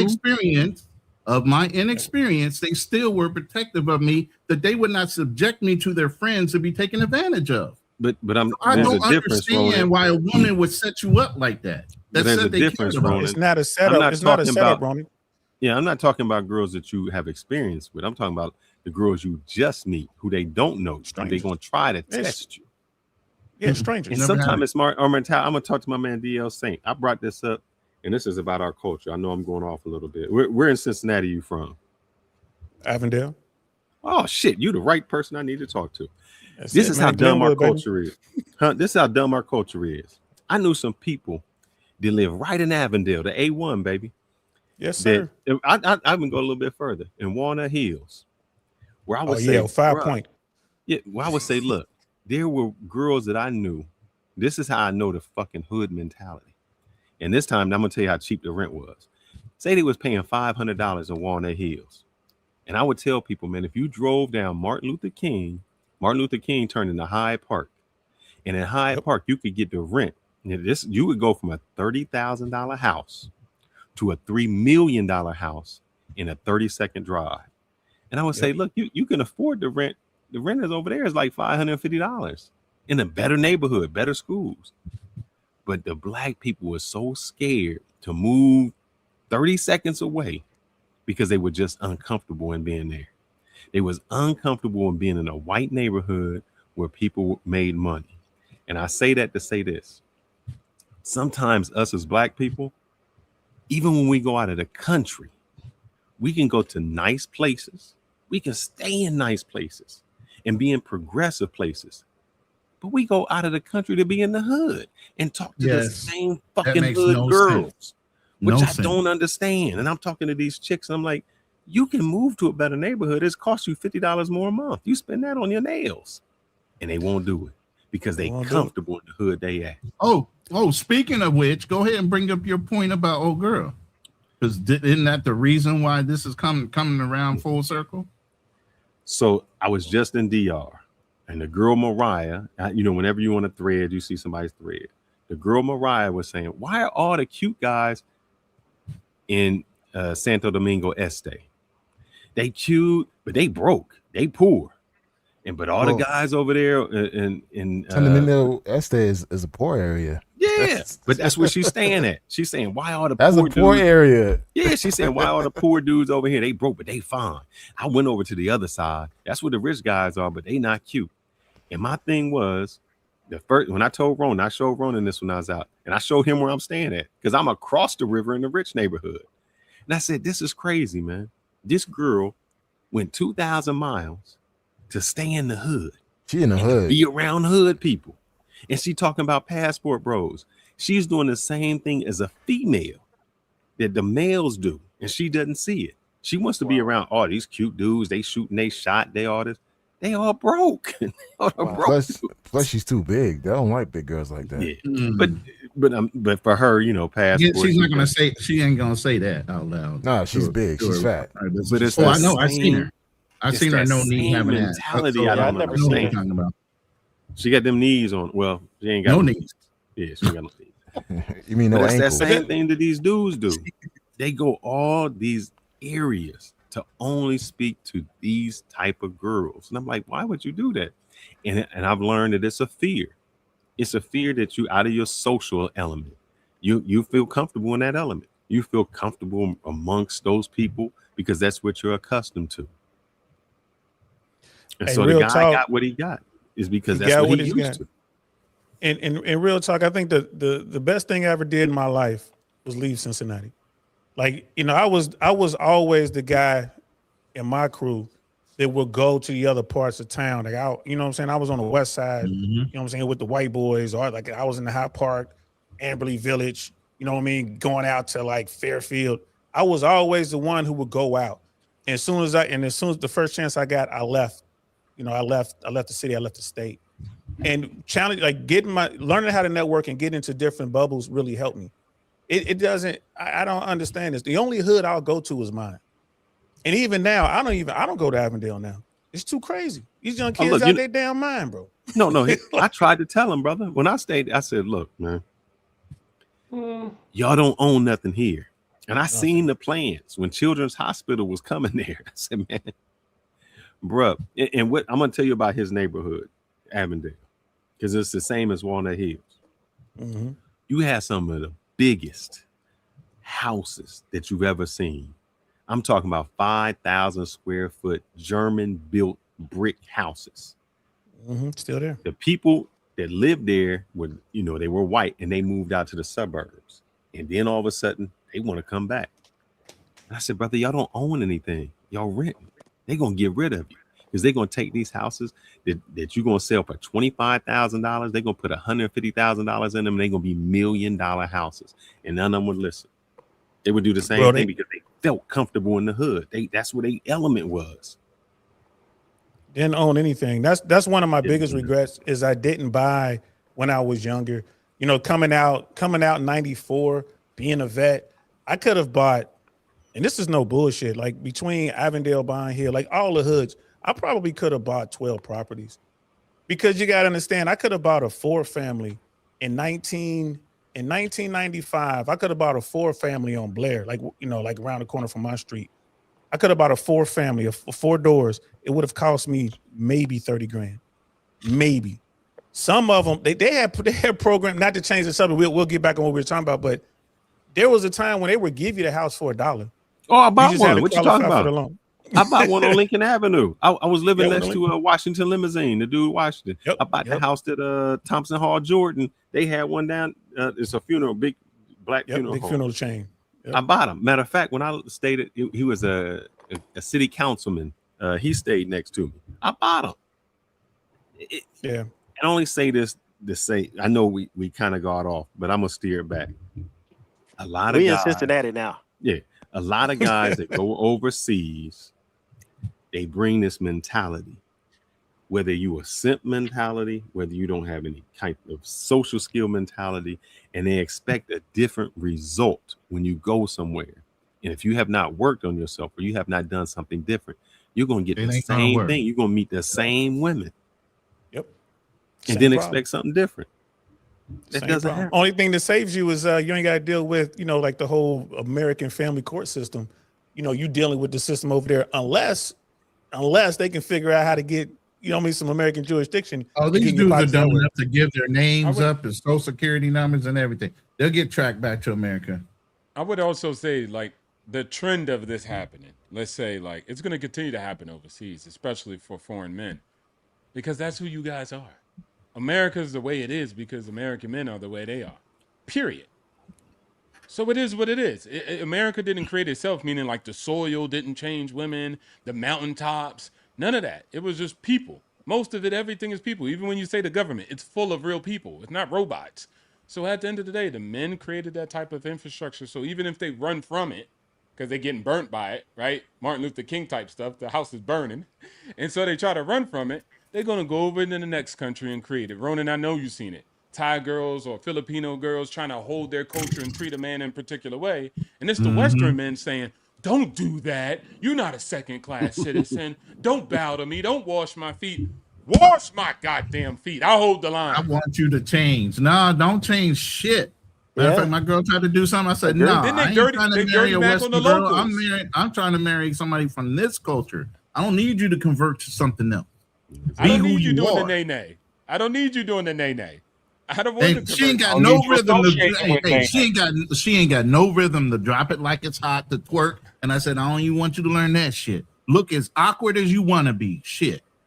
I don't give a do fuck. the nay-nay. Don't talk the nay-nay. So my question then is, what happened to our culture? I know that the Financial Frontier always says America's the greatest. So I'm gonna push on back. earth.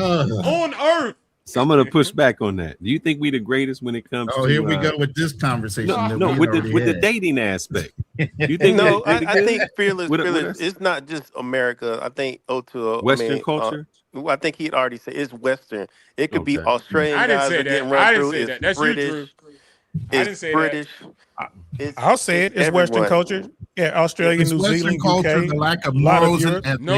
No, It's a lack of morals and ethics in the Western culture that has relaxed in so many ways where there is no such thing as shame anymore. Yeah, There's I don't know such about all thing as that. loyalty. There's no such thing as a lot of things that used to be the establishment or the base of what the United States stood for. That's all been eroded over time. I mean, there's But a little bit of that's that just shit, happening Ronin. to Western men all but over. it's because of men. Y'all don't want it anyway. So let's cut it out, man. Stop it. The same thing is happening in China. The same thing is happening in Japan. Y'all keep saying Western, and you think shame's going to help? Japan has one of the best places of shame. There is no better example of shame society than Japan. But the girls are still not mating with the guys, and the guys aren't mating with the girls. That's a reality. Not from O2O, but the government of But Japan. the reality over They there, can't get people to O2O, mate. listen, the reality over there too, O2O, is the fact that the morality has changed in the women. Okay, there used to be a culture of geisha, but all women weren't loose. Okay, Ronin, I think hey guys, Roland, everything he blames everything on America, man. So Yeah, I'm about to say, you see how America's bad, everyone else good. Wait. I didn't say America. I didn't say. Listen. I didn't say America. I said shame. I said morals and ethics. Morality wise, women are looser even in Japan than they used to be. But Ronin, I mean, I hear what you're saying to an extent. But where was the shame when they were, lynching our ancestors, bro? Where was the shame when they was doing what they was doing? But my point is this: America was never that shiny house on the hill, right? But I think what it was is we had family. I think there's been erosion in the family unit in America across the board. That's what I think it is. I would point to that more than I would point. I'm just saying I would point to that. That's where your morals are going to come from, isn't that where your morals going to come from? Your mom and dad. You think? Wait, hold on. You think Africa got good families, or ever had good families? Do I think Africa ever had good families? No, I'm talking about America right now. You're asking me I'm asking what's you, going I'm just on. asking you a question. No, right I'm talking to Ronin's point about morals. And I'm saying, okay, I can give that argument a little bit, the morals and the shame a little bit.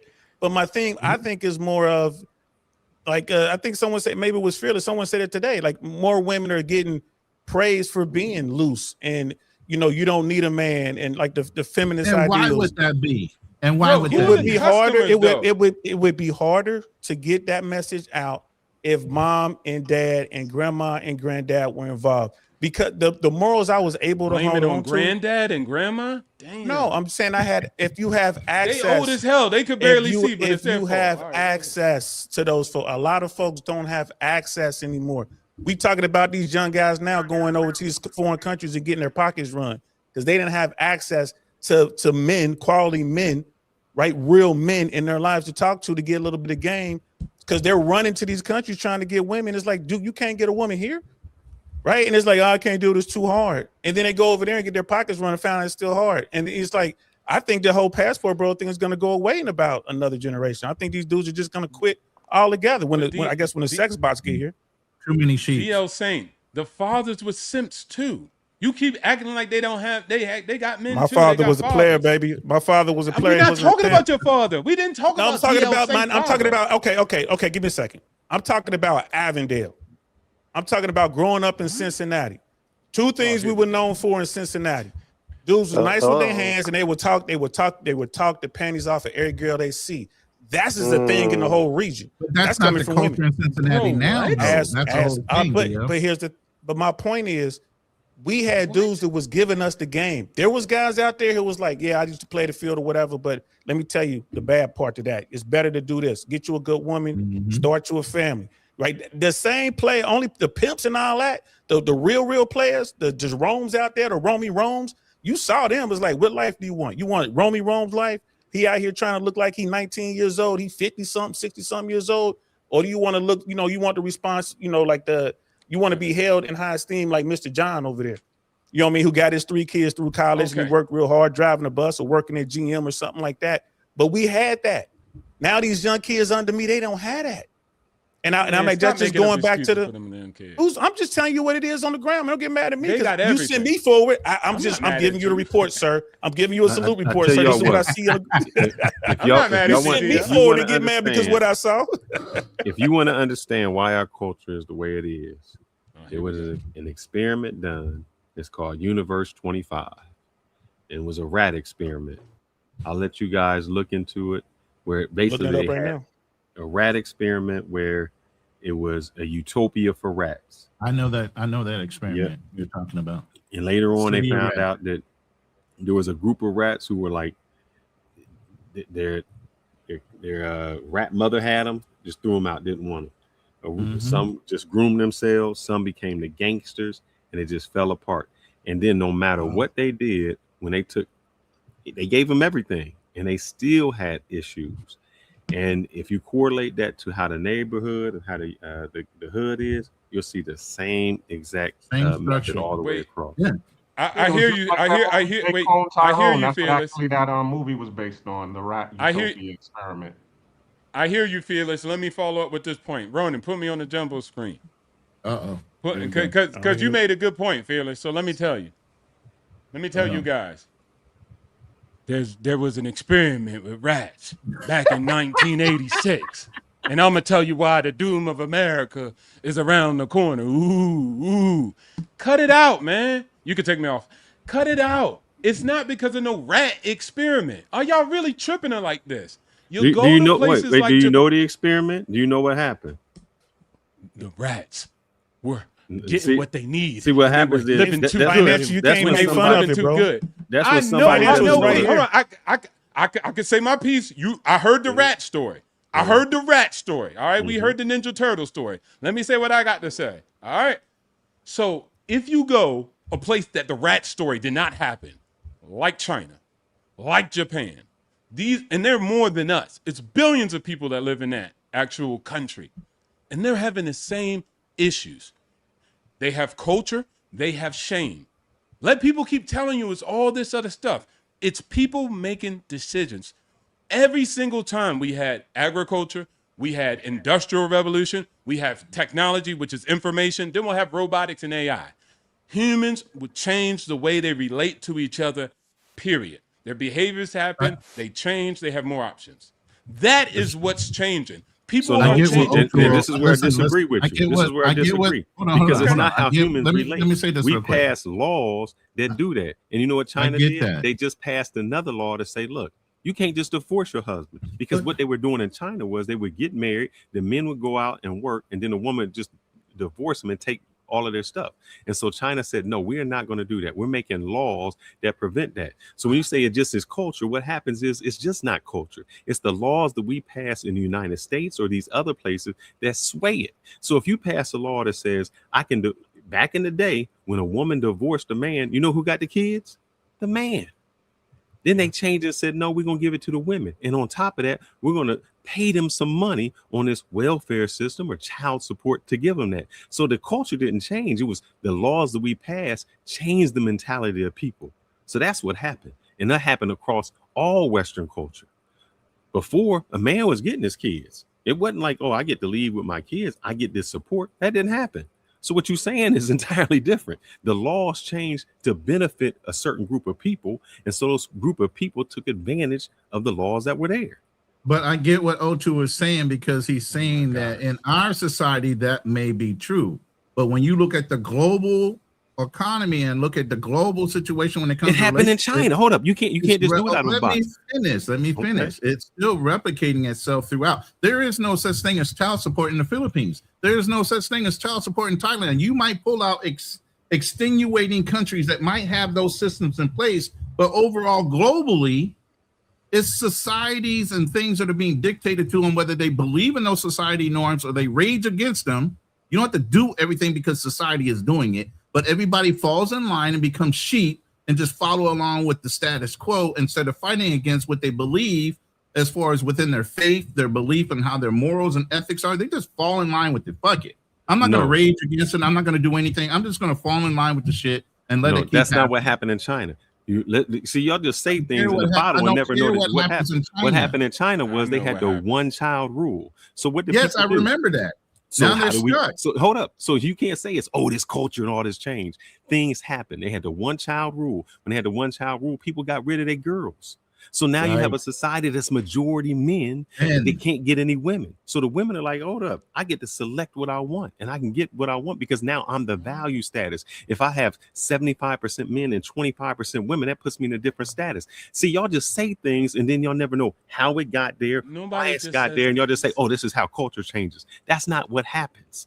There's always something that preceded that got to that area. The same in the United States. When you want to talk about, black families, this, when I say, there was a welfare system that took place when they used to come to the people's door and make sure that there was no clothes in the house or men in the house. And so you separated a society by doing that.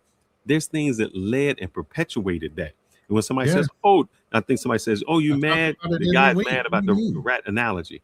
There's social scientists who do these experiments and they say, that. I bring them up every week. Everything you're repeating is something I've already brought up in prior lives. So we all understand the history of how different things broke the society up. I talk about it since the civil rights, since they set up social services, since they set up the welfare system. That helped also break up the nuclear family. What I'm saying is, at the end of the day, a lot of people believe in faith. And faith gives you morals. It's not laws that give you morals. Laws keep you in control. Faith is what keeps you in line and having a shame. If you don't have faith and you don't have morals, that law is not going to give you morals. What gives you morals and ethics and believing a certain way, people should be treated a certain way, if it's not for religion or some kind of base ideology on some kind of faith on treating people equally? Moral compass. Well, I will say this. I will say this. Society, you are a society of laws, not faith, morals, or anything else, and this is what it leads to. We had to listen to the damn rat analogy and one-child policy. Now, when we look at the hold on, we haven't heard the rat analogy yet. I mean, y'all need to look at this. Cool. Let me just deal with the one-child policy, and you can tell me about the proper rat analogy. When I deal with the one-child policy right now in China, it's 49.50 on the percentage of men and women. In America, it is 49.50. So this whole one-child policy, there's so many women and not enough, it's about the same. They're about the same. I just looked it up. You can double check it too. It's no dramatic change in difference. What I'm just saying is, and this is what I think. Y'all can think about the rats in the Western culture and being the slime of the center and the Western spread. Okay, cool. You got it.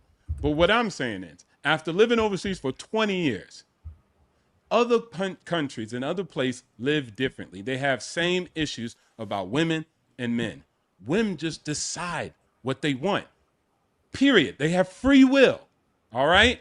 And that's what it is. And it's not actually a big doom and gloom situation that you're making it out to be. China has shame and it's not working.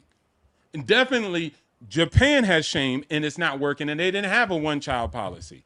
So again, it's just happening globally. This is a trend that everybody's doing. It is not the end of the world. Y'all can get Elon Musk if you want. Okay, cool. You got it. But that's just my part.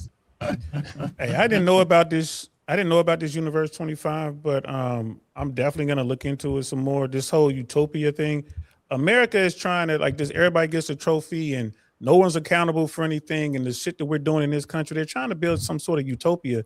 And just looking at this thing, it's like it kind of shows you what might happen when you get said utopia. You know, I and mean, not only that, I'll go to another experiment since he don't like my monkey experiment. But this shows another one. So let me see if I that can. was a rat. The rat. No, Yeah, I thought it was a rat. No, I'm showing another one. Let me see. Okay, Share so You said I didn't screen. like the monkey experience. There's several No, different society like social experiments that I only have got gone one out screen, Ronan. here. So let me know when I'll when share I it. can Hold on. play that. There you go. Let's see, I think I gotta press play and the Here's the volume monkey on one. this. Okay. Some monkeys in a cage. Inside the cage, there is a ladder, and above it, some bananas. Whenever a monkey tries to climb the ladder to reach the bananas, the scientists splash ice-cold water on all of them. If they try again, they are splashed again. Soon, the monkeys stop climbing the ladder. Then, the scientists replace one monkey with a new one. When the new monkey tries to climb the ladder to reach the bananas, the other monkeys attack him because they know if he climbs, they will all be punished. The new monkey learns not to climb, even though he never experienced the cold water himself. One by one, the scientists replace all the original monkeys with new ones. Now, none of the monkeys in the cage have ever been sprayed with cold water. But still, if any monkey tries to climb the ladder, the others stop him. They don't know why. They just follow the behavior. And it's the same with humans. They can find some monkeys in a...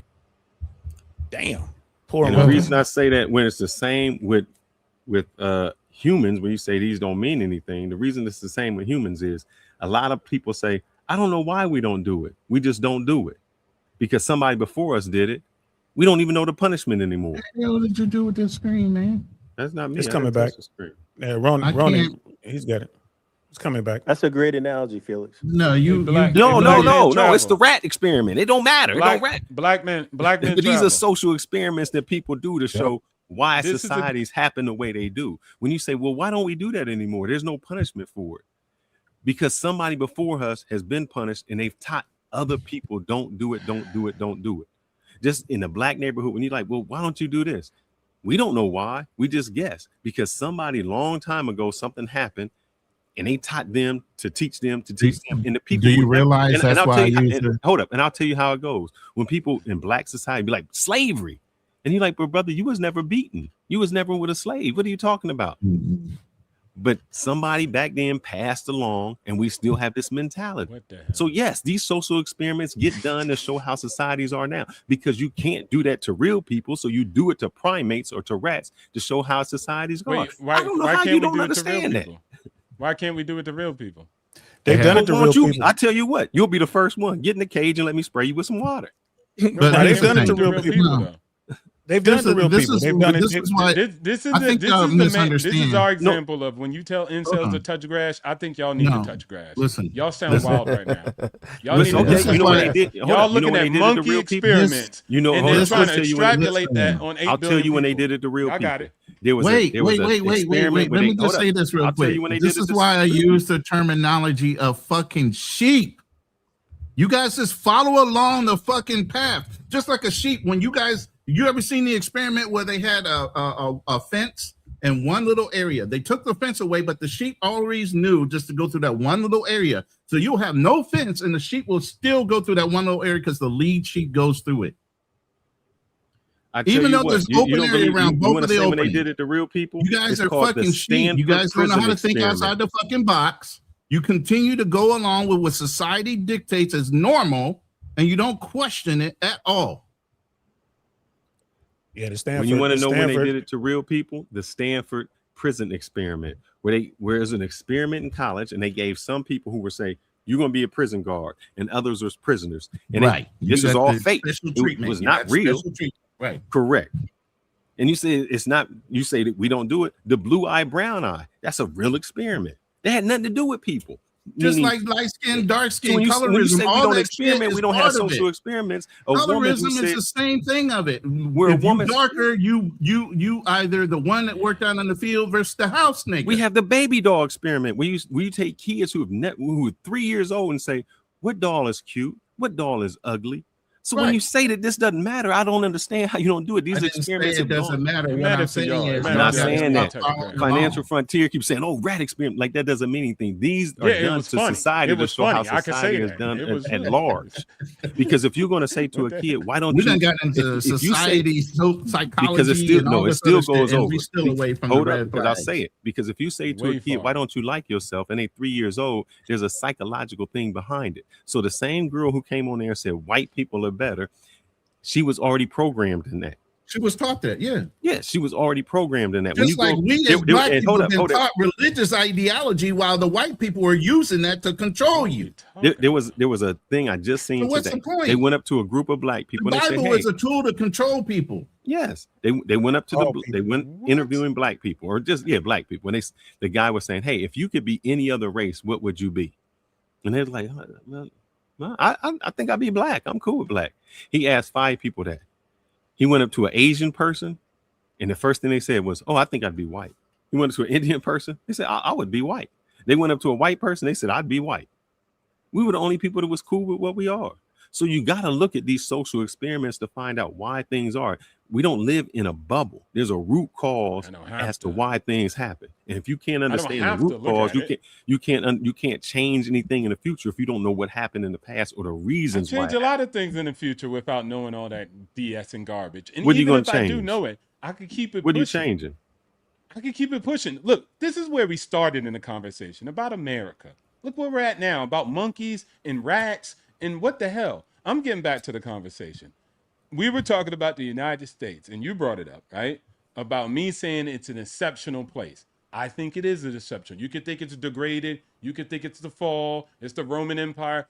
Go ahead. You have your own life and your own freedom. Nobody made you God or I God. So whatever I believe is what I embody, what I live, and what I know. Whatever y'all believe in, though, that's good for y'all. Y'all got it. Y'all got the rats and the monkey experiment. Okay, cool. What I'm saying is it's a great place to make opportunities. It's an amazing place because a lot of people come here for the same Then opportunities why ain't you to here? change their life. If it's an I'm amazing place, also why don't here. you My live money's here? there. I almost died for my So country. hold up. So here Fearless. you go. I There it stand is. behind that. Hold so up. don't This is an question me amazing about place if I for you have to to make. be Hold up. there or not. It's I'm an amazing there. place My to make money's money. there. Hold up. That's Everything I right. That's have what. is Now, there. now let's get to it. It So may I not love be an my amazing. country. Hold up. I It don't may have not to be hate an. my country. It I may can not like be an Thailand amazing place too. to live. It may be an amazing place to make I money love and live living there somewhere too. else. I've lived there in DC. I've lived a great life. Then I why live love somewhere America else? Then why live because somewhere I'm else? free. I'm a Because free human it's a being and I great can place do to as I make please. money I don't and go have to somewhere hate else. America I don't in say you order to hate it. live out. I don't have to say bad things about it either. It's a great place to make money and spend your money elsewhere. And it's also for me a great place to live. And I have lived there and I enjoyed it and I never complained. I So was when are with you the coming FBI, back? J. Edgar Hoover, and I lived a great life. I bought my first property. I changed my life in that place. I love that.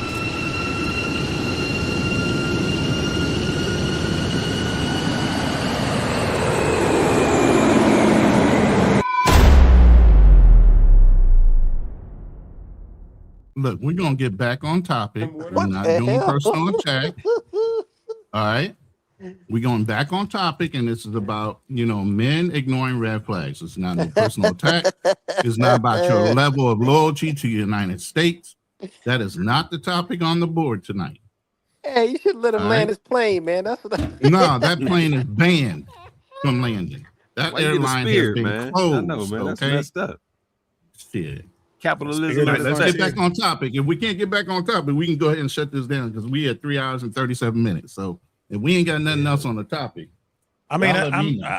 I'm about to roll out anyway, man, because it's the dude's fault. I mean, I don't know what else to really say about these dudes, the passport bros, these no game dudes going overseas thinking. And here's the thing: for the short term game, they want to bang a baddie. You can do that. You can do it. You can go pick your country. live your You want to pay fantasy. for it, you can do it. But since you just paying, you can pay the same type woman over here. You can find you can go. There's some spots in For LA. the price of that ticket and everything else, you can get a nice little piece. What? In America. Listen, you can go to LA. I don't know if it's still there, but there's a couple Thai massage joints. There was But one I in don't Santa condone it. Monica. I would say go to the Chicken Ranch in Las Vegas. I don't condone. No, any no, kind wait, of don't go there. That's some illegal bullshit. That's some bullshit. Okay. Don't go there. Yeah. Bro, I'll It's- tell you, here in Vegas, there's an influx of Colombian girls. Oh, I'm Influx of sure. them. I'm shocked at the amount of Colombian women that are here now. And most likely, all of them divorced from Americans that married them, and now they're free. Nah, I think a lot of them We doing, free. doing Let's go short to tours. Vegas and become hoes. There are Venezuelan women who are posing as Colombians.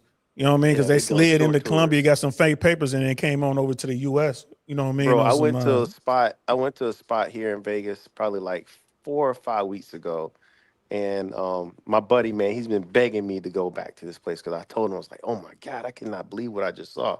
But anyways, I went to this spot here over in the north side of Vegas, and it was, when I tell you, the whole place was filled with Latina girls.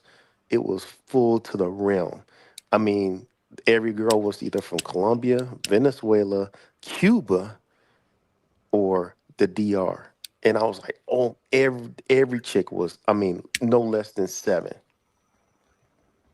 And how many were Afro-Colombian or Afro-Venezuelan or Afro-Latina? Cubans, a lot of Afro-Cubans are here, bro. A lot of No, I'm them. saying at that spot. Oh, they were beautiful. No, I said how many of them were Afro-Latinas that was at that spot? There was I mean, I would say it was a mix of them. They were there. A lot of Afro-Latinas are there. Okay. Yeah, I was telling you, man, I was shocked. And I don't want to say this on the live what the spot is called, but that's what I say, man. Put it in the back chat. I need to go there. I'll be there. Let me find out where that place at. You need to calm I just want to down. do content. Make sure it's legit. That's all. Yeah, you need to calm down. Okay. Hey, and I'm gonna produce. when I put Fearless, it I'm in gonna the back produce that chat- show for you. Hey, when I put it in the back chat, if you do a YouTube search, you're gonna hear the exact same thing. Everybody gonna be like, "Man, this place is a hole in the wall," but it is packed. I do holes in the wall. I guess my Yeah, question would be this though: Why is it YouTube that, search? We going up in that piece. Yeah. My question would be this then, but this one to get back to this topic. Why is it It's in the that back chat. yeah, guys can come from a great place like the United States and go over there with money and still just get got? Meaning if you going over there, one, why would you get with an ugly chick? Like I seen some of these guys on the chat, and I'm like, man, you really traveled that far and paid the money for that. Come on. There has to be better. That would be my one question. The second question is, why is it that that you can get God here? Why travel all of those places to get God again? Get God there. Yeah. Over there. Could have saved the money. Just get God here. Here's the biggest thing I got to say, Fearless, and I'm going to say it out loud. I think a lot of guys don't know what better is. They claim to be all these what is? pimps and they know what a good-looking woman is by American standards, but when they get overseas, that they're displaying what their idea of a beautiful woman is. By what they're They don't know dating. what better is. Well, They here's the don't know thing. what better is. Everyone's I so 10 is would not love the to- same. Everyone's 10 is I not the so- same. I would love if you and Fearless, Ronin, if you and Fearless could interview that brother. And just, Which I one? mean, like, without the one that made the video, like, I would love to interview him. Put his Dude, I name don't- in the description, and I think that's why he hid his video, his actual video, because I linked his video in my description, so he knew we were going to be talking about him. I didn't hide it. I wanted him to join us, but I guess he got too much info. He got too many people going through that one particular video, but he just went ahead and exited. Yeah, and I put it mean, on once Friday. But I OJ wanted him to Jackson got join. it, it was real rap. You know what? All right, let's take go him out of because we can't get to him. Let's think about the people that we know that are here all the time. Their mentality. Let's think about the J Rillos and the NYC Future. They do the same thing. Yeah. They younger. What excuse do we give them to do the I same don't give them an exact thing? excuse. I called them to the table every time, but No, again, they their haven't mentality. hit Hold rock on. bottom yet. Their mentality is they ain't doing nothing wrong because they weren't taught by the right people to know that they're doing something wrong. I've challenged Jay Rillo. I have it on tape. I've challenged Floyd on tape. I have sat down with these guys on panel and gone through their actions, and they are not accountable. They don't think they're doing anything wrong. And I'm an OG hater for trying to put them in line with what they're supposed to be doing. This is Like, they're so, actually too. They're in a different genre than this brother would be. They're like, hey, let's monger, let's grift. This brother here, I don't know. He seemed like some dude that was like, hey, I'm about to Well, he's retire in and I may make this. retirement. Yeah. Yeah, He used to be he used to be a comic. He was a stand-up comic. Pretty yeah, popular one, I think, back in the day, at least B-rated.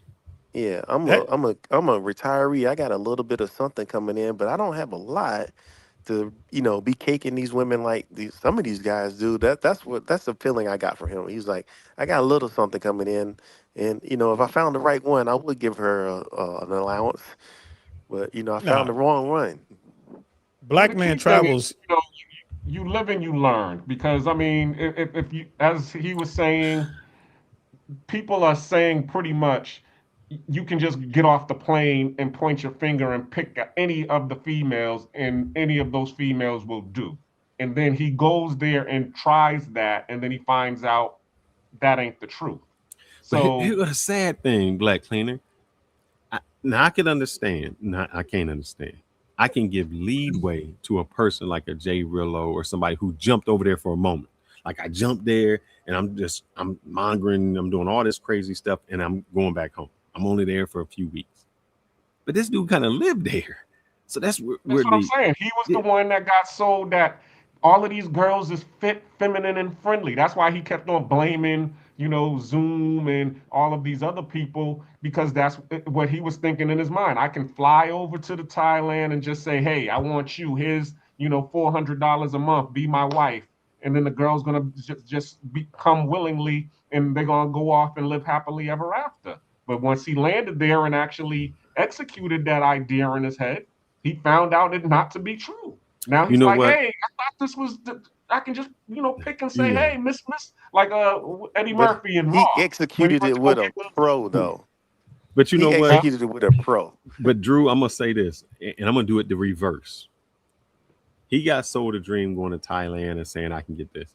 But how many foreign people? Because I've talked to them. Well, they thought everybody lived like Michael Jackson. They're like, I can just go land in the United States and I'm gonna be rich. And they come over here and they're like, oh, I didn't know it was like this. So I guess does everybody get sold a dream? They just don't know the reality. Of course. But Hey, there was here's the plenty of thing. women in the South. Go But ahead. here's the thing, though. It worked. I don't know why dude mad at anybody. It worked. His old ass got a dime in his mind, right? His old ass got a dime in his mind. She agreed to the 400 or whatever he was paying her. She did all that. It was good until a richer dude came along, right? And I mean, so it worked. No, You There's know she no was what? And getting blame he both was of them. anybody. She listen. was getting both of The them. key point of that DL is he wasn't hating on the richer guy. He knew he wasn't paying her like that, so he Yeah, wasn't hating at the fact she that was she getting got a both of richer guy. them, both of those guys' money. But here's I'm looking at but the she chat. stopped. I don't Yeah. think this No, MF5 RF something. I don't think he knows. He must not be new because he's saying we hating. Brother, I've been to 37 countries. I think he I might be just got talking in general. Isn't he talking just in general? Maybe he's talking about yeah, just he this must panel be. per se. I Must be IMF is talking in not a general. hater. Yeah, because he He's not must a be hater. because he must not know who the people are on here. He's I talking just in got general. back from out of the country. Yeah, but IMF I is would not say a hater. this. I would say this about that dude. And this, Black Man Travel. I meant to say this before he left, and I just looked down at my notes. The other day we were talking about dudes hitting the wall. Remember we had that, Ronin, we had that conversation, dudes hitting the wall. That dude hit the wall.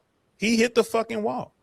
That's what that is right there. Like he cannot source the type of woman he was able to source before, whatever that may have been, right? He tried one last time. Hold on, I got me one. I got to pay her though. And he couldn't hold on to her. So he hit the metaphorical wall. And I tell dudes all the time, you can fucking hit the wall, bro. We get older, it happens. Unless you're gonna be. Oh, go ahead. No, I don't even think he hit the wall. I just think sometimes we like the lowest hanging fruit that we just don't put any effort into anything. Yeah. I mean, it's just like, I mean, imagine this. I can't get you, so I'm cool with you passing me on to your sister, Your your grandma. cousin. Your I mean, grandma. I mean, brother, your you there mom, where you right? can get anything. I mean, you can't do a little bit of groundwork. It's like he just didn't have The I think he tenacity got or the the best he could get, bro. Fearless. I think he reached his peak, and he's on the downslide now. If he had a little bit game left over and some left in the tanks, maybe he could have got something a little better, but he couldn't get. Maybe all he rates for is the older cousin or the grandma, whatever the fuck it is. You know what I'm saying? I think he hit the wall. He didn't lock But in. think about it. The one that he got, he paid for. She was a freelancer. He met her on the beach. Yeah. That was a freelancer. She was a freelancer, right? And he knew that. So Yeah. my thing is, if you paid for a freelancer, did you trust her that much that you would allow her to keep you in the family versus just going out and finding another freelancer? And the Why thing did about he it, feel think like about he could this. go get Hey, another think about freelancer? this, guys. Think about this. Why did And I he think have to somebody settle for what mentioned she this. offered him? I think somebody mentioned this earlier in the conversation. Think about this. He approached a freelancer, right? And this freelancer was still freelancers, even though she had a stipend of 100,000 baht coming in, and her kid's school was still getting paid for. She was still Yeah, out he there was paying for tricking. the school too. He was paying Hey, for but the here's school. the deal though. We keep saying we accept that he got after her. She the freelancer.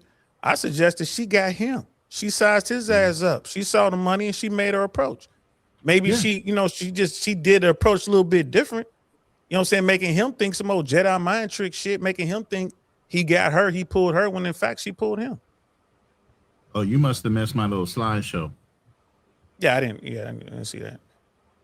You know what I'm saying? But again, I think, dude, this is the male version of hitting the wall. It comes for everybody, man. He didn't take care of himself. He didn't look. I mean, you look at him, it's like, damn, fam, I can't believe you walking around crying about this shit, man. You should be banging the cousin. Like, you ain't gonna do much better, homie. Or he could try to get it back. But I mean, as we get older, if you don't keep it together, man, it goes fast. So I mean, shit. Like I said, he got a freelancer, get another one. Yeah, or get an older woman. That too. One of the two. Stop trying to date down. If you feel like you can't hold on to something, you better find something that looks fine and it's got a little bit of age like wine. They harder to find, but they out there.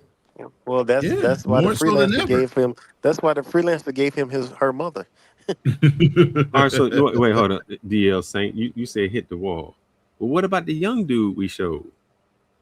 What about the young dude who went to the young DR, dude, the Philippines, and yeah, the young guy is what you were saying earlier. That's the dude that came. You pluck him out the hood, and he just doesn't know how to move in any other environment.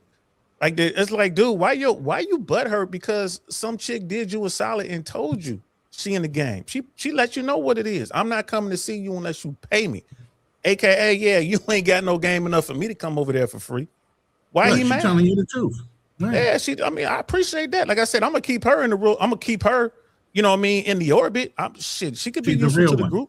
Yeah, she Which real guy one. is this? Is this the guy that This is one that came on that was BMT's live. He's done a couple shows where he talked about coming to the Philippines and being lied to by the black Filipino. Then he went to Thailand, still had the same problem, but actually he came from DR and he had the same problem in DR. So there's 3 countries in a row where he's the had common difficulties. denominator. He's the common denominator. Just think about this too. He's not a younger guy. He's probably in his mid 40s, high 40s, or maybe 50. I mean, he's not a young in his dude. 40s, yeah. Yeah. So let's go. Let's take that. So that's what I want to concentrate on, Drew and DL Saint. What's up with our dudes today? What is this mentality? Because it's the old dude, it's the new dude. It's what has happened, and these are black men. What happened to our black men where they I don't want to say black women. Are the black women that bad that they just went that far? I mean, where did we go wrong? I blame it on everybody gets a trophy. I blame it on everybody gets a trophy. I think you have the social media aspect of just everybody just seeing like, hey, this is an alternative that I never thought about taking, and I'm gonna go overseas and I'm gonna try this, and it's to the detriment of many. I mean, we've had brothers that have gotten killed going abroad, gotten robbed. I mean, they're getting the exact same treatment that they could get right here in America, but they're going abroad getting the exact same thing. They're getting their pockets run. They getting kids, tons of kids. They're getting the exact same stuff. They just going abroad with it.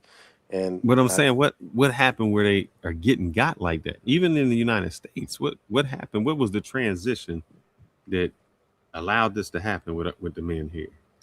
I mean, it's a I lot think of they folks. I used to assume that everyone who looked like me came from a similar background as me.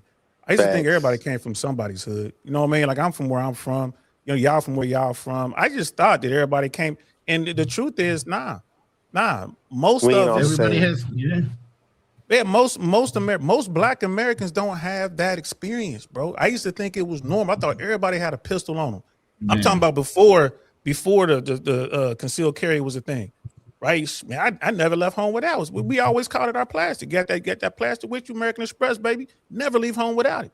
You know, I thought That's why I everybody say lived like that, and I everybody found out has that a that's not different the case. lived experience. Yeah, everybody has a What? different lived experience But from a the different American environment. Talk Live is saying it's the porn, the OnlyFans, and the strip clubs. Do you think that guys now have just lost the ability to talk because now it's just porn? It's a All I social know is media. Yeah, you can I go don't think they get you ever a had the OnlyFans ability. or fans. Yeah. No, Some of no, these no, guys didn't. They were no. I lazy. don't think they ever The had dating, the. I don't we think had they to go were to the competent dating in the rates. We had beginning. to go to the malls. We had to go all of these places But to look get at these. Exactly. Hey, passing look in the at this past. I think infographics real quick, DL. most. These are the red flags that Filipinos can Well, identify in hold on, men. real quick. Hold on, real quick. Most of the dudes we're talking about now never had true game. That's where I think it is. More so than it is, the adult film stuff, the OF stuff, going to strip clubs. Going to a strip club is where you go to work on your game. That's why I'm in there. Well, here in Florida, but hear me out. The game I'm talking about is just my conversational skills. I'm not spending a dime. If you go into a strip club and you buy her a drink, that dancer, she will always see you as a customer. But if you go in there and befriend her, right, and she see you, she come holler at you, she spend her time around you, and she don't want no money. Now she's somebody She'll meet you outside of there. Like, what's up, girl? I'm about to go to this thing. You should pull up. She like, bet I'll be there. Get her to come to your comedy show or get her to come to your dance event, right? Because it used to be back in the day, my thing was, let me get her real name and her number. That was the hardest thing in the world. Let me get her real name and her number. Now they rush you their real name. They want you on their social media because that's another funnel. So the game has changed, and these dudes never really were up on game to begin with. Their social skills are shitty. And just like I assumed that everyone who looked like us had the same similar background as we did or I did, and we think the same thing about guys. Well, shit, that's a brother right there. Of course he got game. And what I found out, like, this motherfucker ain't got zero game. He don't know how to say hi. You know what I mean? We'd be like, just say hi to her. All right, you said hi. Now what? You know what I mean? So you gotta work on those skills. And these guys never had the skills to begin with, in my opinion. I'm just trying to solve that issue for them, and I don't see a resolution. I don't see one either, man. To be honest with you, I mean, guys are going to continue to do what they do. They're going to go abroad. Like I said, you're seeing so much media, social media, so much content out about traveling abroad, and everybody's getting to the point where like, hey, I can do it, and they're going to the places that they feel that they're going to have success with. I mean, you don't see the guys talk about, hey, I'm going to Germany this weekend, or I'm going to Amsterdam, or I'm going to Belgium, I'm going to England, I'm going to Italy. No, Well, it's all the of those is European places, and to but be I'm just honest, saying, like, you don't see it. What would you say? Let's say Argentina. Let's say Uruguay. Let's say Ecuador. You still can all say white anywhere. places. All right, Shit, man. I Tokyo, say I don't fuck with the continent of Africa. Singapore. I'm just throwing that out there. I don't fuck with Africa. I've never had a good experience there. That's just me. But I say dudes need to go somewhere. Yeah, Europe is a great place. Go to Europe. Last time I was in London, I had an amazing time, bro. And guess where I I was? I was was going around seeing the sights. I had a great fucking time. And here's the thing, though. I don't think there are a lot of beautiful like Brits. Sorry to my cousins over there. I didn't see a whole bunch of dimes walking around. They tell me, oh, they stay in the house. I'm like, they must really stay in the house because I ain't seeing no tens. You know what I'm saying? I saw some sevens, some sixes. I wasn't seeing no tens when I was going out, but it was cold. So maybe they just wanted to stay in because it was too cold. yeah, they're there. I was I'll stationed there. say They're this.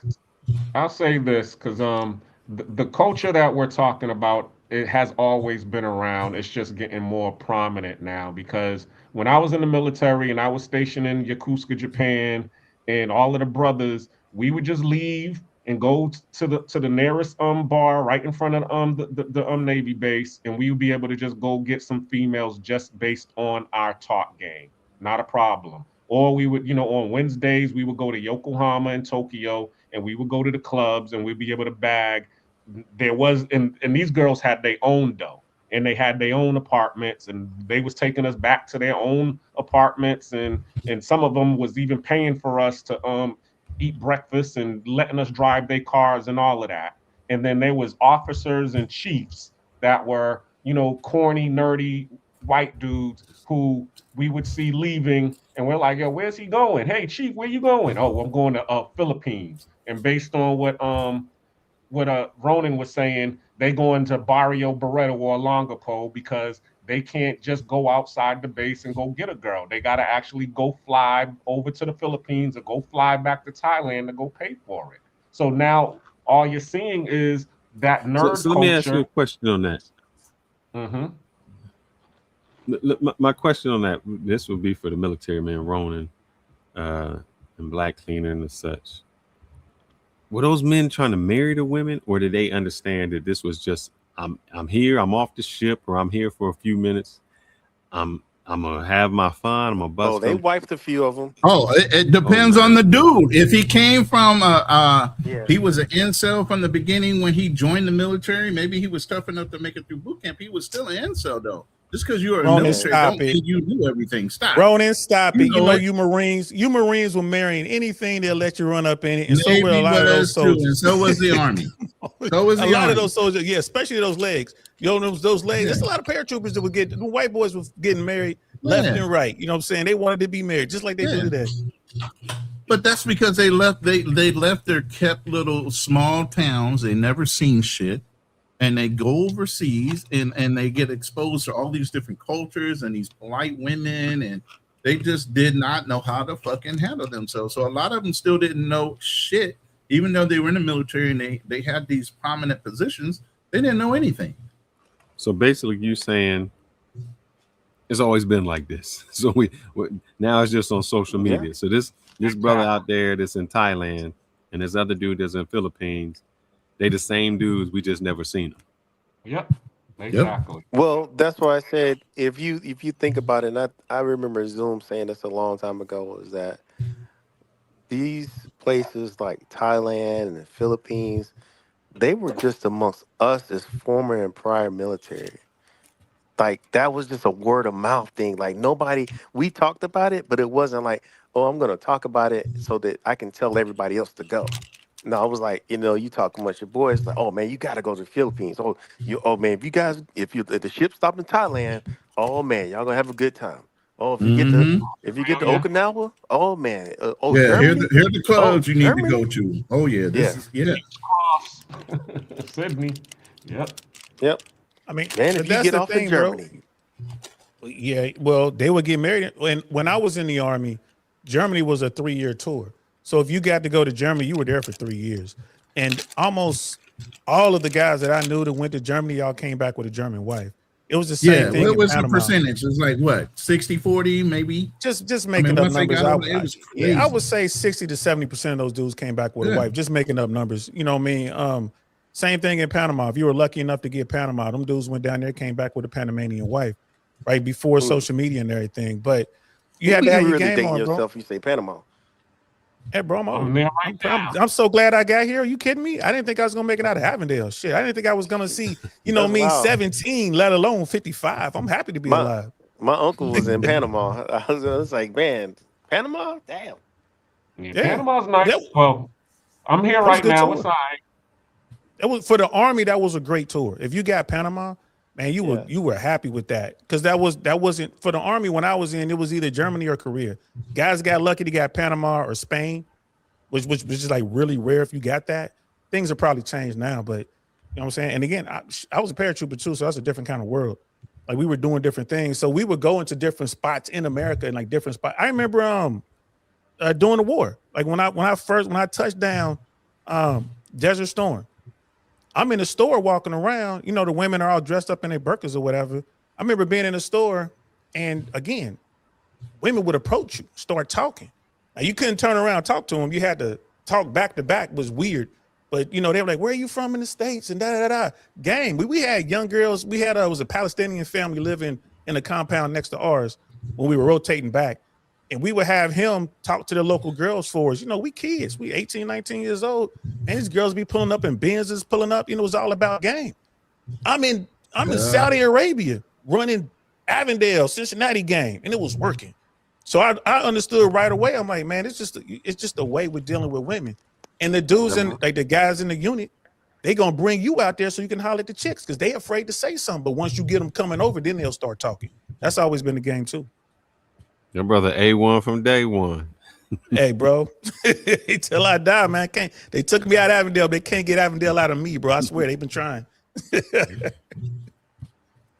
But no, I think dudes don't have game. I think that's what we're looking at right now. And this technology has made it to where, it's just amplified, isn't it? Bro, real talk, fearless. If we had this technology, man, when we was 16, 17 years old, what would the world look like today? Oh, it would be crazy. It would be crazy. Because we didn't have a limit on ideas. Well, basically, I probably couldn't get any job. There wouldn't be no job that would hire me. If my social media would still be around, I wouldn't be. I'd be unemployable. I just couldn't. I was doing, you just did too much crazy stuff, man. It was just, but I think it's still the same. But I think what has changed, I know we say there's a lot of guys who don't get out there, but I think that social media maybe has opened the door for those guys. Like I've seen the people that I would never think. Yeah, pre-95. Get a girl. Pre-91. No, just in general, like guys that I'm like, there's no girl for him. And there's girls for him. Like the weirdo, the weird dude, the lavender dudes, you think, man, there's somebody out here for everybody. Yeah. So, But you know what I'm noticing though? And I'm noticing this amongst the content creators. I don't know if it's so much amongst the guys that are traveling, but I'm noticing that people that have been creating content is starting to catch up with them that they didn't have a solid foundation to be in these countries, and they're coming back. They're rotating back. They don't have a stream of income. Themselves. Yeah, they don't have a stream of income coming in like they thought they had. Like, and these visa regulations are catching up with them. These new law changes are catching up with them, and they're having to come back. Or even you have to, and it shows you just a one-man game. Meaning, if you've always did that same type of content, and content changes, people's views changes. If you're still doing the same thing, it don't work no more. Yeah, it's to be honest with you, it is really like a TV show because every show has its run. 8 seasons, 5 seasons, 6 seasons. So people's seasons are running out. And they didn't adapt. They didn't change. They don't have a part 2. Let me get this super chat out real quick. I appreciate everybody that's been giving. I know we haven't been keeping up with it. Most of them have just been super chat drops, but that's still appreciated. Real quick, Michael Love says these young men have to be taught not to travel just for females, but to travel to become more cultured men. Facts. I wish that could happen, and I hope that us OGs and other people are showing them there's another way. I really like Lord's content because he's a young man teaching people how to travel properly without it being more about the women. He doesn't show that. You know what I'm gonna say? Five has been doing that, and others. So yeah, I wish people would teach the culture more so than females come. They're gonna come anyway. You're an American. They're gonna be, interested in your point of view on some things if they don't know. I told you this, Roman. We had a talk, and this is exactly what I said. I fly a lot. Mm-hmm. When I'm on the plane, if the plane holds 200 people going to whatever country, I mean, it may be 4 people that's on there that's traveling for chicks. Everybody else travel. When I go, we've gotten ourselves caught up in some sector of this YouTube that we think that's how everybody travels when they go overseas. And it's not. Yeah, we're in a bubble. I got 196 other people who have no idea. When I was out at the place just in DR. Those people have no idea what a passport pro is. It's like, huh? Yeah, that's what they doing for opportunities. They doing it for business. They doing it for a whole other things. We've just got caught up in this algorithm, and we believe that that's all you see. Just like when you grew up in Avondale, you think, oh man, crime is everywhere. Because I look around and everybody got crime. And you don't know that Hyde Park or Mason or somebody else is doing something entirely different. You only know that the world has to be just like this because that's all you see. And that's the problem we got into. These other people not doing that, man. Right. The women aren't doing that. I see groups of women that are traveling for entirely different reasons. They don't even get caught up in that. See a group of white dudes that's traveling for entirely different reasons. They like, oh, I'm doing the sports. I'm going here. Entire. If they come up on a chick, they come up. Other than that, it's not even a perception. And they'll run through them. And especially the white dudes. The white dude don't even look at these. It's sad. They don't even look at these Latinos as on their level. They look at them like I'm dating below. Like, you know how you say I got that jungle fever? That's how they look at it. Like I got some strange fruit. I was over there. I got that strange fruit. You know, I got me a black chick who was Latina, but I'm not bringing her home. I'm not falling in love. I'm doing something different. It's us in this sector that's all messed up mentally, man. And I don't say it's all of us. It's just that small few that ain't ever done nothing, ain't never traveled nowhere, first time experiencing anything in life with that blue passport, and they're seeing everybody else do it, so then they're just following along. You know, mainstream media is talking about how these young cats don't have friends. They don't have a group. They don't have a clan, a clique, whatever you want to call it. And that's part of it too. You know what I mean? I am. Here's the thing with me though. Like I got the cats I roll with. You know what I'm saying? But we never would like get together. We're gonna all drive in the same car and go to the same place. We ain't do that since we were kids because we only had one car. There's only one of us had a car. But as grown-ups, all right, bro, I might see you there. You gonna pull up? Yeah, I'll pull up. I'll be there. But we all came by ourselves. There's so many dudes today. Like if I go to one of these events and I meet some cats, you know, in the Manor Swamp, they're like, oh, let's do this and let's do that. I'm like, how about you go check that spot out? You go check that spot out. I'll go check out this spot, and then we'll meet over at this third spot over here, and we'll all, you know, compare notes. We should all go together. Like, no, man, I don't go. Right. I'm sorry. And I tell men all the time, like, you want to go by yourself. It's like, well, what if something happens? Like, you a man, if you get yourself into the situation, get yourself out. Right. But you're less likely to be up here popping off talking this shit if you by yourself. You know what I mean? Like, and if you are by yourself and you wild like that, hey man, more power to you. You know what I mean? But you ain't selling wolf cookies to my to my demise, okay? I ain't backing you up while you sitting there selling wolf cookies. I ain't doing that shit. Too many dudes. I ain't seen too many dudes talk shit and then run. Now you dealing with the situation. The guy started, he gone. Right. You know what I'm saying? Gone. But people need to, like, dudes need to understand that. Like, man, go out here, be social, have your clique. But, you know, y'all ain't got to be up on each other. Women need a herd. I don't think dudes need a herd. You know what I'm saying? You should be out here hunting on your own. Are we the only dudes that do that? I'm trying to think. And I could be wrong. I'm trying to think of other cultures, like some dudes from Colombia or some dudes from Africa. We're like, yeah, man, I can't wait to go to America. I'm going to smash some chicks. I mean, did they say that? I mean, no. I think the Middle Easterns do. I would say the Middle Easterns come over here. You know what I mean? Like that Persian Gulf money come over here. They don't come over here and smash some chicks. And do they come over here? They just climb out over there.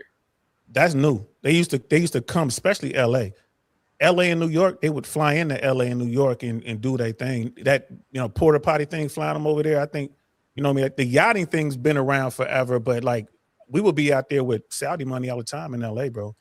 And was they trying to wipe them up? Was they falling in love? It wasn't about so that. It was for a purpose, and then they left out. They were smashing. They knew that there was no champagne in the. Nah. And it was blonde hair and blue eyes too. It ain't like they were smashing. You know, our people. They weren't going after Latinos. It was blonde hair. It wasn't Becky's. You know what I'm saying? They was over there doing it with the fake boobs and all that, man. Bringing them back to the penthouse, doing their thing. It was the same way these dudes were going down there.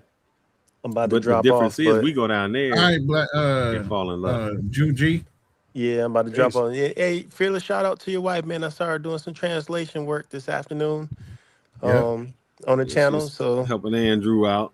Yeah, that's to find it's good to backstory to hear a native speaker because, like, I heard, some other brothers try to translate, and I was like, man, you can tell they speak a little Spanish, but I like to hear her translate it. She did a good job. She I got down appreciate to it, too.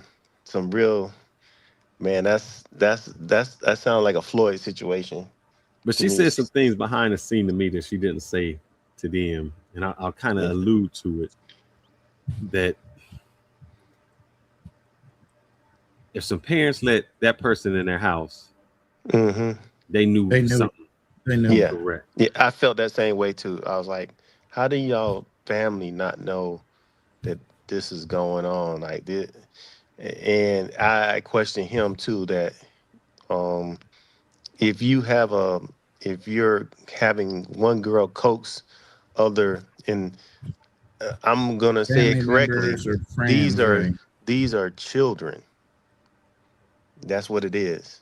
And before you go, Drew, Yeah. and you just hit on something, and Hmm. I asked Ronin to do this show, and I don't know where it slipped at.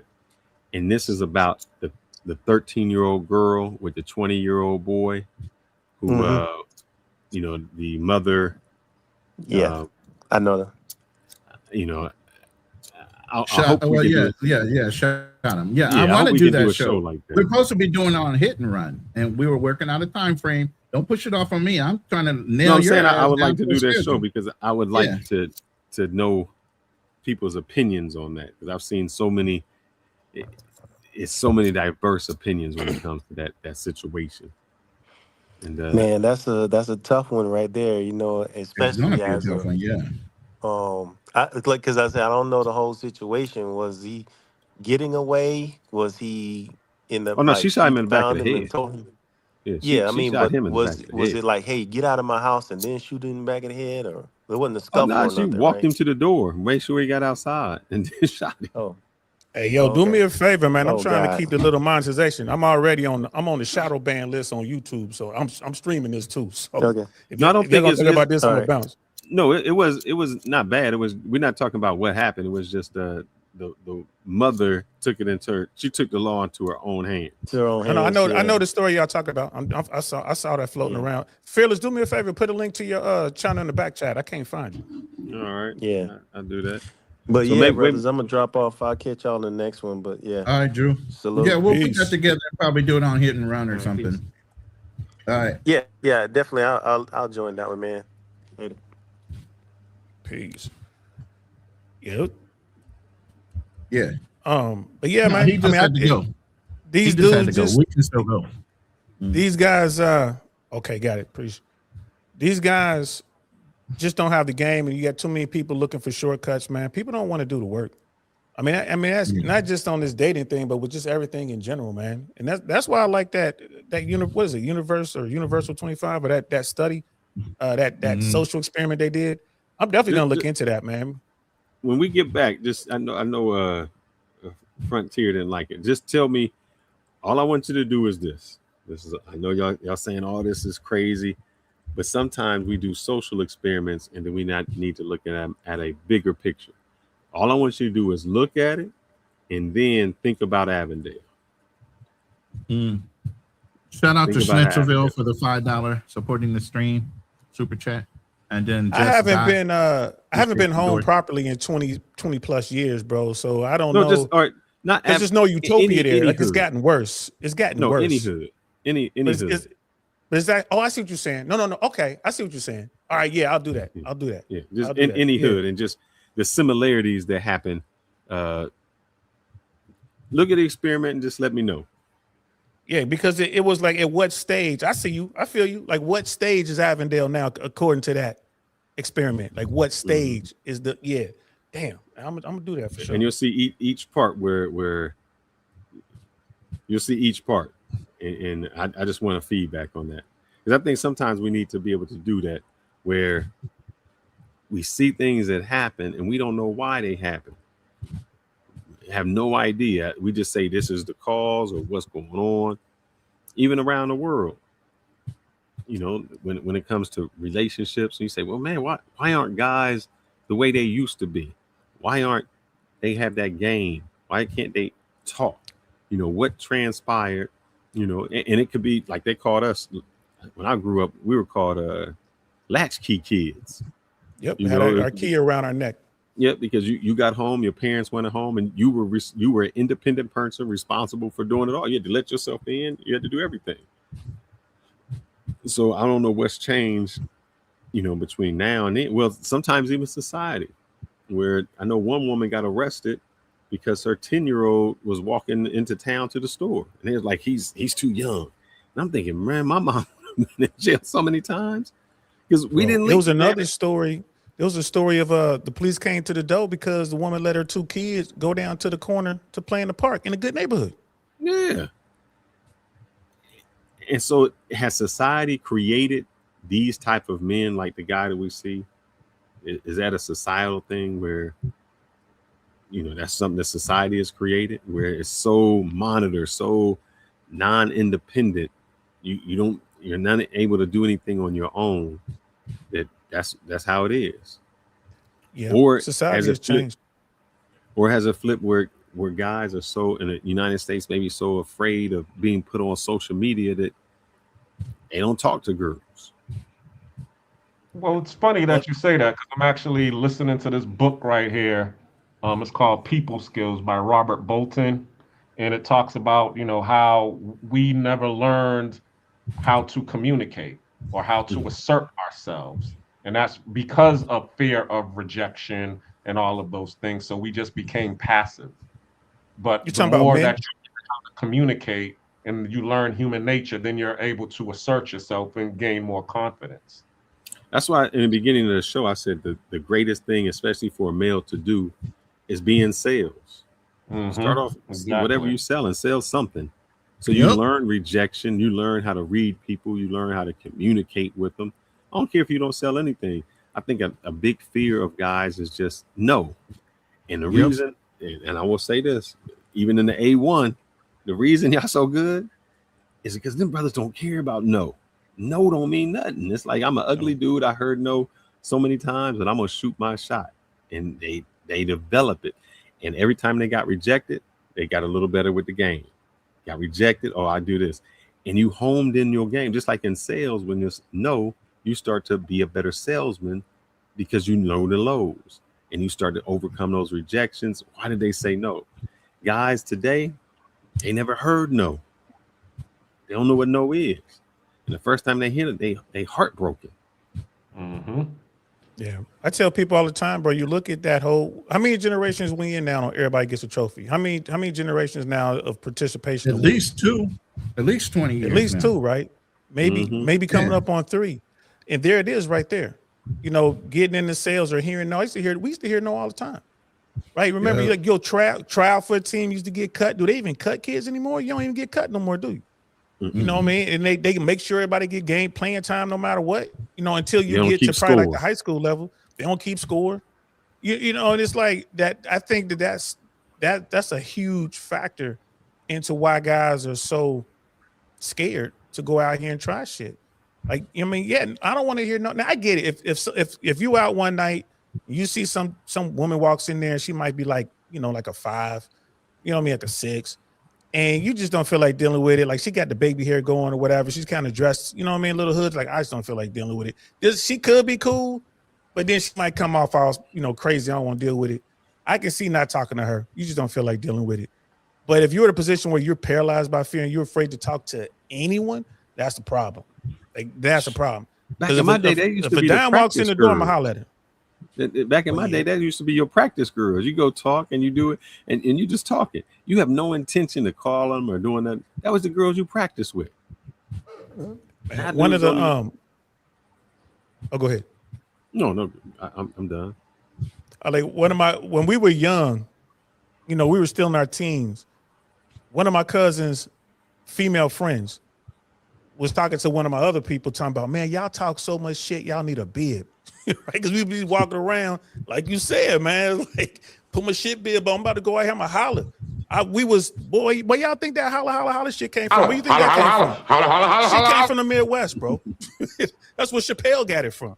Right? I mean, that holla shit. And that was just dudes like, fuck it. And then that really helps you in life because you won't miss out on a lot of opportunities for fear of hearing no. Like, well, fuck it. What's the worst they can say? No, shit. That shit all the time. Go around and holler at them real quick. You know what I mean? So I think that's where it comes from, you know, and that's the thing now, you know, kids become grown and they realize there are winners and losers. I think we're doing our children a disservice by telling them we're all winners. Bullshit. You want to win, you got to do the work. And I think that's what's going on, especially in the dating game. And I know that dude is, you know, older, but I'm hoping that this shaped him. And now he see that, okay, it's not all milk and honey. This stuff happens. And maybe I think he's done, bro. You think so? You think he's done? Who's done? The, the old boy that was crying, like, you know, talking about the girl. That, no, he gonna hang in there. He just put out another. Somebody else just did a highlight. That's why I said I think he's just tired of people talking about him because he put out his information like that. But he knew what it was. He knew he was going to get talked about, but he didn't know it was going to be this bad. I think he done. I mean, he already paying for it. Isn't he already done? Right. When, like, when your primary game is paying for it. Yeah. Yeah. If you're paying for it like that, yeah, you're done. You know what I'm saying? So I'm gonna help with Michael Love. Michael Love, what was supposed to happen? So when it says if everyone gets a trophy, how do we fight better? What was supposed to happen was it was supposed to take younger kids and develop them. Where you say, okay, it's not about at this age, you 5 or 6. We're not about winning. It's about how can I get you to participate? How can I get you to learn the skill so that we can keep going on? And we coddled that beyond those ages of 5 and 6 to 10, but 11. Who coddled the idea? Was it a man or a female? Don't matter. The man got in line. I want my baby to get in the reward. No. I want my baby to get in the war. He tried just as hard as the next man. He contributed. He should get a trophy too. That's where that shit came from. Ain't no dude out there saying my son deserves a medal because he played. No, you didn't win. Guess what? You take that fucking L and you fucking get stronger from it. Ronin, there are men out there saying that shit. Ronin, there are men out there saying that. And they some bitch-made men from women. I'm just saying. I'm just letting you know. I'm just saying it with my whole chest. That's all I'm saying. And I'm going to disagree with you, Ronin, because what happened was you had those dudes that had that attitude that you had, was out there shooting a referee when they're 5-year-old on those scores. Because I'm not emotional in that. Like so that's what happened. I'm not emotionally in that. And like I said, if you're going to take an L, you take your wins too. But we ain't talking about you, Ronin. We're talking about them dudes out there. I'm saying you had. But again, who raised those men not to be emotionally intelligent? No, but that's why it swung like that. You had emotional men getting on the phone in the field, arguing with a ref over a 5-year-old not getting the ball, and then all of a sudden somebody gets shot over something. That's where it swung. So I'm saying we always have these pendulums, and sometimes we try to correct something and we overcorrect it with the issues that we have. Yeah, and I'm with Brother Financial. I'm gonna do my best to kind of be like Brother Financial a little bit because I've seen him a few times. I blame the men. Then he only say that it falls on the men. The women can be as emotional as they want, but if I'm the coach of the squad and you telling me that your child needs to get a starting spot, I'll be like, hell because exactly, I'm saying no. Well, I'm going to complain. This is my team. I'm saying you want him to get a starting spot. Here's a list of what he has to work on. Go work out next season, and then he can get a spot. No, it's not even that season. Like you could come holler at me during the off season. Come and bring him during the off season. We can work on these things. Show me the effort, right? And again, I think the most important lesson I ever learned playing, little league baseball and playing football and all that was how to lose. You know what I mean? Like it's thing. Like that feels bad, don't it? Don't it? You know what I'm saying? This is what happened. Y'all didn't practice hard. I told y'all I was gonna lose. Everything, you know what I mean? It just burned. If you don't accept it, you ain't gotta feel that burn now. In an individual sport like martial arts and getting your ass whooped on a fucking field in front of on a mat in front of like 50 to 100 some people in that room. You get what I'm saying? Yeah, we was fighting for real. Like that was something different too. Like in our I'm just saying that's in competition. I'm not talking about the growing up part in the back of a school or something. That's a whole nother thing. I'm talking about publicly getting your ass whooped and losing all at the same time. We were trying to win, but I think that's a lot of it. I think we need to work on that. Dude, there's no more. We need men. Shit, the Boy Scouts. I think the reason I'm sitting here now is because of the fucking Boy Scouts. Oh, they done we had a troop. Girl Scouts now. Well, but my whole thing is we had a troop right in Avondale, right? The Southern Baptist Church, right there in Lexington and in Redden Road.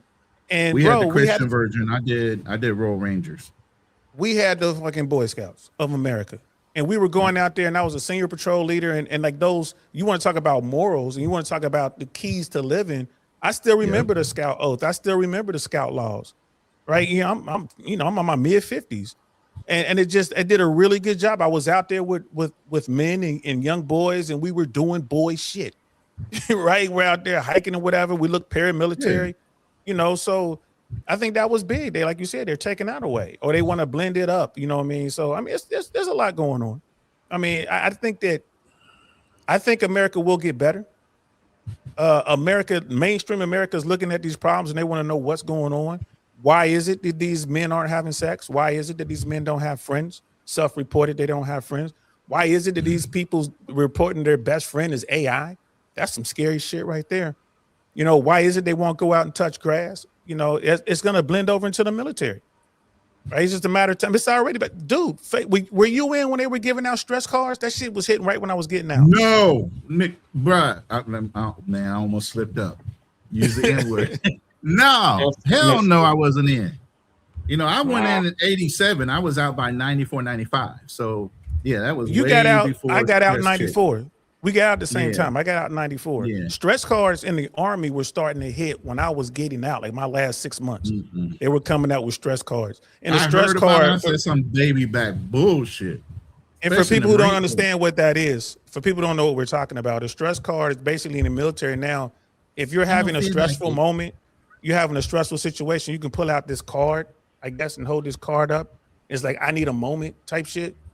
And, you know, people are like, that's a good idea. So it can relieve the stress on them. Like, nah, man, like you don't get a timeout in a firefight. Like, what are you doing? A Thank stress you. card. Where we're preparing you to What go is out here that? and do America's In business. stressful situations, you got to be able to move and react. You don't get the Yes. time out on a fucking stressful situation when bullets are flying at your ass. What the fuck? And I learned that in the streets. I wish I had a stress card when I was living in, you know, walking down the streets in Glenwood. time You out, know, stop firing. Avondale. I need a stress moment. Man, Man, in the stop. Army, like, dude, please take hey, TO, time out, put that gun away real quick, homie. let me stretch out so I can start running from you when you firing at me with that 357. So like even in the real world, stress cards don't work. This is ridiculous situation, man. The pronoun club, yeah. People got their pronouns. But No, hell no. That definitely wasn't going on when I mean, I think I went in the 95 tail and end they of- still didn't have those stress cards. What was it? When was the don't ask, don't tell era? I think I was out before then. I don't even know. No, don't ask. That was Clinton. That was under Clinton. That's right when we got back from Desert Don't Storm. ask, no tell was in 95, but the stress cards didn't come Yeah, I out was until gone. after I went in. I was gone for that even. Stress cards in the Army had already hit when I was getting out in 94. They were briefing us on that. They were briefing us on that in the unit. I remember that. I remember them talking about stress cards. I'm like, what? That don't make any sense. And they're like, yeah, you know, briefing is a briefing. Mm-hmm. But I mean, that's just part kidding. of it. And the Army, we've been using pronouns for as long as I can remember. My pronoun is airborne. And that's what I say that out here when they were like, what's your pronoun? I say airborne. It's funny. They'll like actually put that on your name tag. It's like these people done lost their damn mind, bro. We go to your job. What's your pronoun? Airborne. And they just, okay, put it on there. Whatever you want to be recognized at. But anyway, that's crazy. This has been a great conversation. Brother Fearless, I subbed to your channel. I'm on there. I think I reacted to some of your content a couple years ago, bro, if I'm not mistaken. All right. I think I reacted to some of your shit. Didn't even know, you know, good to meet you. Pleasure to meet you. You know what I mean? Brother Black Man Cleaner, good to see you. You know, I saw you on some platforms, but first time I got to interact with you. Ronin, always a pleasure. Ronin, I'm gonna email you, man, because I need to get in touch with you and Financial. Financial sent me an email, but I didn't know he was saying that. I didn't see it. So I know I can get it from you. And my email sitting in my bio, so you can pull mine up and send me whatever you want, and we can coordinate a show. Yes, on the financial I saw it in your bio. Yes, and I'm like, I'm definitely gonna email you. And shout out to the chat, man. It's late on my end. You know, I'm an insomniac. I should have been in bed 4 hours ago, but as you can see, I'm wide open. I'm about to go walk around the neighborhood or something. Man, I got Motrin on my VA fucking pharmaceutical list. I'm melatonin. Sorry, melatonin. Yeah, I is about to say I don't like taking pills, guaranteed brother. for my shit. I don't like taking like pills, Robitussin. brother. It's natural, but I take like 7 of them. They even knock my ass out. Jesus. So I'm gonna can't go sleep ahead like and I'm that. just gonna lay in the dark until I fall asleep. But hell hey, no, it's I always can't a do that. pleasure. The ringing in my ear, all that shit. I can't sleep in no quiet. Tinnitus? Yeah, I got tinnitus like a big champ. But fellas, always a pleasure. I look forward to the next conversation. And All y'all right, brother. keep it popping, man. I like this, Yes, man. sir. Good night. All right, now. So maybe you need to do this because I just looked this up because I was looking at what somebody stated. They said, wait a minute. We have to go Hold on, back I'm to gonna look back up. where it started. The welfare system by supporting women by not having a man in the house. And I was curious. So you always got to fact check. Who did it affect? What was the outcomes? So I just did a whole little thing in the background. So yes, everyone was subjected to it. Because I wanted to know, like with the Latino community, how it affected our community was, I don't need a man. Black women don't need a man, man out of the house. So my question was, did this happen to the Latino community? Yes, meaning there was that man in the house rule where they couldn't have it. And then I said, you know, what happened with theirs? You know, in the Black community, the result was Black women said, I don't need a man, and let the government do it. And they said, no, the sentiment was not the same in the Latino community. While Black and Latinas shared identical frustration with the invasive welfare rules, their cultural response, political framework, Was the rage against the rule. and attitudes toward men significantly was different due to their family makeup. So Exactly. I want to go back and say it was the government that created this system. And because the government did this, that's why Black women rebelled. But I can't. Because if that was the case, it would have happened universally with every community. It would have happened with whites. It would have happened with Asians. It would have happened with Latinos. So what was it about our women that were so fine with letting our men out of it where they could do it, where other communities who were subjected to the same rules didn't allow it to happen in their community? Well, for me, because I actually talked about this last week on my live discussion, and what I've noticed is we forgot that the family is really the foundation and the system is the tool. And those other cultures, they understand that, and that's how they operate. It was because of fear of losing that system, i.e., if the welfare stops, if the food stamps stop, if the Section 8 stops, okay, what am I going to do? Because the man ain't going to come and step in and help me. So therefore, let me forsake my man and depend on the thing that I can guarantee, which is this government support, versus these people over here. They're saying, hey, if this thing works, cool. That's just extra money into the system. You can go over here and be over there, but we are all still family, and we're all just going to use this as a tool.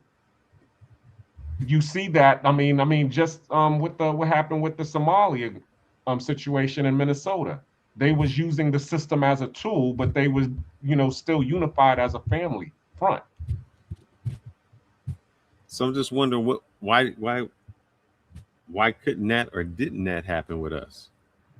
Because I mean, I'm reading here and it's like the Latina activists viewed racism, poverty, and immigration enforcement as existential threats to their entire community.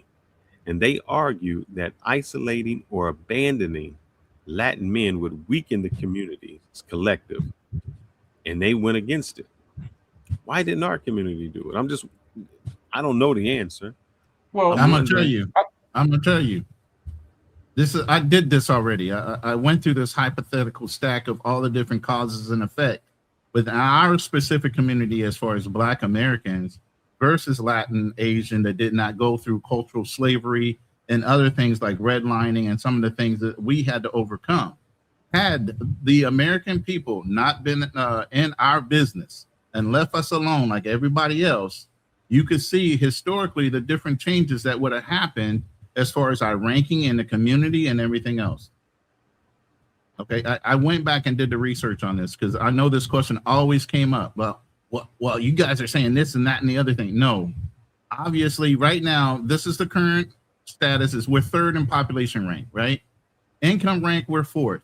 Wealth rank, we're fourth. Ownership base, we're lower. Integration or transfer of wealth, thinner. Local business density, thinner.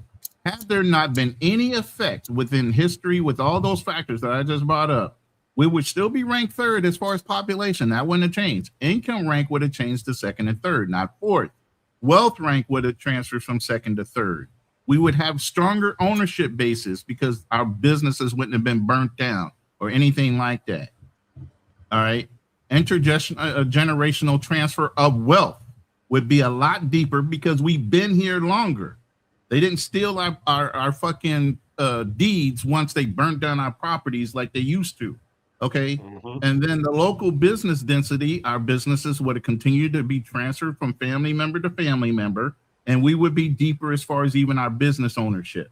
So the cause and effect of all those different factors did hurt us as a community. Unlike the Hispanics, unlike the Asians and other people that just came in, they never had to deal with being behind the eight ball. When they first came in, whether they were of an ethnic group or immigration, they still never started behind the eight ball. They were given the advantage without any interaction or interference.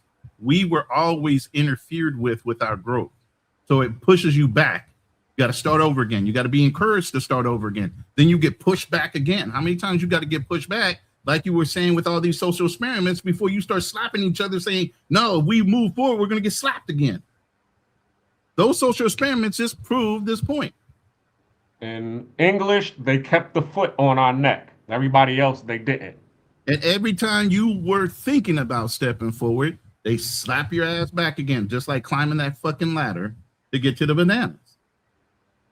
Just like the rat experiment. They kept pushing us back. Every time we had an advance, they pushed us back. Every time we saw an angle to work around that system, they pushed us back. Then they just came up with any old excuse to do it. So after a while of training that population that every time you try to do something, we're going to find a way to fucking push you back. What did they just do effectively by your own social experiments? Because that happened to other... Not as extensive. You tell me what other race was actual slaves that had to deal with that. Remember the old phrase, if you're white, you're all right. If you're brown, stick around. If you're yellow, you're mellow. And if you're black, get back. So that automatically tells you they did not keep the foot on the neck of those other people like they did us. Even with the Irish and the Jews, eventually they allowed them into the system to profit. We were the only, culturally, we were the only group of people in the United States that were constantly berated and kept to a certain level. They did not want us to expand because the Israelis, they didn't like them at first. They didn't like the fucking Irish. They didn't like a lot of different cultures at first. When did you see them do that to the Latinas and to the Asians? What do you mean? There was no such thing as redlining for Latina and Asians. Yes, there was. No, they were giving loans. Listen, they were giving loans way before we were giving loans. And if they weren't giving loans, they were getting loans from their own country. Egyptians are allowed to come over here and say they're white. And you know damn no, they're not white. But they'll put that on their fucking paperwork. So who's getting the leg up? And who's being held back by society of our country? So, not any other country. Hold up, Ronin. I don't want to fact check you. I don't want to go through this. You can fact check me, but that's based on the AI. There was extensive redlining explicitly targeting Mexican and Mexican communities. Where we had Jim Crow, they had something called Juan Crow laws. So For how long? The same time, man. It Wait was a the minute. same Hold on now. How long Hold was on the now. Juan Crow Let me law counteract your versus the Jim argument. Crow? I'm reading this to you so you understand. Right, I get it. In the I get it. Now let me 1930s, there was a counteract same. your Hold up, argument. let me finish it. FHA lending guidelines explicitly ranked Negroes and Mexicans at the bottom of the credit Not worthy. a dog. Yes, they were below dogs. Yeah, Welcome in certain so I'm places, saying that they had. So especially I'm in not Texas. arguing with you guys. I'm saying that they went through the same thing. They had it, but their community decided that they needed the men in it. Why did the black? Because you can't say the history and slavery. Why did the black women decide I don't need the men in the Let house? me continue. So where you just said Mexicans, right? Where's their country at? Just below the United States. Where's our country as black people? We don't have one. We lost our cultural identity and everything else to draw from. They can still continue to ship Mexicans across the border, but they know their own fucking cultural identity because they're right there. They have their own fucking country. We are isolated 100% from any identity of us as people. Immigrants can come in here and still throw their flag around because they know where they came from. We had no cultural identity to draw from. They kept us at a disadvantage. It doesn't matter what you read. Culturally, we had no advantages above and beyond anybody else that came over here. China still knew what China was. Those Chinese people came over here on the boat to work the railroad, but they came over voluntarily, most of them. Okay? You got the Mexicans across the border to work the fields, to do whatever. They still came over here voluntarily.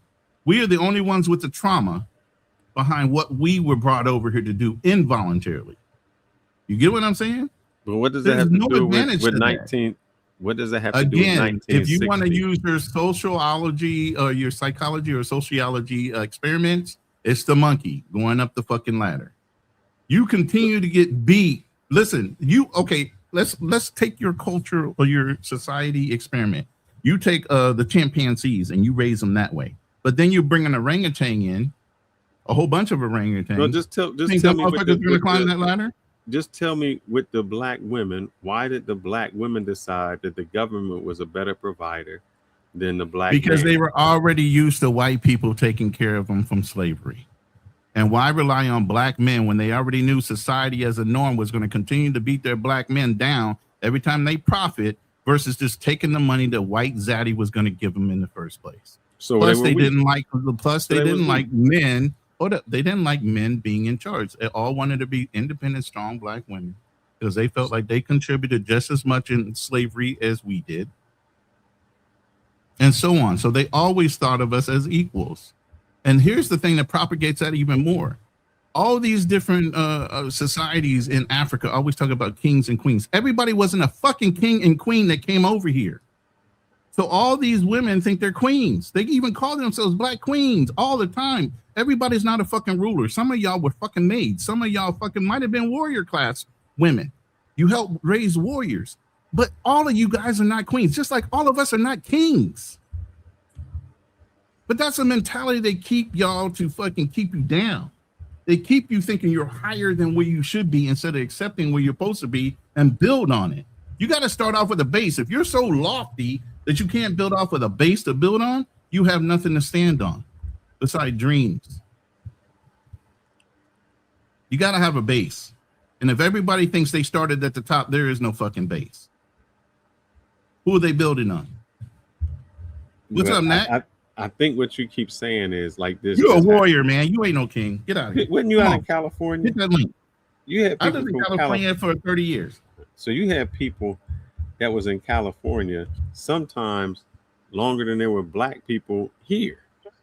I mean, there were people who were in America who were Asians longer than there was sometimes slaves that were here.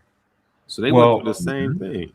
Well, it says that Jim Crow legally lasted from Reconstruction all the way to the Civil Rights era, which was 88 years. Juan Crow only lasted about 30 years. So the point, as what we were saying, was there was a beginning and an end, which was less than what we've been through. The whites accepted the Latino society before they accepted the black. All right, so I don't know what you looked at. nation I'm looking at behind it them. right here, and it said the original Juan Crow lasted for 120 years, expanding from the end of the Mexican-American War in 1848 until the Civil Rights in 1960.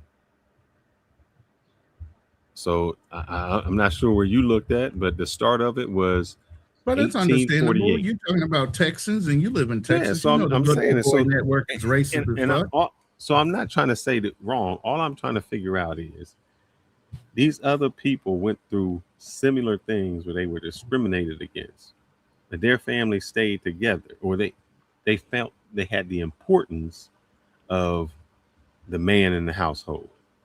Right, but you Well, didn't have also buck too, their breaking and identity everything wasn't else. lost as well. They Bro, made you us were lose our skipping religion, over. our identity, Right, you're everything. skipping over buck breaking, all these Thank different you. things that demean black men in front of black women. That wasn't done to Latinos or any other culture like that, And bro. then they were voluntarily chosen to come over here. We weren't wrong. We was No. involuntary chosen The to come here. Mexicans sometimes were already here, and then we just took their land over.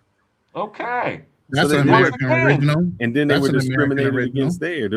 So, that's it. I'm even with the Asians. I'm still trying to figure out why in that household did because it happened to anytime there was all minorities. They You're came talking into to a people who still was able to retain their identity versus Plus, some how that much was closer it was is there? eaten out of us. How much closer is their cultural identity besides bordered right up against the United States and Texas? the Chinese came over in the 1800s In a boat. Voluntarily. And they still have you can contact come with their voluntarily, but they original were still ancestors. discriminated against the same way blacks So were. you don't think there was no disadvantage They were versus still us versus They still everybody else? suffer redlining. They Yeah, still there was- suffered the same thing And where they they couldn't do it. created their Nah, own go little ahead. towns. They got a Chinatown in every place all welcome my around the world. FBA. Welcome my FBA brother Nagmeezy, who can clear this up, I'm sure. What's up, brothers? Excuse the wind. I'm on my way to the gym. But Don't worry about what seems to be the issue here? Someone trying to compare the struggles of Asians and Hispanics to the struggle of Black Americans? No, somebody Correct. put in the chat. They put in the chat that said we were talking about something. They said, "Hey, we have to go back to where it all started," and it all started with the welfare system by supporting the women and not having men in the house. And I thought, okay, is that really where it started? Because I was looking at a documentary, and I think we always see black people, and these were about Latino people, and they were saying, we always think, oh man, black people were redlined, and they're saying, oh, we were redlined. All of these things that happened with the welfare system where they went into the houses to see if the men were in there. Same thing happened with the Asians.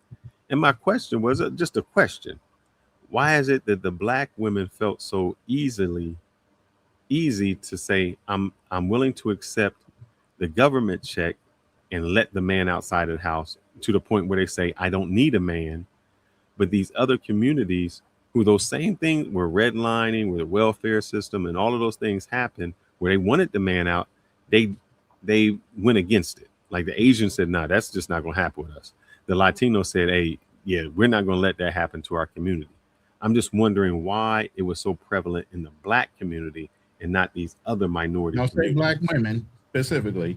Yeah, made that choice. Black women made that choice. So what do you mean that the Hispanic community said no, we're not doing that? Where are the receipts for that? I don't know if you came a little late, but I'll go back to it.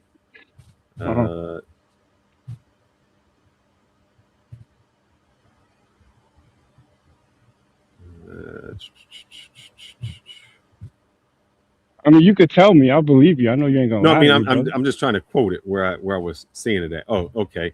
So this was the strategy: fighting with men versus fighting without men. And I asked about the phrase "I don't need a man" emerged from part of the broader mainstream American feminist movement, and elements of black feminists thought that prioritizing women's individual autonomy. And then I asked about the Latinos, and the Latinos said Latino activists viewed racism, poverty, and immigration enforcement as an existential threat to their entire community. They argued that isolating and abandoning Latino men would weaken the community collective, and they went against it.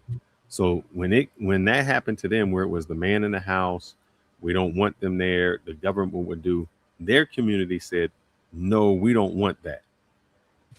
That was their community. I'm just saying.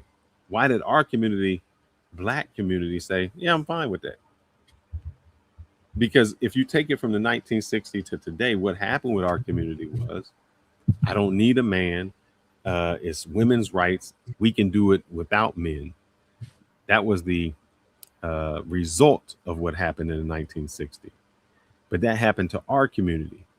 The same struggles of the welfare system and all of that happened within other minority communities, Asian, Latinos, Indians, but their reaction to it was different. So I'm wondering why we reacted the way we reacted and the other communities did not. And it's I don't know the It's answer. apples and oranges because those communities haven't gone through even a quarter of what our people went through. Our people were literally, families were torn apart, sold to other plantations.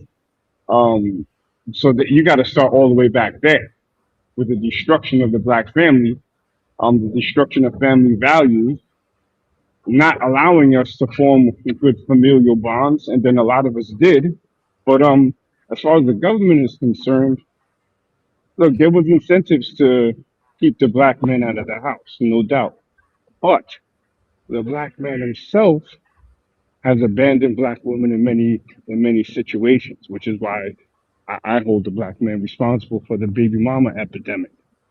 You're creating kids, X amount of different 4 baby, 5 baby mamas, and then you bounce and leave them. So black women have been doing it with the help of the government, and then it became, well, I don't need your ass because the government is there to help. You understand what I'm saying? If we practice responsible mate selection and stop just busting nuts in anything that move and making something a wife or a long-term girlfriend before we have a baby, then we have less of that, in my opinion. So, and to I like piggyback that on answer. that, there's I like that also answer. lack of a source. Okay, all of these other nationalities have a country to go back to, as what Ronan was saying before. So they have a reinforcement where they're saying from that country, they could be here in America and all of these things is going on, but then they have people from the mother country of theirs that can tell them that's not right. You need to fight that, and if things go wrong, you can always come back here and start all over. And then we don't have that. There is no country that we can go to where when things go wrong, we can just go back there and start all over. Only country that we have is this one. So we have to make do with what we have. And then of course, if you got but all of these what you're saying though would seem to be the reverse. Mm-hmm. And I'll say this because what you're saying, if I'm Mexican, I say I don't need a man. I can go back to my country. I don't need it because I don't need the cohesiveness. If Mm-hmm. I need it, this was the only place I know, then my cohesiveness should be even stronger. Where I would say, oh no, nothing you can say can separate us because we are needed. It would The seem that it would be the reinforcement opposite came from effect. the No. Mexican culture. Hold up. The reinforcement came from the Mexican culture because they don't believe in that bullshit. You can't go back to the motherland and say, well, I left my husband because this. No. Get your ass back over there. They didn't tolerate that. So no, they could not run back to Mexico and say, oh, I did my husband. No, you won't tolerate that shit. Y'all doing better for us while you in America sending money back to Mexico than you getting upset at your husband. That shouldn't But run. what I'm saying is, That run. if your argument is all we had was each other, then that would make us more cohesive. Not really, because of what Magnesi and Ronan was saying earlier. We were bred because when they came during slavery, when we would try to be cohesive, they would come and take the and sell the family away. But the So you argument have gets that lost in this. mentality Before that inside you. happened, black people were married at a higher rate than white people.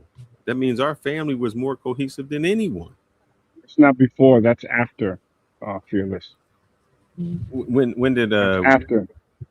when was our They were marriage rate breaking up. high? They were breaking up families and threatening to sell husbands off in slavery. You're talking about after slavery, where Yeah, no, yeah, I'm the talking about family after unit was slavery. stronger. Yeah, yeah. All right, my bad. The family unit was stronger at that point. Until Um, the system gave them the incentives to where they gave them the choice, where hey, you No, can get with Uncle Sam, and Uncle Sam will support you, or you can stay with your family and be strong, and make it do what it do. And what I'm did they looking at the choose? stats Okay, right I want now. this guaranteed check over here So because I'm looking at a timeline right now. 1960 was Hold we on. were married at 61%. That was the highest. Right. That was our peak rate. So I'm saying if that's our And when peak did rate, the I got welfare? the When did time. we start? Hold up. I got it. I get ready to read it to you. I got a whole Right. timeline from the 1930s to the 1960s. That's when you said we were at our highest. Okay, urban renewal and housing policy started in the 1940s to the 1960s. Then you had the Mulholland Report in the 1965s. By deindustrialization, by the 1970s is when it really kicked in, and black families stabilized with welfare systems being the predominant father in the black household. Because I remember back in those days, fathers were leaving the home so that social services could help pay because of all the plants that were closing. Fathers would go to other states to work, send money back.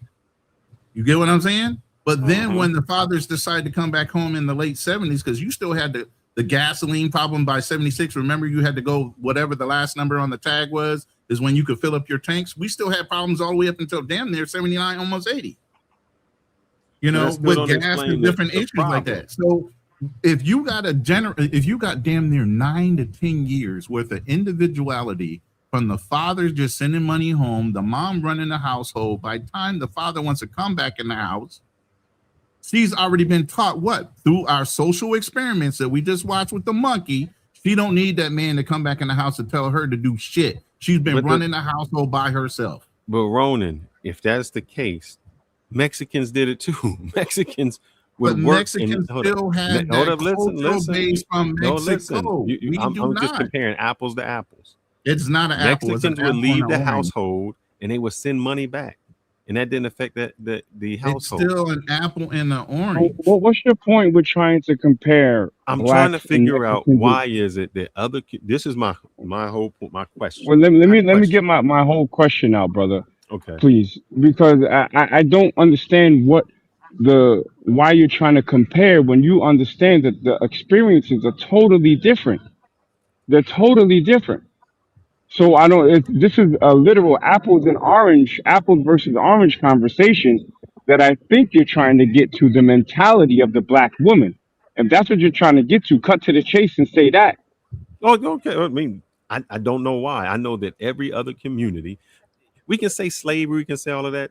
That's obsolete to me. That's 1960. That's It's not it's obsolete. 1865 up to this Nah, day. see That's now not this is where I obsolete. got to quote. Well, did you have a That's black mother? disingenuous. Did you It have has a nothing to black do. mother?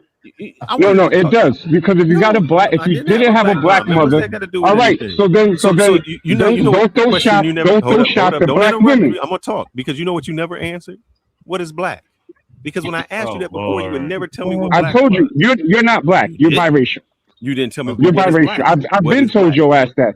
What is Black black? is having a majority of DNA from Africa. So does it matter if you look white? Because I know people who have majority of black, but they look white, and you would call them white and not No, black. no, you don't. No, you don't. You want me? Hold on. I can show you. Hold Hold on. up. This has been Oh, building no, up. I'm I'm gonna gonna show you back right me now. and I'm gonna Black show you Cleaner right now. down, and y'all two gonna have center stage for a minute. Hold on. I can't do center I'm stage. gonna let my train pass. I'm gonna let my train pass. This is good because we're gonna have a biracial that was raised by a white woman criticize black women straight up. Let's get And it. what's that mean? What that White means, people you never been raised by a black woman to know the struggles that they go through. Everything you talking about How is you what gonna you tell me heard that from my somebody sisters, else. my parents, Now I my don't care. Your aunts, all of biracial them? sisters was not black. Your biracial So sisters were hold up. not What? black. All right. So I need to know what makes me black. My parents. Well, you're not black, dude. That If makes you you raised by parents. a whole So white I want to know person, if you're a I had to go. biracial. I think I'm more black than what's his name, Officer Tatum. He blacker No, than me. no, no, Yes. no, no. But Officer Tatum I'm is a black man. He's a black man that is a white leaning, a white supporting black what man, am I but looking he's up? still black. You are not black. You have no DNA. loyalty to the black race. You're not black, bro. So then when you get in these situations and you start criticizing the experience of black women and you don't have that experience to talk about. You wasn't raised by a black woman, bro. Stop it. You can Google all you want. I'm not Googling. Let's keep it here. Because I'm going to show you, because you keep saying black is your color. Or no, you, when did I mention color? No, I'm sorry. You said black. Oh, wait. Don't be sorry. Don't be sorry. Be on point. I'll give you the floor, but be on point. You said black. No, don't wait. Before you rephrase it, apologize for that lie you just said. I never mentioned color. I mentioned where you came from. Before I even finished my sentence, I said, hold up, let me speak. Okay. So don't try that, brother. You said you're trying to turn it into a colorism conversation. I'm saying that you have to have a majority of ancestry and DNA from the continent of Africa. Specifically, if you are FBA, you need to come from the west and central part of Africa. So we're not talking about East Africans and South Africans. We're talking about West and Central Africa, from Angola all the way up to Senegambia. Now let's get it. You finna get cooked on your own show today. Man, I had this up and then I took it down. But I'll find it. I'll let you speak. Then I'll look. Well, just go off the top, bro. You don't have to Google. Right. Let's talk about scholarship. What we know, not what you. If I say it live, then you can debunk it. But I'm gonna debunk you in real time. I just watched the whole documentary on DNA, and the DNA they was talking about the phenotypes, and they said, why is it this? They were talking about mixed races when they had this person, and they couldn't figure out why is it that I have two lighter skinned people in my family, but this person turns out to be dark. And the person was saying DNA doesn't work like that, where we think it's 50% this person, 50% that person. It doesn't go. It can go through your great grandmother. It can bring everyone down where you can have, and it showed. And that's what I'm looking for. When it showed this dude had two very fair skinned parents, but he was the darkest person in it. He was darker than me. So it had nothing to do with it. And then it showed the same thing where it was two darker skinned people and they had a lighter skinned person. So it had nothing to do with their looks. And these were people who were, the lighter skinned person was someone who was passing white. So if you're saying their lineage, yes, their lineage was probably more black than you, but their phenotype and the way they looked was white. So then my question always became, well, what makes someone black? If they don't look black, they can pass for white. Are they still black? Okay, great. And I appreciate your DNA analysis. But how about this? A black man never asks who a black man is. That's the question of the tragic mulatto. Am I black? Why am I so light? Why are these black people calling me mixed race, biracial, and mulatto, and they're not accepting me? Why am I not accepted by the white people that created me? That's a mulatto issue, my brother. A black man. Here's the thing, Wait, I didn't interrupt you. I didn't interrupt you.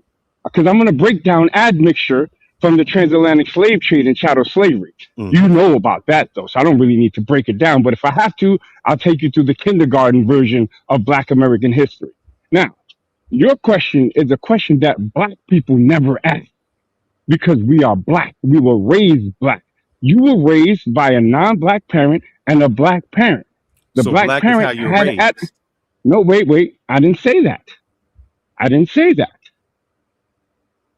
But that's what you're saying. Because no, it's not. I literally did not say that. I literally did not say that. I literally did not say that. But are you? I literally did not say that. I'm asking. I literally did not say that. No, you're in your feelings because you're a tragic mulatto, brother. Are you 100%? So you're not mulatto? Okay, I'm gonna. No, I'm absolutely. You ain't got no not. white in you. You ain't got no white in you. Oh, absolutely. Due to admixture. Now let me explain something. What percentage of black do I need to be black? Okay, and I said in the beginning, pay attention. Okay. A majority of DNA that links you back to the continent of Africa. So if I took a DNA test and I have 51% black, then I'm black. What did you take a DNA test? I've taken a DNA test. So what did it say? So what did it say? I'm majority. So what did it say? I am majority black, and the reason I can show say it. that. Hold show on. it right now. Well, show it.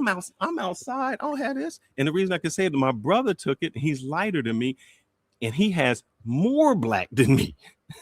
He's let me lighter than explain me. to you how. Let me explain to you how Hold up, DNA. because you just I'm No, no, going by because what you you just cut me. said. You cut me. Okay, You go ahead. cut me in the middle of me Go ahead. saying stuff. Go Now ahead. we backtracking, brother. Who tucked you in at night? A white woman. If you have a white Okay. parent and a black parent, you are So it's your biracial. parents who make you. Period. It's your parents that make you what your color is. And your parents and your parents' parents and your parents' parents and your lineage back to wherever they come from. If your lineage goes halfway back to you, on one side goes to Europe and on the other side goes to So Africa it's via half. the So transatlantic you keep slave trade. switching it up. Yo, That's not why you DNA. keep no You're why not you telling keep me it's cutting me DNA. though? Why Hold you on. Can I keep say cutting one me thing? though? Can I say one thing before y'all continue? I just want to say the parent that raises you gives you more cultural identity. So if you had a white mom and she was trying to raise you to be black, she couldn't necessarily tell you everything it was to be black without having black representation within your learning process as you were a child. Okay, so you don't culturally identify with black without being around black people. If you're around a white person, you're going to more lean toward that white side than So you let me are the ask you black this: side. is it your I'm just Well, saying. parents I or wasn't your finished. I environment that wasn't raises finished. you? I Is it wasn't your finished. You parent or running your from the environment that smoke, raises bro. You running you? Go ahead. from the smoke. No, I'm not running Because from the smoke. you stay cutting me, and I promise you this: when I'm done, I'll mute up and I'll let you speak, and I'll take my notes, and then I'll come back to your notes. You throwing questions in the middle of my rebuttal. It's easy as this: if you had a white parent, then you are biracial. You do have mulattoes that tend to be darker skin or lighter skin, white passing, like Adam Clayton Powell, and others that were black passing mulattoes. Now let me explain what you asked for, which was the difference between having admixture, historical slave admixture, which is due to the rape of the grape of our ancestors, right? So if you look at the DNA breakdown of the majority of black Americans, it's around 75 to 85%. That's the majority. Okay. Now when you go below that, now you're looking at more admixture, more admixture. Then you start getting into multi-generational, multiracial people. But when you have a new injection of white DNA due to a whole non-black parent, then you are biracial by definition. You are two races. So if you're having a conversation about the experience of a black mother and black women when you were raised by a white woman, I say there is a nefarious reason why you're doing this because you're trying to get to the psychology of the black woman when you're raised by a white woman. And I'm not having that. Let's go. So you're saying that you have to be 75%. I'm asking, so I don't know. What percentage makes you black? The 70% that you said, that's what makes you black? And if you went back to Africa, they wouldn't say you were African. They would say you were mixed race. They wouldn't consider you black. So black just becomes a social mechanism. Back in the day, if you were one drop, you were black. But Native Americans say one drop of Indian doesn't make you Indian. So it all becomes a social construct of what you just fell into. None of that means anything. And from what I understand is, it's not my mom that really made me who I was or made me something. It's your environment. Because I know white dudes that get raised in the hood that have more cultural black than I ever did. And I know black dudes who are raised in white neighborhoods who have no culture of what black is supposed to be. So the DNA means nothing. Where you say, oh man, this means you're black. Nothing. And the thing I wish I could show, and I don't have it now, is whenever you have anything mixed, white, black, Indian, or whatever, your phenotype can make you look entirely different. And the way you get treated is how you look. I've never been treated like a mixed person. I've never been treated like a white person. I've always been treated like a black person. I grew up in a black neighborhood. So I don't know. It's not about, oh, this person, I'm downing black people. I'm asking a question. Why is it that our culture, or you want to say I'm not a part of the culture, why is it that the black culture, the black women separated from their men when other cultures did not? Is it something about the culture of black people? Even to this day, we still say, I don't need a man. I don't think that has anything to do with what happened in 1865, because other cultures went through similar things and they still came out on top. Why is it that we always fall back to slavery? We always say this happened back then. We never take accountability for what we can do now. It's always an excuse of back then. And I'm saying we shouldn't have those excuses. If anything, if we are, if you travel, when you go out of the country and you see somebody black, you gravitate and you say, man, we got this thing in common. And this is what keeps us in common over everybody else. So if people came in and said, I want to separate the family, if we were married the highest in 1961, or 1960 at 61%, our cohesiveness should have not allowed anybody to come in and separate that. Whether it was government with money, whether it was saying, hey, I'm going to keep you outside the house. If you're married at 61%, higher than the highest rate over white people, then nobody should have been able to come in and offer you to get your man outside of the house and take you out. That cohesiveness should have existed way beyond that.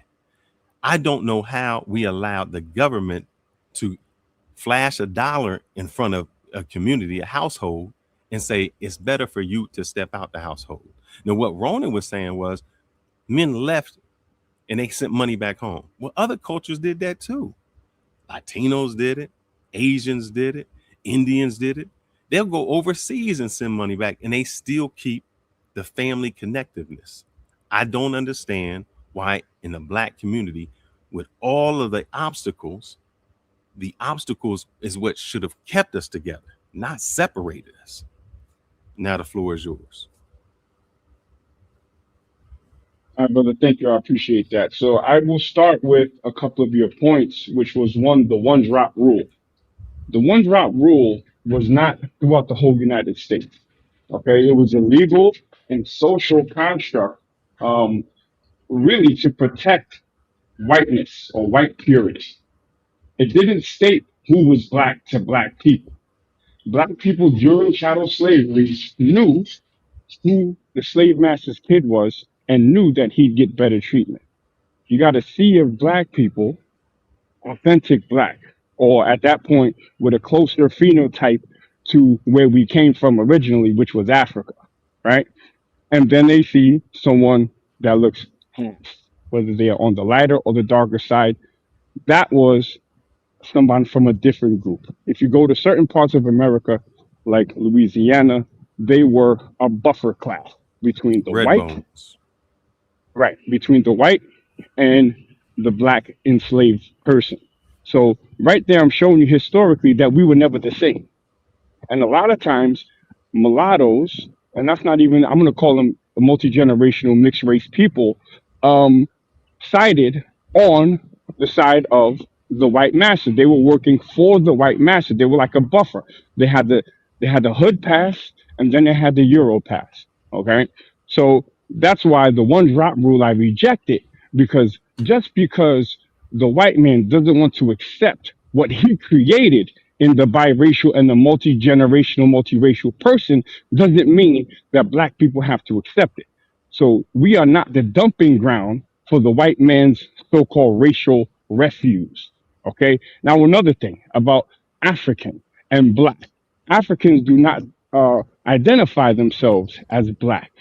Okay. They identify themselves as their ethnic group. The reason being there's history, there's language, there's culture, there's phenotype, as in with like the Nuer or the Dinka people or some Senegalese people, tall, slim, sharp features.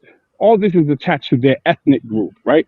We as Black Americans are black because we are a mixture of all these West and Central African groups. So we fall under the umbrella of blackness. No one in Africa was calling themselves black. It was, we were called black when we came in contact with white Europeans. Okay. As far as the other points about, the government, we on some new stuff right now. I'm gonna end with this, brother. No black man has ever woken up asking the question, "Am I black?" that's a question that only a multi-generational or a biracial person asks because they are racially confused. And if you're racially confused about who you are, and you think that race is only a social construct when it's both, you have to have um, an origin to go with the social construct. So just because we might have the whitest acting uh, CONN who happens to be black, he's still a black man, but he's a lost black man, but a black man nonetheless. And you can take your most jigaboo, get down, stick around honky, right? And he can act like what he was raised around. Eminem, right? And then he's still a white European that's confused. And what happens most of the time with these white Europeans, you can go through hip hop history or R&B, they always go back to being white. They can step in and step out of social blackness. I could never step out of being a black man, and I wouldn't want to step out being a black man. I never asked, am I black? Because I ain't been nothing but black. I was born black, I live black, and I'm going to die black. Black power all the time. So I got a question for you. And you said it wasn't a social construct. My question would be then how did the people from Southeast Asia and Northern Africa become white? I didn't say it was not a social construct. I said it was not only a social construct. There is DNA and ethnicity attached to that social construct. So it can be a social construct, which It's means a social. It's a social construct that also holds into account DNA and where you come from. A white boy with blonde hair and blue eyes cannot socially be black. He's still white. That's what I'm saying. Then how can a dark Egyptian darker than me be white in the United States? If it's not they can claim white. And again, I didn't say it wasn't totally a social construct. Everything is a social construct because we are social beings as humans. So we create the concept. And then you go asking me the question in the middle of my explanation. There's a delay. You don't want to learn.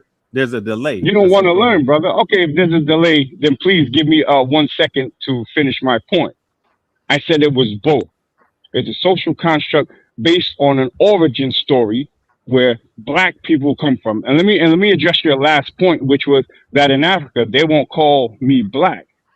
But you're 100% right. Matter of fact, when I went there, I was called Obroni.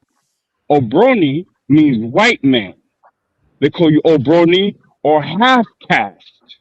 Okay? But again, they don't identify as black. We are black, and black and if you are a TAST, a child of the transatlantic slave trade, black comes with different variations of admixture. But once you have a whole white parent, you are now excluded, in my opinion, from the black group, and now you occupy that middle space between multi-generationals and biracials, which is a buffer zone and has been a buffer zone between blacks and white people. I rest. So two things you said. One, you said people who wake up and have to question. No one has ever, unless I told them, for instance, if I would have never told you my mom was white, you would know my mom was white. And then I need you to share this screen, Ronin, because I found Well, I was about to say he's trolling all of y'all because I seen his family. He got cousins darker than anybody on this screen. I'm trying to tell you, but I'm just saying. I just went to my saying, since he don't know who my family is. I I just came from my family reunion in Mississippi, so I know exactly who they are. This is what I wanted to show you, and if I don't know how I can increase this, let me see if I can increase it on my page. Let me go to. You gotta hit the percentage on the. Yeah, let me go over here. Let me see. Expand this dude up. And then I'll go back to the page. It's a good topic. It's a good discussion. No, so this dude here, this woman, she does a great thing on genealogy. And this guy who you said, this is why I asked you the question. This guy is, from his DNA test, he is 67% European and 30% African. If you look at him, he would never be considered white. Never. So that's why I said, when you kept saying the percentage makes you white, why isn't he considered white? His phenotype, his hair type, his skin type, nothing about that is white. But his DNA shows that he's actually 67% white. So is he not black? And then when you say he's not black, I must show you another person on the opposite scale who looks exactly white, but who has more black DNA. So please explain to me what black is. Because you said I'm not black, but no, you're not. Is this dude blacker than me? So is he black? You're not black. Is Now he let black? me explain something to you about DNA, brother. Let me explain something to you about DNA. I took 2 DNA tests. You can't just take one because these DNA tests are based on a population that they pull from, which is why a lot of people don't believe them. So I take dueling DNA tests, and you could take 3, it's even better. So then you would take that middle and then use that as your so-called percentage. Now, I would say DNA, you could take a test today and it might be different tomorrow. I would liken it to like a vegetable soup. You dip your spoon into the vegetable soup, sometimes you get more corn than you get carrots. Okay? That's literally how DNA works. So you'll have a light-skinned sister with a dark-skinned sister, and their DNA tests will come out different. You see what I'm saying? But it doesn't change the fact of what a black person is. If you have a white parent, then you are biracial. That's what we have to get past. I want you to take that. How can you call yourself black when you were birthed to a white woman? You're biracial. Ronin. Yeah. So, could you share that screen? Yeah, you just had a live about this. Yeah, I know that, but I just wanted to show missed the that point live, that what man. he was making, because as you can see, okay, with the screen that I'm showing you my ancestors. So my great great grandfather, as you can see, he was born in 1834. He was a slave. He's also mulatto, basically showing you that as a slave, somebody done dibbled it and dabbled in the hen house. So hold up, Okay? before you go on, my question would be, how far do you have to go back to be black then? Meaning, it's not about how far you got to go back. No, it's no, about hold what up. choices did people make. Okay, so hold up. So the thing was, that person he's showing was mulatto, so he's not black. I couldn't see it. I couldn't see Okay, it. that's all right. It's on the screen on his thumbnail. So was his say he married somebody black? So does that make his daughter black? Does that make the other daughter black? How far do you have to No. go back to Hold say on. I'm not Let black? me finish. Now, okay. Mhm. Now, when he was buried in 1924, he was buried in the cemetery with the black folks, which was, back in those days we didn't have black cemeteries. They just buried him behind the church with the black folks because his slave masters considered him to be black. They didn't consider even though he was the son of the slave master, he was still a nigga. So he got buried with the rest of the niggas. And so did his daughter, who was my great grandmother right there next to him.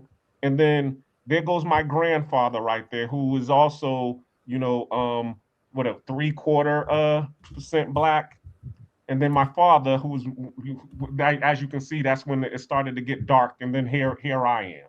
So the point of what he's saying is, at this point in time, all of these people was considered black, and what happened was, what G was telling, what happened with you was, there's a white mother involved, which actually changed the whole dynamic in the mindset. Because of the history, we was born and raised not to trust white folks based on how they treated us in the past. So that's the thing that made us black. But then when you add that white mother that came in the future, that's saying, don't worry about all that. See no color. We're all My mom the never same. said that. What are you talking about? My mom never said that. I'm just saying that's usually what the mindset is when you have see what you don't know. Hold, let me explain something. My mom wasn't born in the 1960s. My mom was born in 1933, where all that shit was, where it was illegal for my mom and dad to get married. So none of that. Don't trust white people. She abandoned her family some of the majority of them because they had that sentiment. So it was never you not this, you not that. I grew up black. There was no see all of this stuff is this new generation why stuff. the Hold on. question? All of this stuff is new.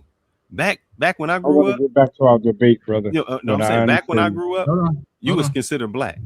Ronin, if you want to say black, Ronin was Louisiana. I just did a whole thing on the Red Bones. The Red Bones was a mix of the black, the Spanish, and all of that. So in a sense, is not Ronin not black? Because if he did his DNA, the majority of it may not be black. It may be some other mix. But would we consider Ronin not black? Well, Ronan is a different topic. I'm dealing with you right See, now. but I'm saying it goes back to the Ronan same knows thing. our history, and no, I got it. Ronan, that's my brother. He's blacker than midnight. But now check this out. When we go to the DNA, which is where I was, right, and I'm telling you about, I mentioned historical mixes and new mixes. There's a concept. It's called bringing it back to black, right? So if a biracial person had a child with a black person, then that child went with a black person, then they re-entered blackness into their bloodline. It's the opposite of blanqueamiento or mejorar la raza. It's the opposite. So that can happen, which is why you have Black Cleaner as black as he is, and he had and beautifully black. I mean, you know what I'm saying? Black Cleaner, no disrespect. You know what I'm saying? Beautifully black as Black Cleaner is, with multi generational, multiracial great grandfather or grandfather. Just like me, I have people in my bloodline that were essentially mulattoes. But due to the choices of my parents and my grandparents to mate responsibly, mate with black people, I am a black man. I am back to black. If you are a So how biracial many already, generations does it take to get back to black? I mean, I would say two, because you'd have to make a choice to have a baby with a black woman, right? And then your son would have to make a choice to have your son or daughter would have to mate with a black person. Now they black again. So I got two more generations. So my daughter not black. So what is my daughter then? I don't. Shout out to your beautiful, healthy daughter. I don't know. I never saw her. What is her mother? Dominican. But I know, but Dominicans not black. Dominicans. Well, Dominicans. It depends on what kind of Dominican. What kind of Dominican is it? A black Dominican or is it a? Oh no, she no black. She no black. Oh, then she no black. Me no black. Me no black. Y'all crazy, man. Yeah, all this shit. Let's end the conversation real quick. Let me end on a positive note. Let me end on a positive note. Brother Fearless, you are invited to the cookout. You're invited to the cookout, but you don't get seconds. You only get one plate, and we're gonna serve you. You don't get to pick the biggest piece of chicken. You get one plate, but you're still coming to the cookout, brother. All right, can I share this screen since I'm not invited? That's my dad. That's my cousin. That's a black man. That's the blackest man you're gonna get. That's Exactly. my cousin. That's all my cousins and his daughter. So when you say my family not black, my dad was black. No, I didn't say your family wasn't black. I said you're not black, brother. So hold up, maybe my mama tucked me in at night, but my dad taught me who I was. And that's great because you are a black supporting, black leaning, even black identifying, multiracial or biracial person. And salute to you, brother. We need allies like you in the black community. Thank you. Just don't bring no potato salad. Yeah, we don't want the raisins. Take them raisins. No raisins. But I just learned how to use spices. We ain't our food bland. What you talking about? Yeah. Hey, you think that's funny, Bo? I'm here teaching my lady how to use spices in the Philippines, man. They don't use the right kind of spices, man. No, but hold up, Magnet. I'm sorry, but I know we went all the way around the world to get somewhere. I'm sorry. He mad. No. This is just it's a genuine question because I don't know the answer. And I'm upset at our people. So the question still comes back to why did black women abandon the black man where other races did not? And it seems prevalent to today. And I'm looking because I travel, you travel, and I look at these other communities and I don't see the same. I don't need a black man. I don't see the same in the Asian race. And I'm saying if we were together at the highest rate of marriage and we were cohesive, why is it that we abandoned that? Why was that abandoned? That would be the question. I got your answer, brother. And not to get personal, I don't want the name of your neighborhood, but what is the racial makeup of your neighborhood right now? Right now, I'm probably, let's see, 1, 2 on my street. So if I got 10 houses, I would say 60% white, 50% white. I'll just give it to you on this part. 10 people, 2 black couples, 4 Indians, and the rest would be white. As Jason Black says, there So you go. majority white community, right?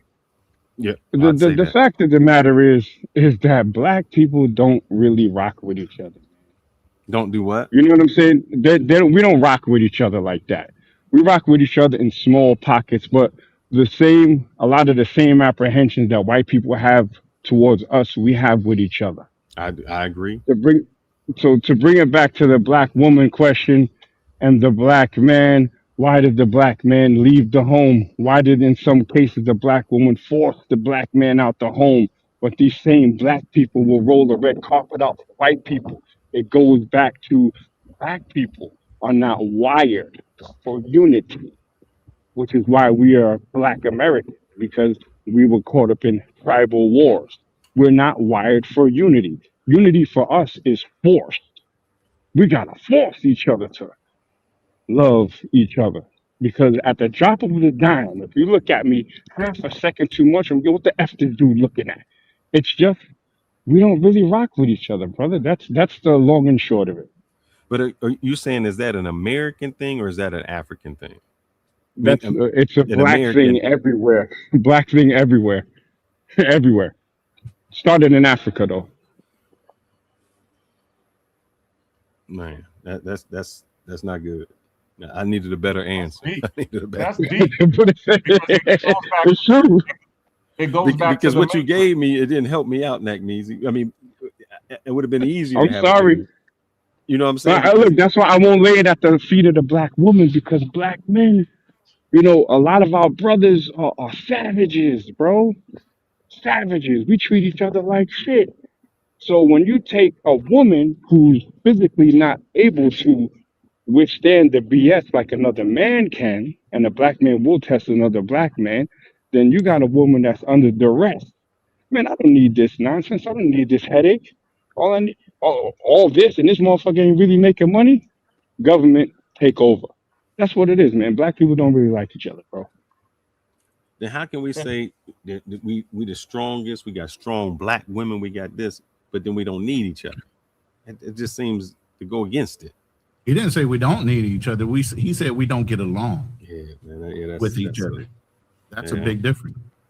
The key thing is what he was saying was, okay, back in the days, there was community survival because there was segregation. There was no choice. As soon as choice entered into the argument, they're going to choose. We went our separate ways. Thank you.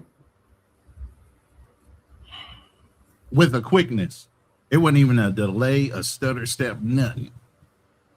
We all ran in different directions. Then with that said, I don't know how to get it back then.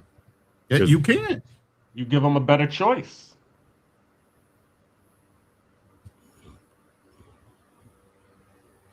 Yeah, I don't see the better choice. I don't see it. If we can't get along and at every opportunity we are going against each other. Let me ask you a question. Have you ever been to the Salamander? No, what is it? I don't know what the Salamander is. It's the black-owned resort owned by BET. What's his name? Johnson, his daughter. The Johnson and Johnson guy. Yeah, the they billionaire. have two. One's in Destin, Florida, and then they have another one in Virginia. Nope. The point that I'm trying to make is this, okay? The anytime that black people see something that is creme de la creme that can actually be compared to their white counterpart, they're always going to choose the black owned one. But as long as it's an inferior product, they're always going to choose the white product. So they're going to choose the Marriotts, the Hiltons, and all of those things until we bring something that can actually compete with that. And then as soon as we see that and we're like, oh, okay, and that one's better than Massa, because as we're hypergamous by nature as well, because that's really what's going on with the black woman is that she's hypergamous. If I got something that I can guarantee this check over here, which is better than what my man is bringing to the table, well, I'm going to choose the check. But and then what are they doing now? They're saying, okay, well, black man, if you want to get with me and you want me to be, submissive, well, you're gonna have to do better than this check that I'm getting from the government. Yeah, and as soon as you do that, guess what? I'm gonna be trying to get with you, and that's what usually happens. They see the man that's top tier, that is Nah, I ready don't even to think elevate that. them, and then they try to go get with that man, right? Because I know some chicks that's not getting no money on welfare that ain't going to no brother, and he making more than what they got on the welfare. Well, but at the same time, too, they're making their own money, as you just said. They're making their own money. So it's like, okay, am I going to giving up my freedom? I got a girl right now that I'm dating, okay? She got her own crib, okay? I was trying to help her out. You know what I'm saying? I'm like, let us get together and let us grow. No, because you're going to interfere with my freedom. I don't want to be relying on you. Me and you can be together separately, but as soon as you come into my house, I gotta rely on you. No, I don't want to do that. But guess what? If she found somebody who was doing way better than me and had what we was talking about, that top tier, I guarantee you she would fall in line under that.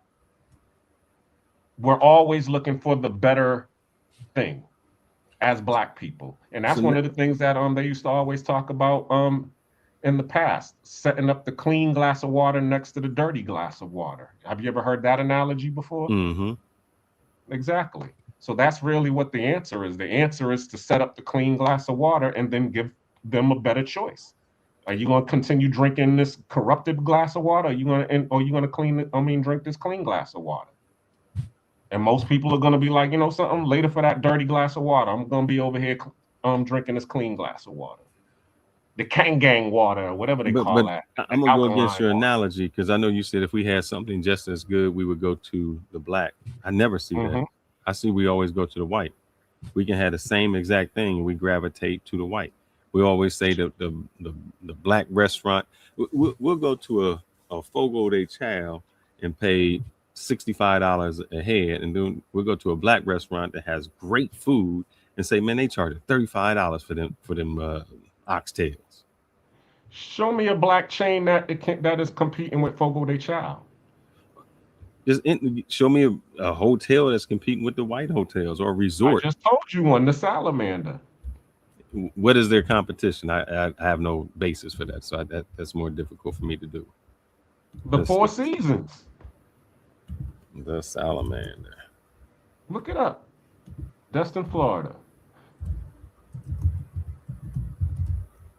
That's the point that I'm just. Y'all ever see the Carnival Negro cruise?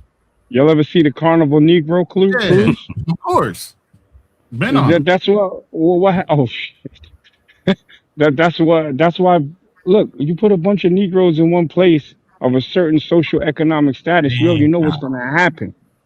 Of a certain social economic status, but the problem is that those people tend to be propped up as a representative for all black people, and they're not. But that messes and plays with the mentality of other people. On top of the fact that I said we're not wired for unity, and then it's like, nah, I'm not dealing with them ratchets, or they say, oh, it's ghetto here, it's this and that. The restaurant analogy, we will find every reason why we shouldn't support a black-owned business. Oh, their customer service no good. They charge them the same price as the white man. Who's that nigga on that horse? You know what I'm saying? Like, how dare you? Okay, Like, Yeah, exactly. We on some Steven shit when it comes to each other, bro. We just don't Who's like that each other, nigga on man. that nag? Who's that nigga On that nag, yeah. Right. But anyway, real quick, let me shout out Razor Rays for all the super chats he's been dropping in here just to say hi to everybody. Just surviving Crown Fried Chicken. Then he dropped another one because I guess he had to walk up in there in New York. I'm good, Ronin, just sipping on my beer, relaxing. He finally don't have to marinate or run a show. So that's good. He said, Romero, man, oh man, oh man. Thank you, thank you, thank you. And then he said, Romero, oh man, salute. So I appreciate all the super chats. Really do. Razor Rays is really rare to see you in here, but I appreciate you, bro. Yeah, that's one of my lies. we ain't got no smoke going on like you guys do over there. I'm no expert. So yeah. But Shout out anyway, to Razor Rays. Shout out to Razor Rays giving them cheap ass East New York super chats, $2 and shit. These are Crown Fried Chicken yeah, super not chats. East New Those are York super chat. Negro chats. Those are Negro chats, man. Negro chat. And I'm gonna go against you a little bit more, Cleaner, because in the 1960s, when we were able to eat at the white restaurants, people said that the white man's ice was colder. That's why they left.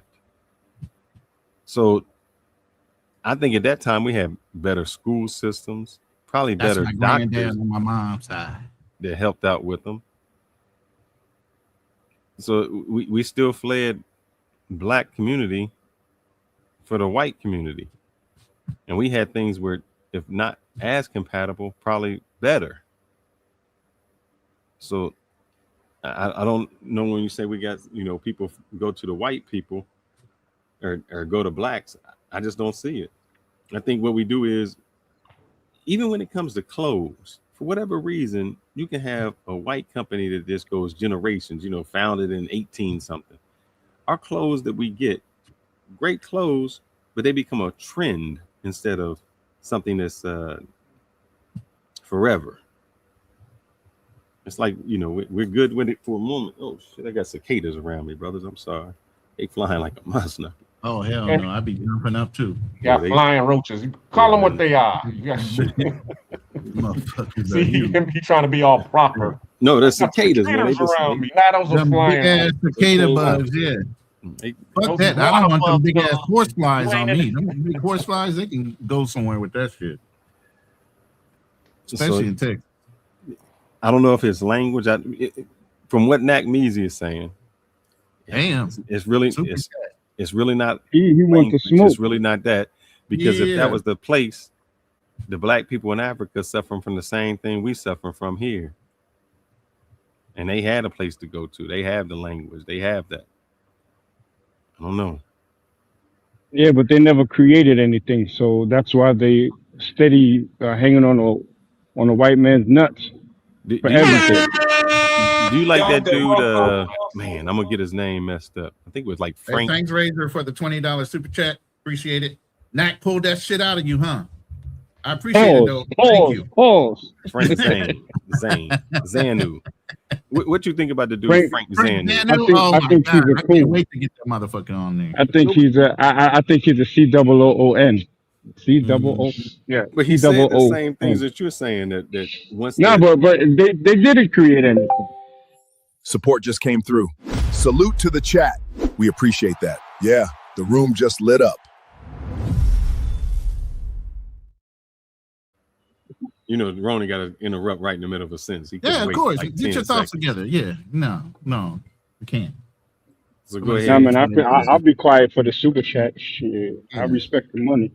But now, shout out to Reyes for that great super chat, man. I know how to get. The Brooklyn dude. I'm from Brooklyn. But look, Zanu, he makes certain points. I disagree with him on the culture aspect, because all human beings have culture. Black American culture is the culture of Black people, whether that's good or bad, but we are the face of Black culture worldwide. But if you look at the Industrial Revolution that started in the early 1800s in Western Europe, there was no Industrial Revolution in Africa anywhere.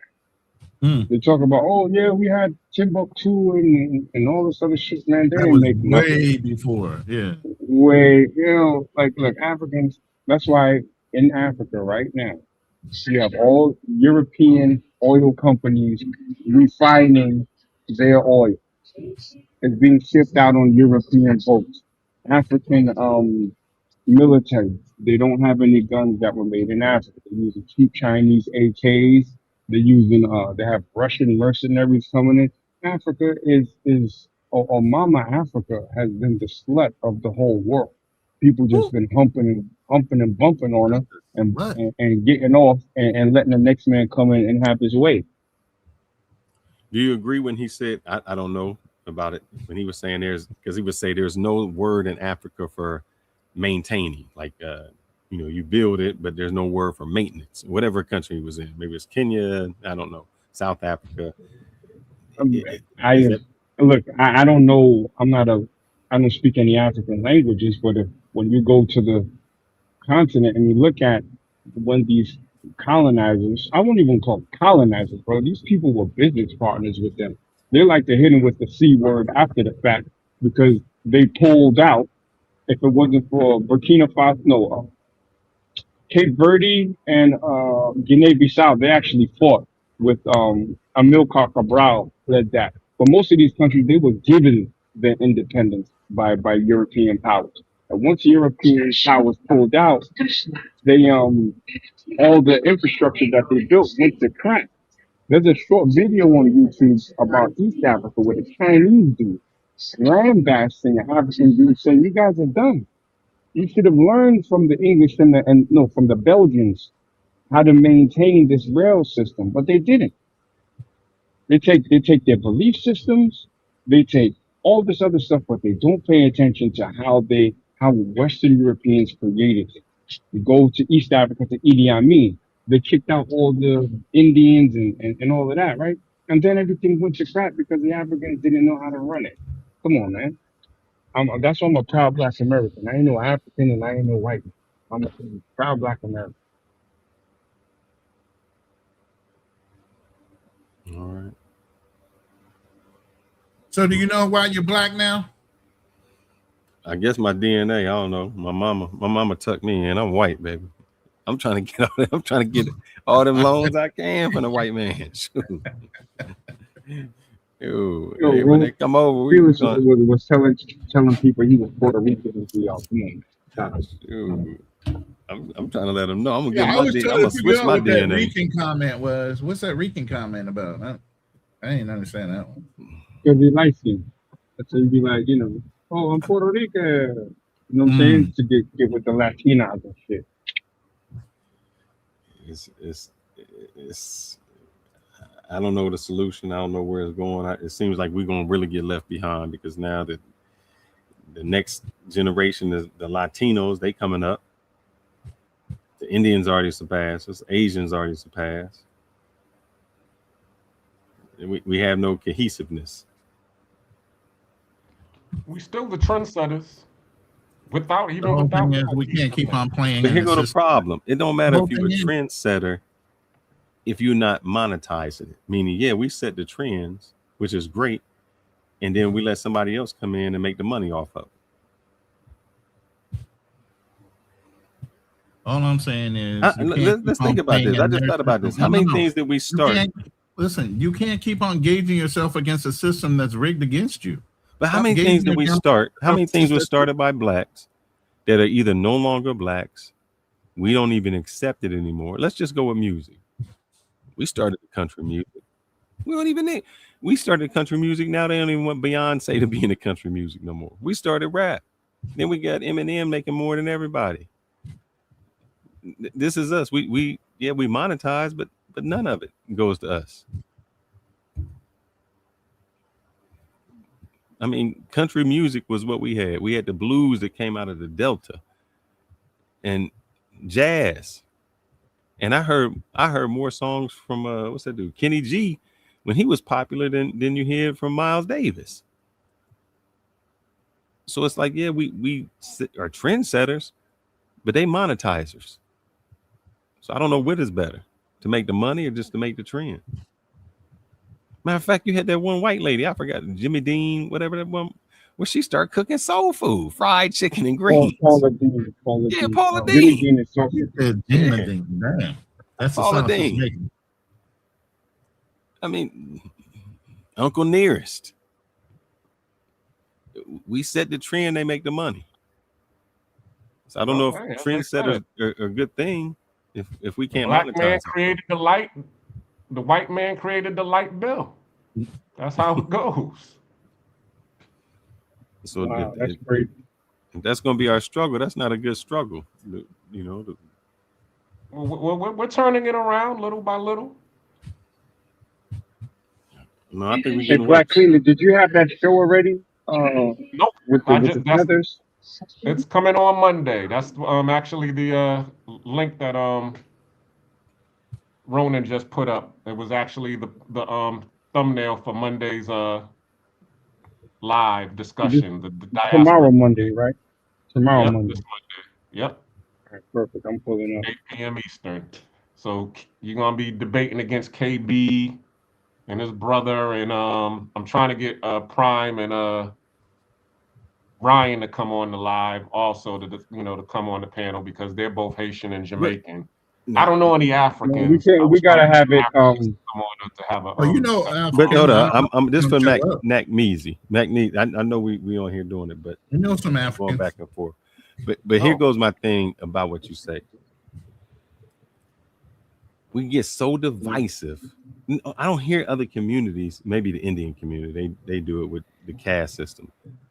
But like when I watch this one lady show when she talks about all of this, it's like the black people made so many divisions for them to be something. And the only time we was really black, like you said, a black person knows a black person, is when we had to be. Other than that, we started dividing. There's so many terms within the black community to say if you black or not. Red bone, high yellow, what's that? Melanesian, mulatto. It's all our way to try to separate. There's nothing to say. We just are. I know. I mean, I hear white people may say I'm an Irish white, but they just say I'm white. I mean, they've lost their lineage where they're like, well, somewhere in my family is like European or something else, but they just consider themselves white. Why in the blacks we always find a way for division, or you aren't something, you aren't black enough. I never hear white people say you aren't white enough. Oh, I got that all the time. We'll call an Irishman an Englishman and see if they hold the same sentiment. White people have smoke like that all the time. In England are there. In the United States, you got people who are like, yeah, my grandfather was Irish. They don't even know. They don't know the history. They know somebody was this and somebody was that. They don't have to. They're not in a community. They're not in a culture that's against them. But what I'm They're saying being is, judged by why that is it white our culture? skin, so they don't care. But hold up, that should make us more. You know how the white people started becoming white? They said we're losing it, and so instead of saying, "Oh, we don't accept Irish no more," come on in, brother. You white now. You white. You this Jew. We didn't like you a little bit ago, but you white. Yeah, Nat, No, they still don't accept. I mean, raise the raise. You can hit that link, bro. We multicast. White people still got smoke for each other. I'm in Western Europe now. Dutch people can't stand Belgians. They can't stand German. Germans can't stand Dutch. People from Rotterdam can't stand people from Amsterdam. If you're from Rotterdam, they don't like people from Middleburg. So it's white people, in Europe, it's human nature to separate. No, but in Europe, I'm saying the United States, like in Africa, The United States, it's the same thing. I don't know what white group don't like white group. I think they do it on economics. Like I don't like the trailer park trash because I'm in the suburbs. But I never hear somebody say I don't like that person because they Irish or they Italian. They're still white. What? In the United States? Of course. What generations? I mean, I don't know. Like I said, I don't know. I've never seen it. Who runs the police departments? No, where y'all at? Like he in New York. So in New York, it's entirely different. They go back where it's all divided. Outside New York is its own ecosystem. When you go outside of New York, it's a little different. So we just established that your premise about white people just getting along and seeing themselves as a blanket white does not exist. It's Irish American, Italian American, So Jewish you know, Americans. Greeks, yeah, Greeks and some other shit. They don't get along. You know, they got smoke for each other as well. But to say that everything with a little tint is black is to say that everything is black. If black is everything, then black is nothing. You have to gatekeep at a certain point and say, "Oh, you here." I And don't. I that's don't. why I draw the line. The white people gatekeep just to keep everybody Not else you out. personally. No, I'm saying white people Yeah, gatekeep to keep everybody out. We yeah. gatekeep White amongst people ourselves. gatekeep, Asians gatekeep. No, but that's what I'm saying. You keep saying amongst ourselves. Selves as foundational Black Americans are Black Americans, Black Americans. I had a girlfriend from Louisiana. Her last name was Aj. It looks like A, right? Everyone, she would get pissed off when people called her Puerto Rican, but she was a Louisiana Creole. But her mom was racist against black people. You see what I'm saying? But that's not even historically because you had a lot of uh, Creoles that were very versatile, even blacker acting than a lot of authentic black people. But look, man, thank you. I appreciate it. But you ain't black. You're black supporting and black leading, and I appreciate it, brothers. There's a golden movement that you should check out. You ever heard of the golden movement? I have not. Tell me about it. Give me a The synopsis. golden movement. In America, they call it the golden movement. Here in Europe, they call it double blues because they call biracials house blues here. They're like, I'm not black and I'm not white and I don't need to choose. They're a separate. They're embracing their separation in terms of not being accepted by blacks and not being accepted by whites. So they said, okay, cool. We neither one of them. That's in Europe. Now in America, it's the golden movement. You know, so they're saying like people like Lotto, that rapper, and Halle Berry, that they're part of that new race of biracials or multiracials. You should check that out, bro.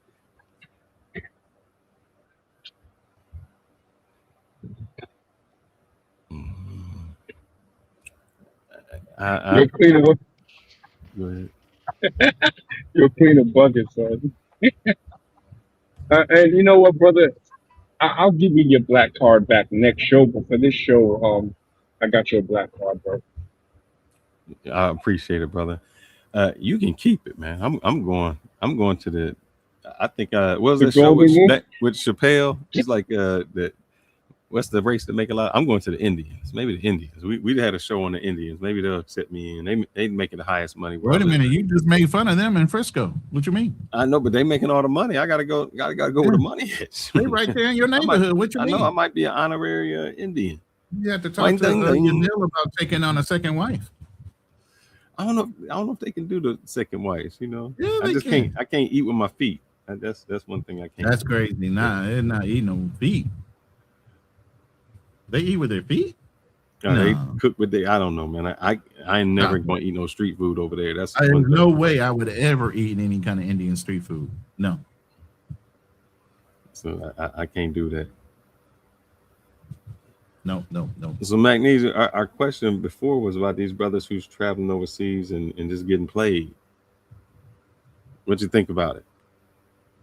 I mean, not every brother that goes across seas. Yeah. Well, we're just saying, are they being used or they just outright ignoring red flags because they're desperate?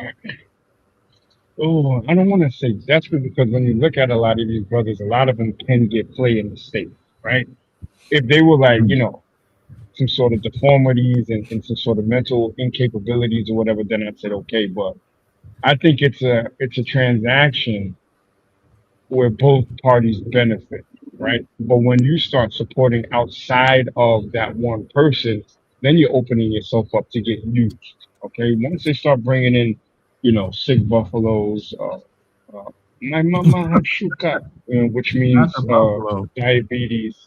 Yeah, then you're opening yourself up. But make no mistake, just like in America and in Europe, a lot of women see men as a financial come up, right? And even more so now, they make songs about getting dudes for money and all of that. And even back in the day, there was a song. I forget who it was, but she was making fun of this guy's raccoon coat and all this kind of stuff. This is back in the day.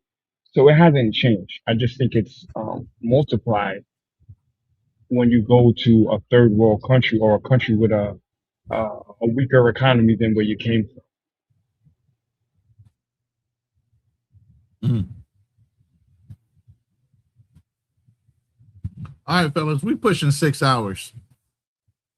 And we have totally changed the conversation from that to genetic identities as far as our culture, whether Adrian over there or Fearless is a white man or a black man. And so we've been all over the map. I'm calling it. We got to go.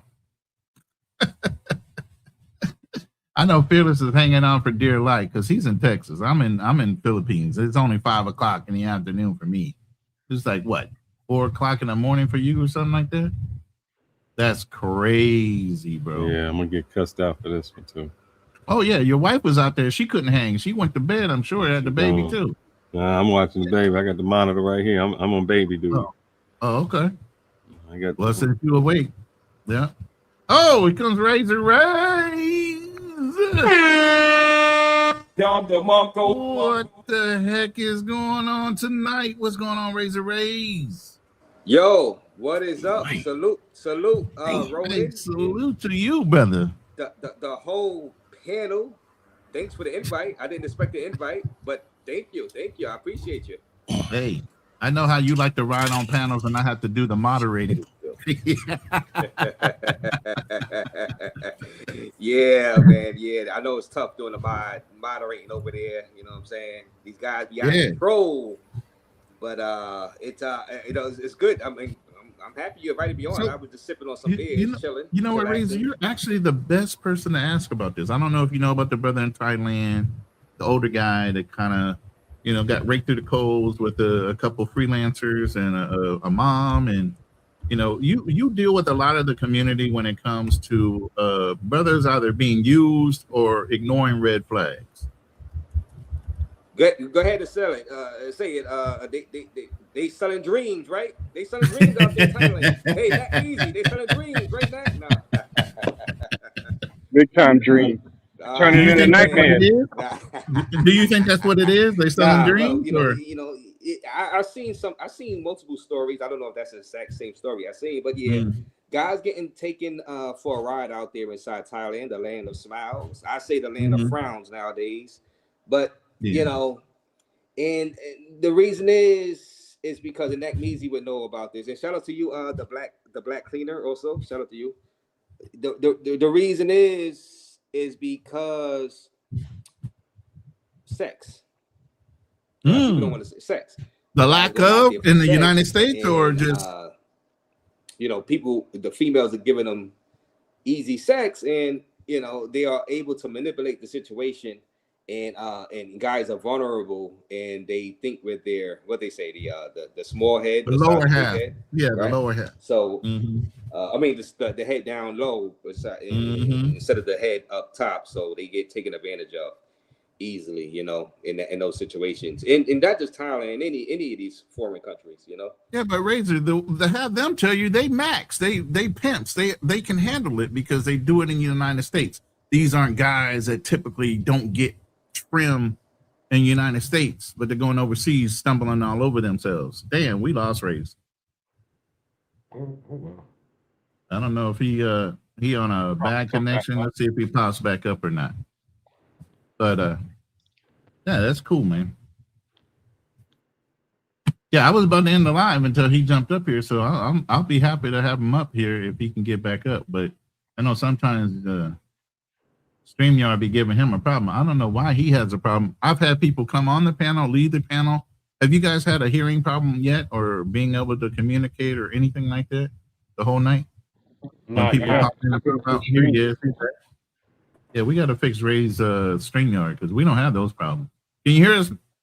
Yeah. Is he on the phone or is he on his computer? So what I was saying was, you got all these guys, and you're on especially on your channel, where guys are talking about they don't have no problems getting sex, whether it be in the United States or abroad. How these guys getting tripped up on these girls, or are they maybe getting out finessed by these girls? I think it's the easiness of the sex.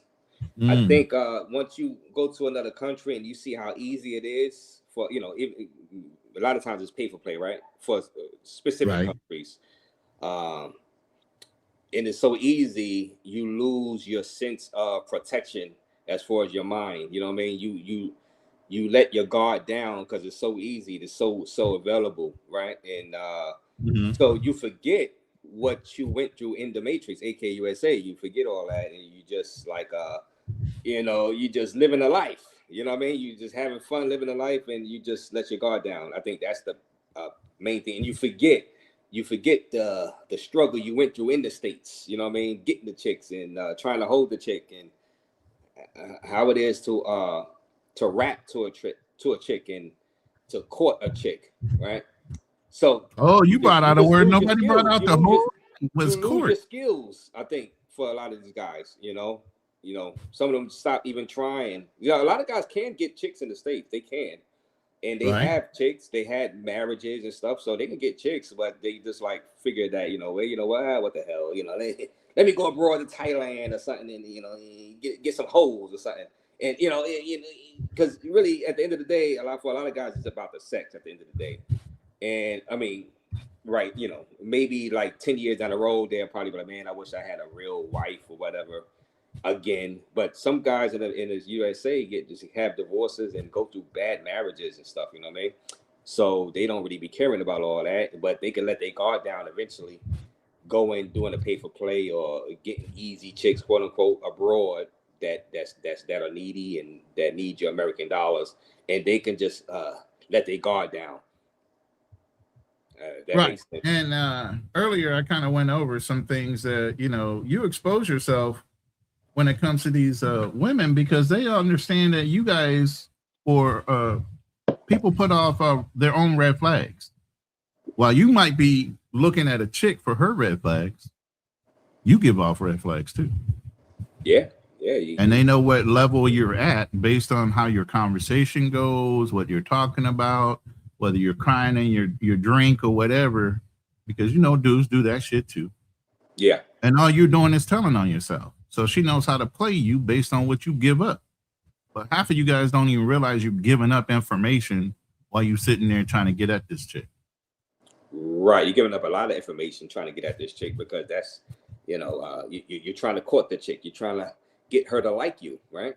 And you're giving up too much. You're trying to make conversation. You're trying to impress her, right? Right. Even if sometimes you're lying, over exaggerating what you have and what you got, and they know what they're doing. They can use that against you, or use that to play the long game. Exactly. And game you, yeah. But everybody knows that. Everybody knows that, Well, you think they do, and that's one of the things that we take for granted, Rays, is a lot of these young guys, they don't know that these women understand them just as much as we try to understand women when it comes to playing them. Rays just dropped down again, so we'll see if we can get him back.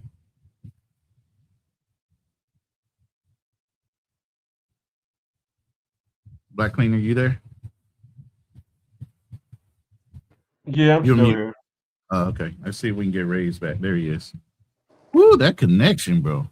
Yeah, that's StreamYard. StreamYard been screwing over. I don't know what is it about your StreamYard, because I actually don't ever have any problems with mine. So we might have to go through yours. I don't know. You know what? This is not an app. This is not an app. Maybe I'm going to clear the cookies. I don't know. Clear the You might need to do that, What because is- I what haven't had a problem yet with my StreamYard. That's why I went back to it. Restream, all those other ones, I was having all kind of issues, but with StreamYard, I've had nothing but reliability. Wow. With it. But yeah, Maybe so I mean that's device I'm having trouble with. I'm gonna have to clear clear everything off of it and see. Man, I don't want it to affect yours. You're gonna be like, blame the Razor. No, like, you're hey, good. right there, You're Razor good. Like I Ray. said, every time you come on, you're not knocking anybody off on their sound or anything like that. So You never had that problem. like, God no, damn it. No, not at all. And we've had people pop up on the panel.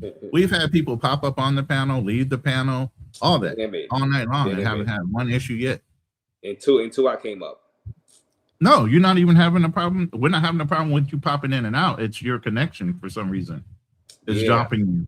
Wow. Yeah, that's you might want to clean out your cookies and all your past all memory that. or whatever. Yeah. Yeah, I might do all But that. yeah, what I was saying was a lot of guys don't know they give off red flags and they give off signals, and that's how these women are taking advantage of them.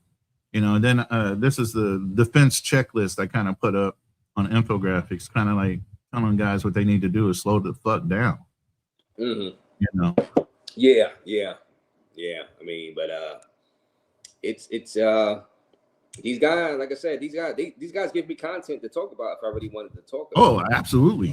You make them plenty. If I, but I don't want to see guys jammed up abroad. You know what I mean? These situations.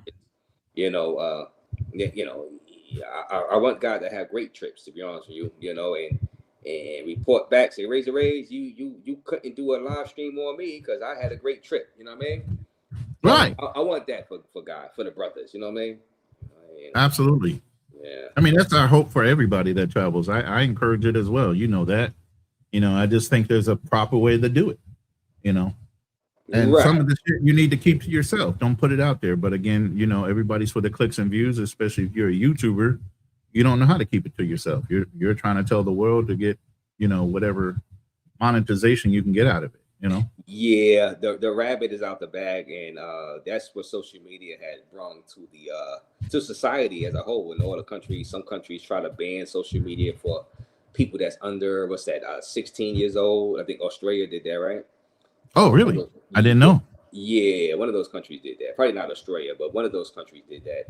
And so they see that it's a problem, it's addictive, and it's taken over, and things are not the same as like they were in the 1990s. You know what I'm saying? And I don't think things can really go back unless the government step in and ban, which I don't think governments and people don't want that to happen, right? And I just think that it's people are just going to have to adjust their way of living with social media. And people want to have to be very careful about what they put out there in the atmosphere, because people, like you said, people are going to go live, people are monetizing it. I monetize it. I mean, so it's like, hey, you monetize people in mistakes. You can't be faulty for that. If somebody's going to monetize your pain, you know what I'm saying? So if you whatever you put out there in the atmosphere on YouTube or Instagram, whatever, or Facebook, people are going to pick that up and go live on it and or talk about it, and that's part of the game right now. And you're going to have to adjust your way of thinking to think that people, a lot of people are not going to have empathy for you. People are just going to use your pain and your discomfort and your bad situations online. If you put it out there, they're going to use it and go live on it. You know what I mean? In every field, not just travel, but just every sports, politics. But hey, I'm going to touch on this, but then you got people that want to monetize that grift part of the pain. They think they do. They think they do. I'm proud of Austin for making the change that he made in his content. But then you had the new guys coming in, the J Rellos, the NYC, the Futures, that are monetizing on the e-begging and everything else as part of their content. Yeah, that's part of the content, and everybody's going to have their own personalities and what they're willing to put out there and what they're willing to, put out there of themselves. Like you say, grifting, whatever, and or e-begging. Every person is not going to want to do that, but some will. Some will, and some people are going to be successful in it, and they're going to continue to do it until it's not profitable anymore. You know what I mean? Some people don't mind, making themselves, let's say, look like they're poor or look like they're struggling abroad in our travel sector. They're not going to mind that because it's profitable and it's getting them attention. Now there is a line that it comes to where you might put too much of yourself out there, and that's what people on social media have to learn, that maybe you got to take a step back and not put so much of yourself out there, so much of your personal stuff out there. You got to be more measured because you put so much out there, and now you be in situations where you could be doxxed, or somebody you can make enemies, all types of stuff, because it's social media. This is a new phenomenon that's very popular now. So you have to be very careful about how much of yourself you put out there for entertainment or trying to get clicks, views, or clout, stuff like that. So and that's what people are learning right now, man. People are learning that right now. Even me, I'm learning that right now. Being on YouTube for 4 or 5 years. So you got to be measured of your approach on this YouTube, or I'm gonna stick to YouTube, but social media in general. You got to be measured about what you put out there. You should be measured, but some people just they don't give a F and just put it out there. So I mean, put it out there, people are gonna respond to it and do reactions to it. I got one big question for you. Yes, go ahead. Do you believe in the cause and effect of what YouTube has done, the monetization of a lot of the YouTubers, specifically our Black traveling YouTubers, had a big effect on how some of these countries are receiving visas and travelers of our hue? Well, no, because Brazil was already going to change that visa anyway. Once the what they call the Trump of the South, once he didn't win re-election, right? The other candidate was going to change that visa anyway. They always wanted that, to go in effect. But that Trump of the South won, so they didn't have a visa for like 4 years, right? Then he lost the re-election, and that's when they put the visa out. It didn't have anything to do with Black men going out there. They already wanted to put that in there for different reasons, not because of Pookies or Ray Ray going out there to Brazil. Okay. Now, what about Colombia? Now, Colombia just it's political with them too, because they just wanted, that deep breath meant a lot. That exhale. Yeah, no, but I know people think it's just because of Black men going out there for hookers and this and that. Now, I think because they don't have a visa.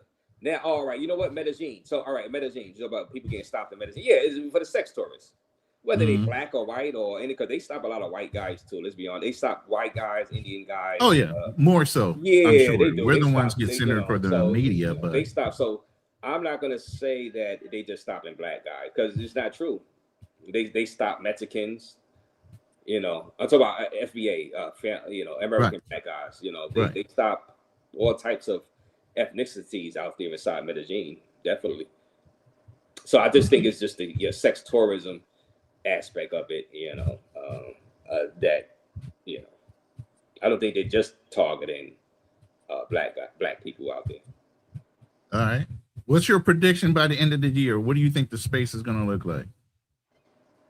The media travel space, or our little niche travel space, or the big our little your little niche specifically. Yes, your niche. You know what I cover, so it's gonna be good for me, because guys are still gonna get hemmed up. He said it's gonna be good for me no matter what. Let's be honest, guys getting hemmed up, getting kicked out, getting delete the video moments, getting caught up with the chicks and stuff like that. It's gonna be good for me.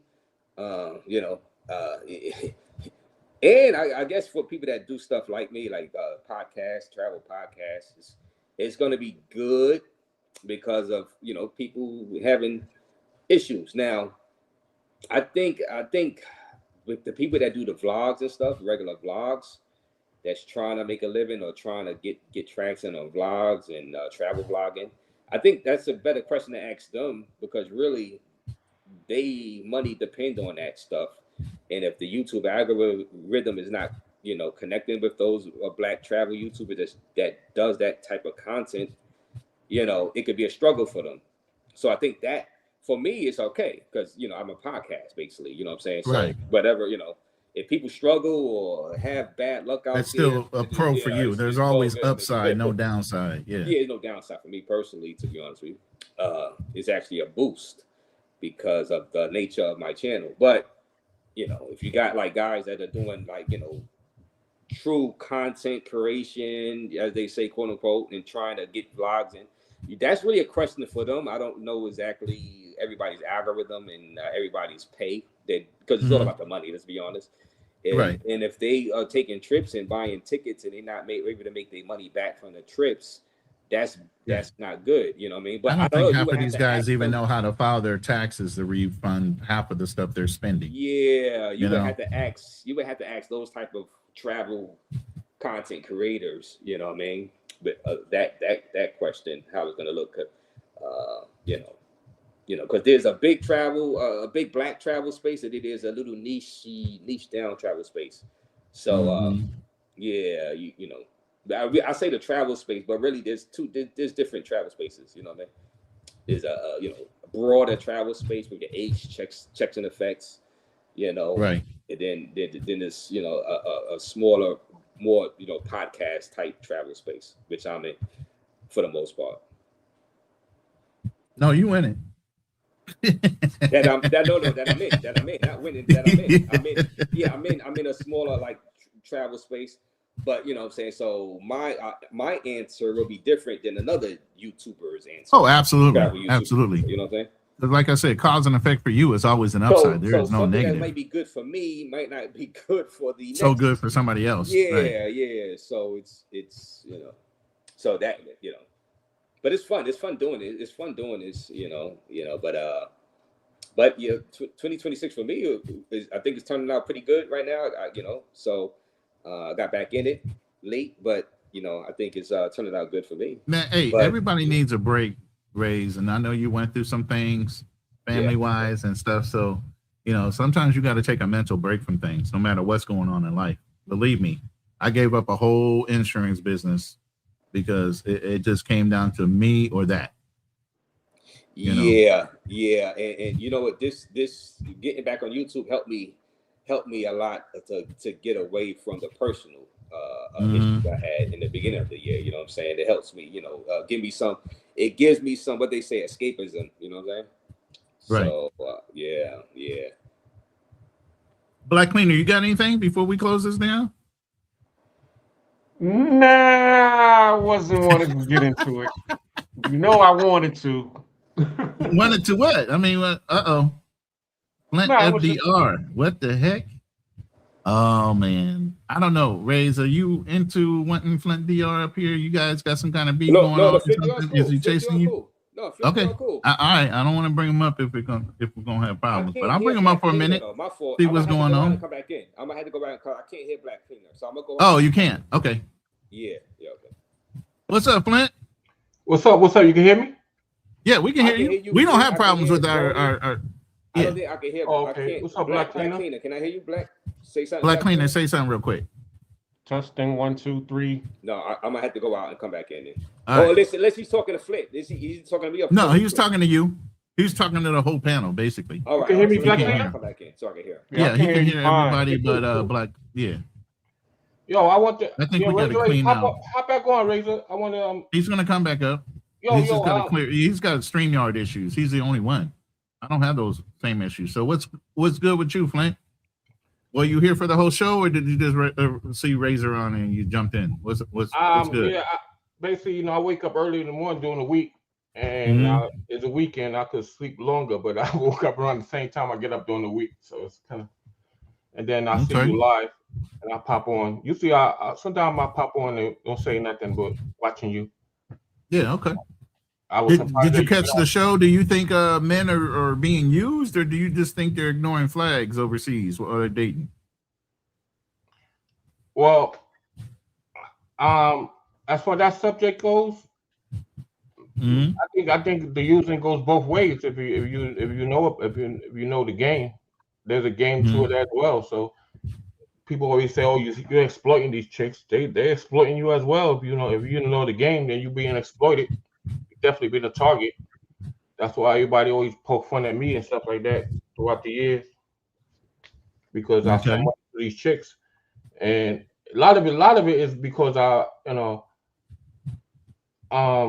have a number of chicks like 3,000 or whatever like that, because since I met someone in the beginning, and she played me, and people say, "Oh, you gotta understand the culture. You gotta learn the culture." So I'm the kind of person that if I don't know something and I'm mystified by something, I learn about it so I could know. I mean, I think we all we all like that in some ways. So I'm the kind of person that studies, and so these chicks were giving me a number. So life is nothing but questions and answers.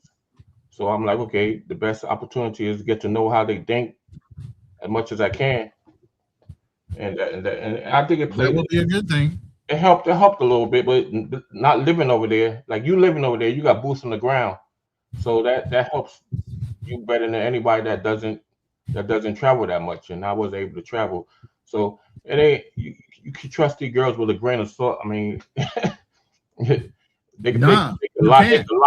could lie like it's like drinking water, man. It's like damn.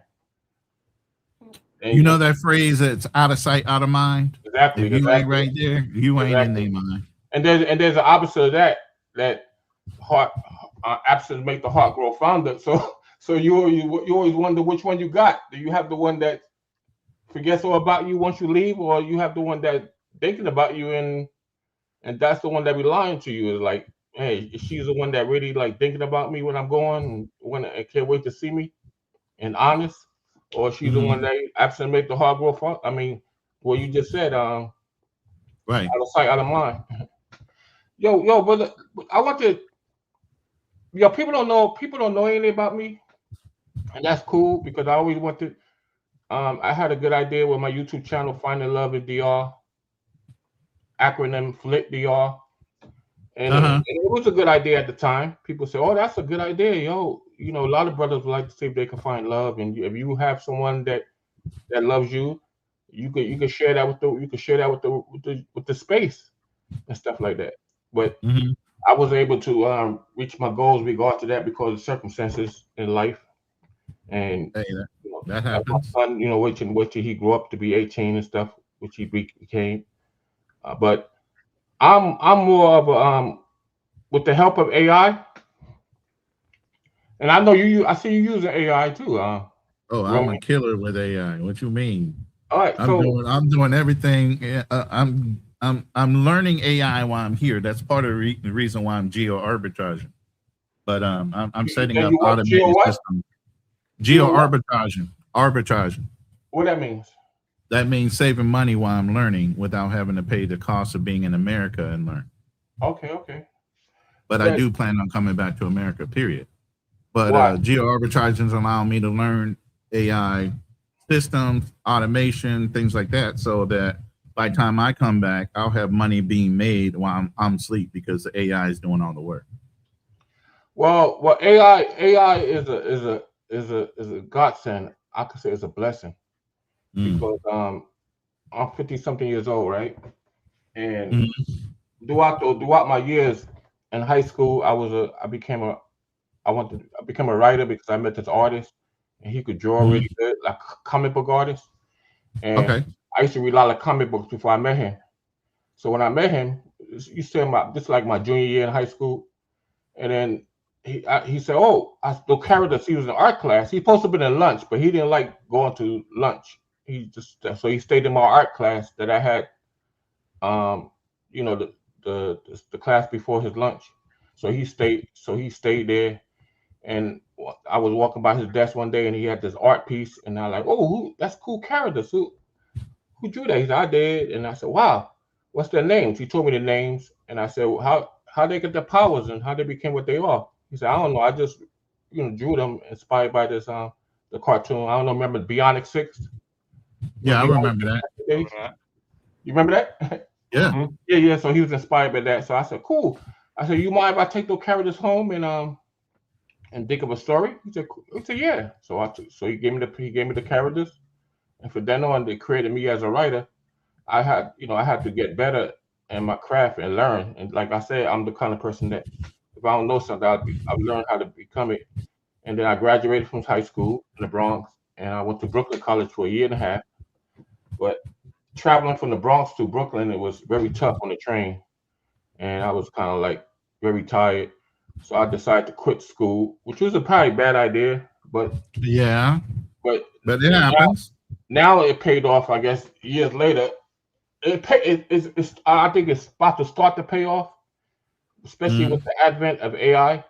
Because let me share this with you guys, because if you're one, if I have a company that I created in 2015, 2016, and there's some companies that they get early investors, Yeah. and then especially Razor. I'm glad you came back on. Can you hear us? Hold on. Yeah, Can you hear us? I hear you. I hear you, Flint. I hear you, Ronin. Okay, good. And the other guy, I Guess didn't the hear only that. person you need to hear is me, huh? No, I can hear the black cleaner now. Yeah. All right. Razor, We're back in action. I'm glad your guys. I'm glad I caught you in the morning, and I'm glad I happened to surprise to see you Razor up here, because I've been thinking about you, and I want to contact you because my YouTube channel, y'all talk about this space, right? And y'all talk about even checking effect and all the other guys.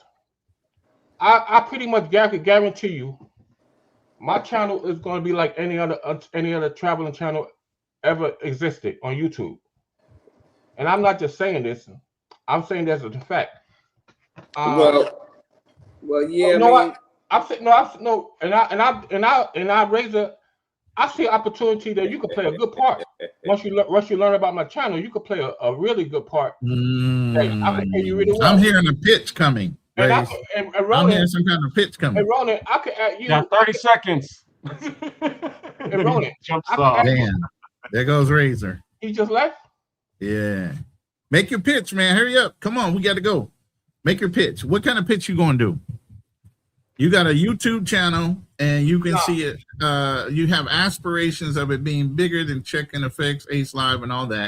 Big. What's your concept? I wanted to be as big as I wanted to be as big as Mr. Beast and all that kind of stuff. But okay, that's what I'm. That's a lofty aspiration.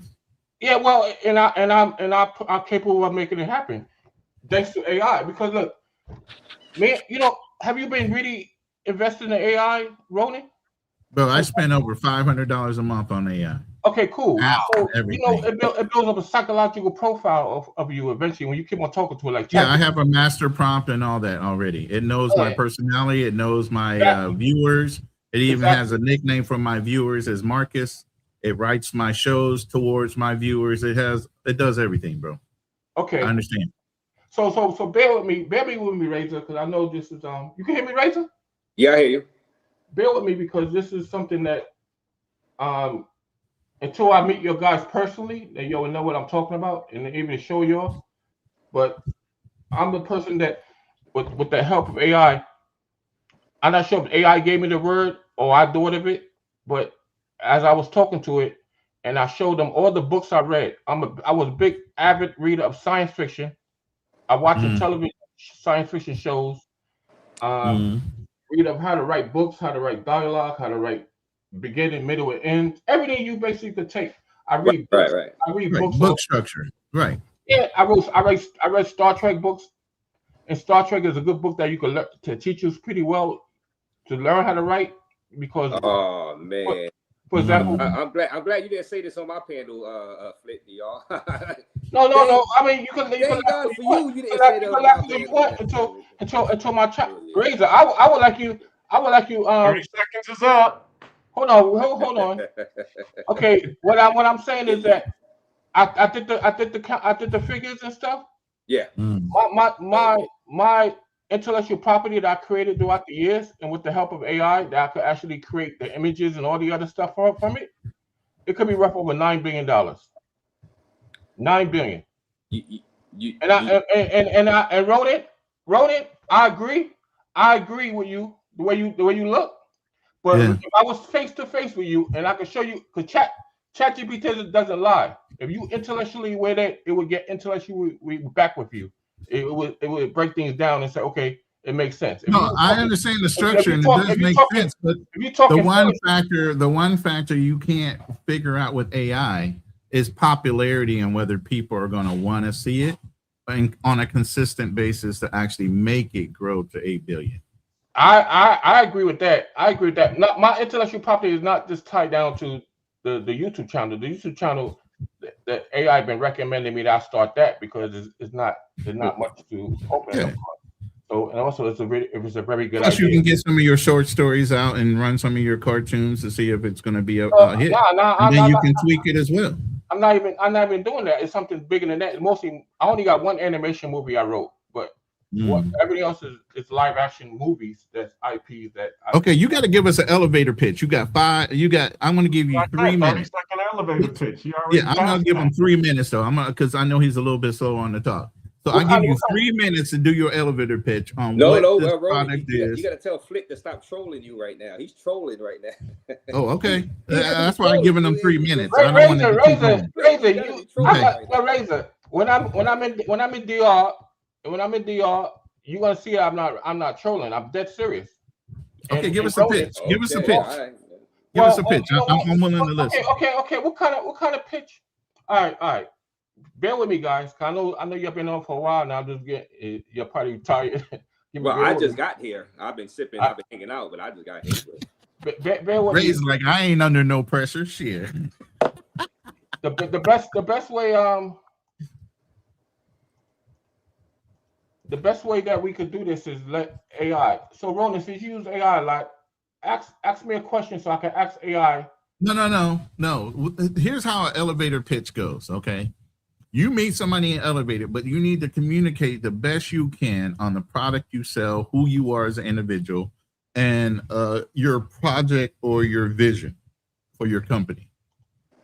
All right. But you're trying to close me so that I'm interested enough to want to maybe invest, participate in your company or whatever. That's an elevator pitch. Yes. So I'm going to give you 3 minutes to give me an elevator pitch on your idea as far as your business structure, how it's worth $8 billion and all that. Okay. I can't give the ideas because the idea still have to be. It doesn't have to be specific. It can be very vague, but you got to sell me on the interest of it.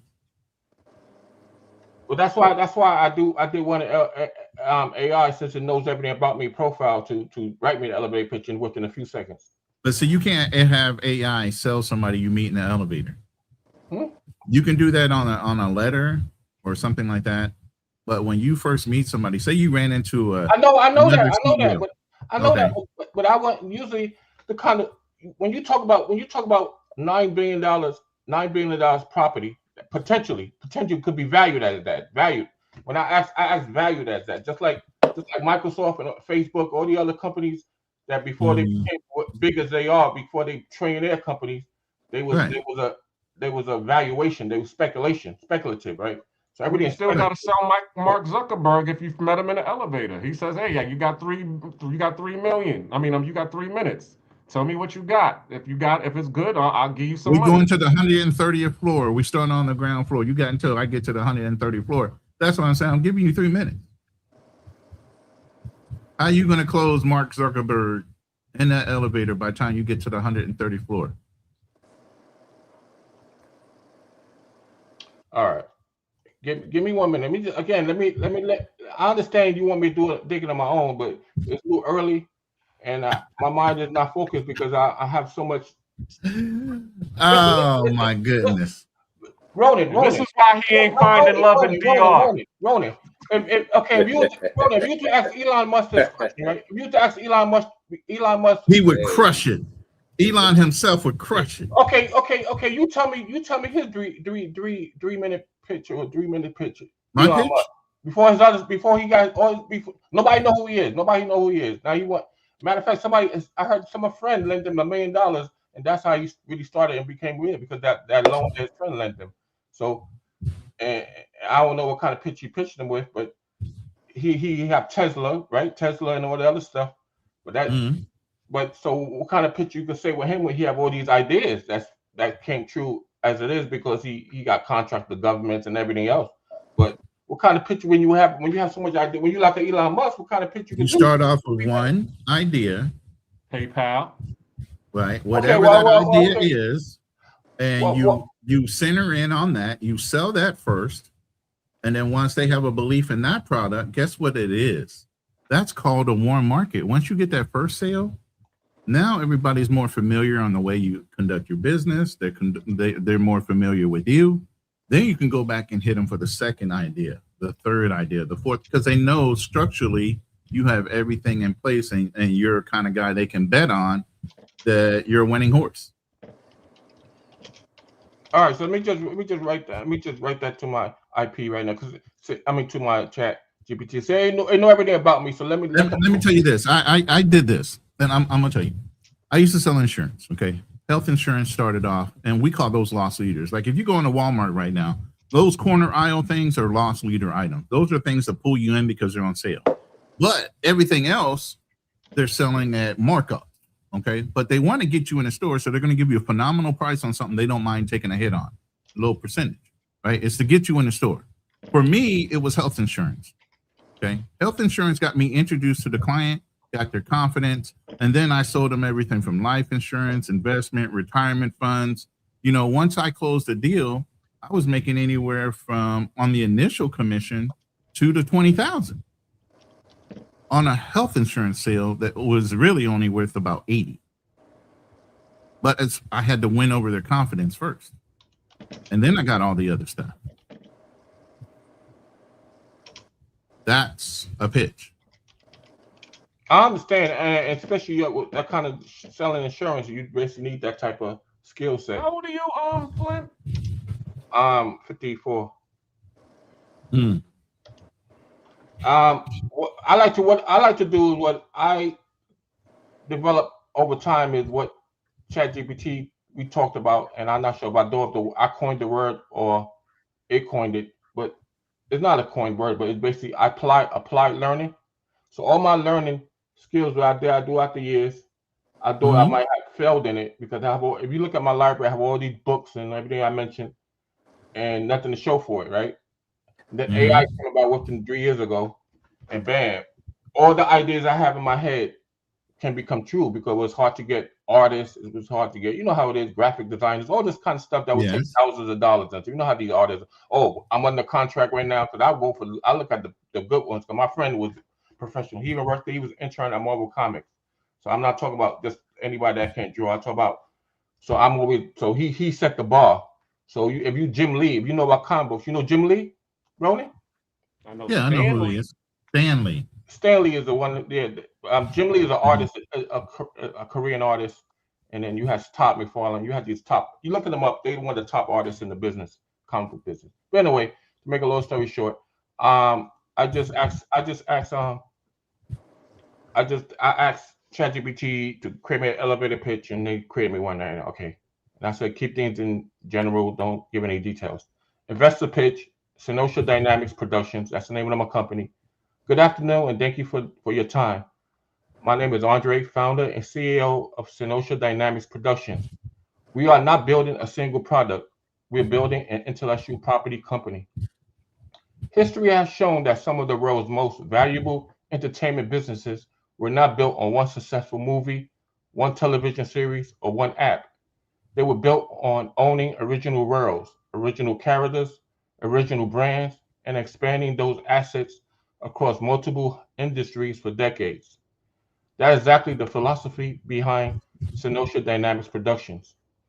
Our focus is creating wholly original intellectual property designed from day one to live across digital media, streaming, publishing, consumer products, live experiences, technology, and future licensing opportunities. We're approaching storytelling as an ecosystem rather than isolated projects. Instead of asking, how do we make one successful piece of content? We ask, how do we create assets that continue generating value across multiple platforms for years? That shift in thinking changes everything. Every successful property has the potential to become more than entertainment. It can become a recognizable brand, a community, a licensing opportunity, a merchandising platform, and eventually part of much larger portfolio. Our long-term strategy is not dependent on a single hit. It's based on continually developing, owning, and expanding original IP while building direct relationships with audiences through modern creative platforms.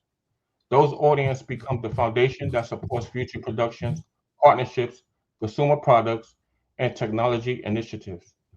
This gives us something many traditional studios struggle with today: vertical ownership. Rather than creating value for someone else's platform, we're focused on building proprietary assets that appreciate over time. Intellectual property is one of the few business assets that can continue producing value decades after its creation. That's why our company is structured around ownership first, production second. We're looking for investors who understand that the greatest long-term value often comes from owning the underlying ideas rather than simply financing individual productions.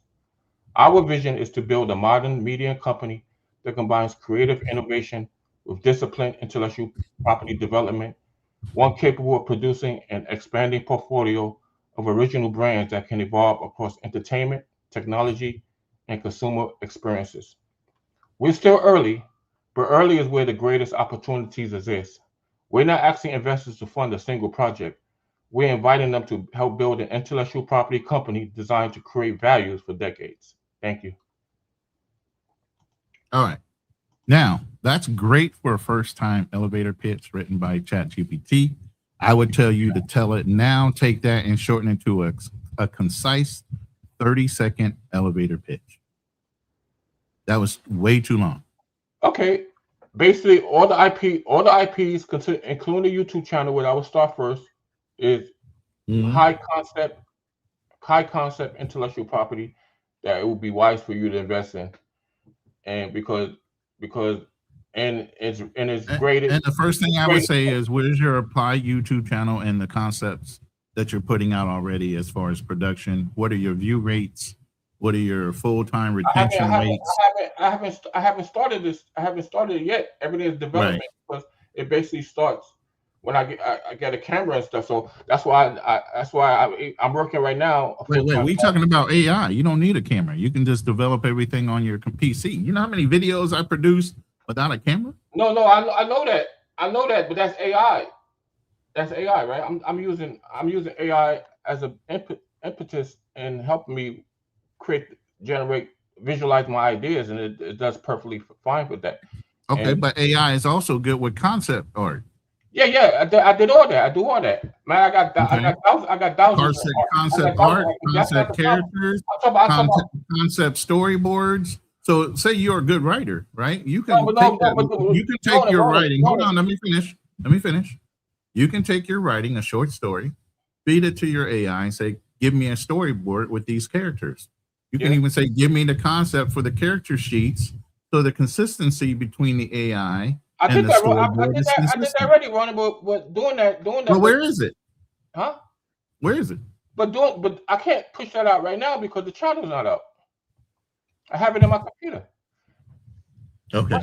Ronin, I can't give any ideas to the channel until the channel is actually active and running, and that'll be in maybe next month or when I'm out there to be ideal. Right now I'm saving money. I'm saving money to be able to buy the camera I want, and also to quit my job. But if I were to get money faster, of course. So is your studio filming or is your studio AI generated films? Which one? Or a combination of both? No, it's I'm still thinking live action. I'm only using AI. Oh, so you're doing a full production, real life studio. Well, facts. I'm using AI. I'm using AI for now, just for what you just mentioned, design sheets and character development, character profile, just to visualize what's in my head. But that stuff, I'm thinking live actions because of stuff like even television series and movies and stuff and animation. One animation movie that's copyrighted, I could say what that story's about. But I won't even say it on air because no need to. But it's copyrighted. But that's a definitely a good. It's a basketball science fiction. People think of it like Space Jam, but it's a different version of it. It's not even, they think of Space Jam because that's the only movie that's basically out. But the hook is phenomenal. Everything, all my IPs is graded, and this is what ChatGPT told me. All my IPs I put out there is from the scale of 1 to 10, 10 being the highest. Mine is like 8, 9, 10. 8, 9, 10. All of them. because the reason why is because they all have hooks and all that kind of stuff that I know about. No, I understand you can optimize the AI to give you the best end result. But again, like I said, until you put out your first sampling, you have to see what your audience. Exactly. You have to see what your audience interest is. Plus, you have to gauge who your audience is going to be, the age range, whether it's all male or female, combination of female and male. You know, there's a whole bunch of stuff that the AI will do after you put out your first work. So Ronin, I could utilize your skill set and your background, whatever you insurance and everything. You know how much I cost? I do have a consulting fee. You do know you got a lot of free consulting right now. I could pay for your consulting fee, but okay. But you should actually be paying me to invest in me because no. You know why?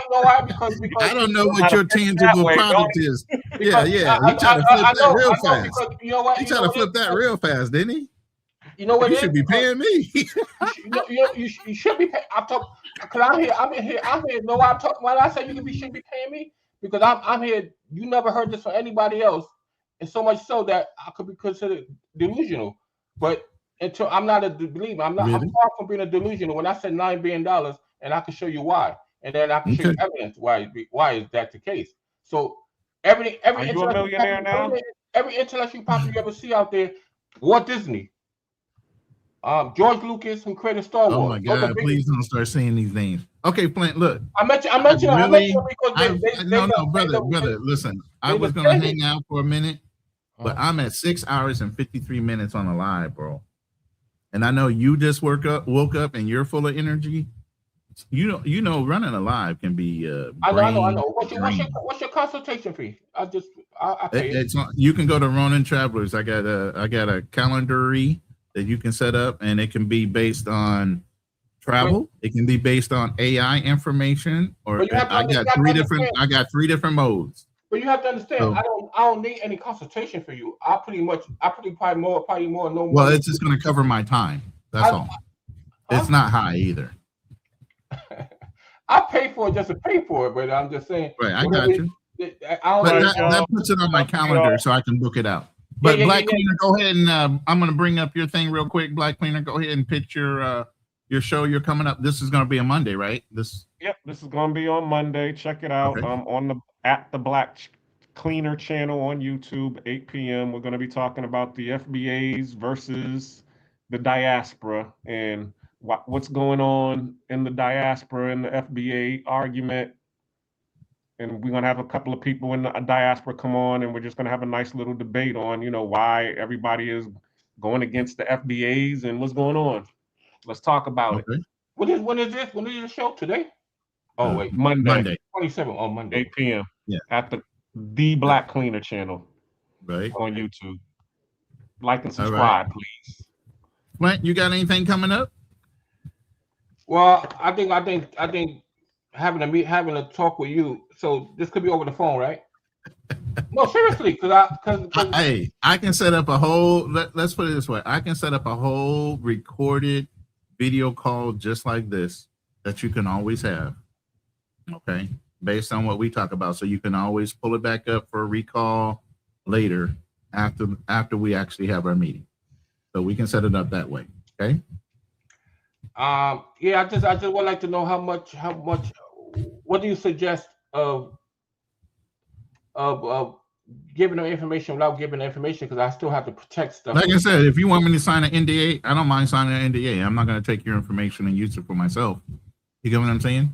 So, but we can talk about that offline. Yeah, no doubt. And go to my RoninTravelers.com site, and you'll see a place where you can schedule some time with me. Okay. Okay. All right, man. All right. Other than that, I appreciate everybody joining the Lion's Den. I know it's super early in the morning. I appreciate you late shifters that are still watching the show. I know my brothers Fearless and Kanal, they have whole lives going on in America.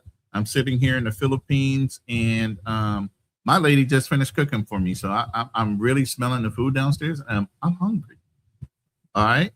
So other than that, enjoy.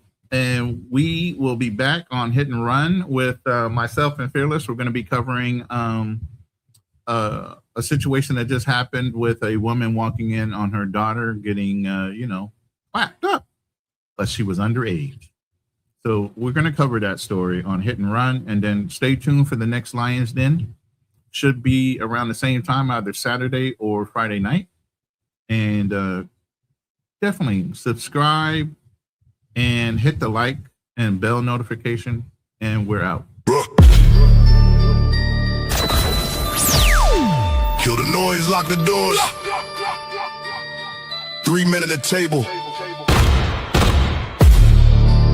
No scripts, no retreat, no fear.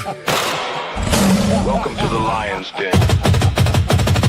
Welcome to the den, Lion's Den, where the pressure gets heavy and the real stand firm. Welcome to the den, Lion's Den. 3 voices at the table, let the truth be heard. No running, no folding, no hiding behind the fence. Ronin, BMT, fearless. Welcome to the Lion's Den. First through the gate, let the strategist speak. Calm under pressure, but the structure runs deep. Running at the table, every word got weight. Study every system, every motive, every state. Veteran discipline plate, long range sight. Separate the facts from the noise in the fight. I do not chase trends, I examine the frame. Follow the incentive, then expose the game. Build with a purpose. Stand on the code, carry the pressure, and control the load. No empty performance, no counterfeit shine. Ronin in the den, hold the line. Ronin.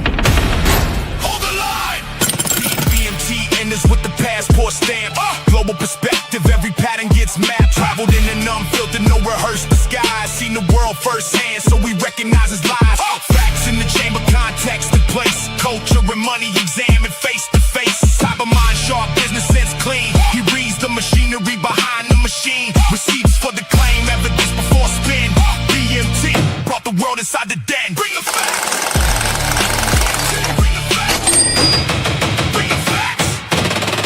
Steps forward, tighten your stance. Direct with the question, never dodging the chance.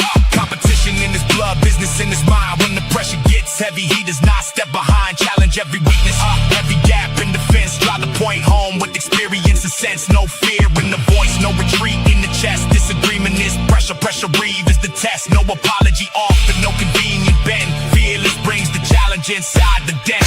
Never back down. Fearless, never back down. 3 men, different roads, different scars, different codes. 1 table, 1 standard, 1 den. Who holds the line? Ronin. Who brings the facts? BMT. Who brings the challenge? Fearless. Where are we now? The Lion's Den. Lion's Den, where the pressure gets heavy and the real stand firm. Welcome to the den, Lion's Den. 3 voices at the table, let the truth be heard. No running, no folding, no hiding behind the fence. Ronin, BMT, fearless. Welcome to the Lion's Den. Check the levels, cameras ready. Microphones live. Ronin ready. BMT ready.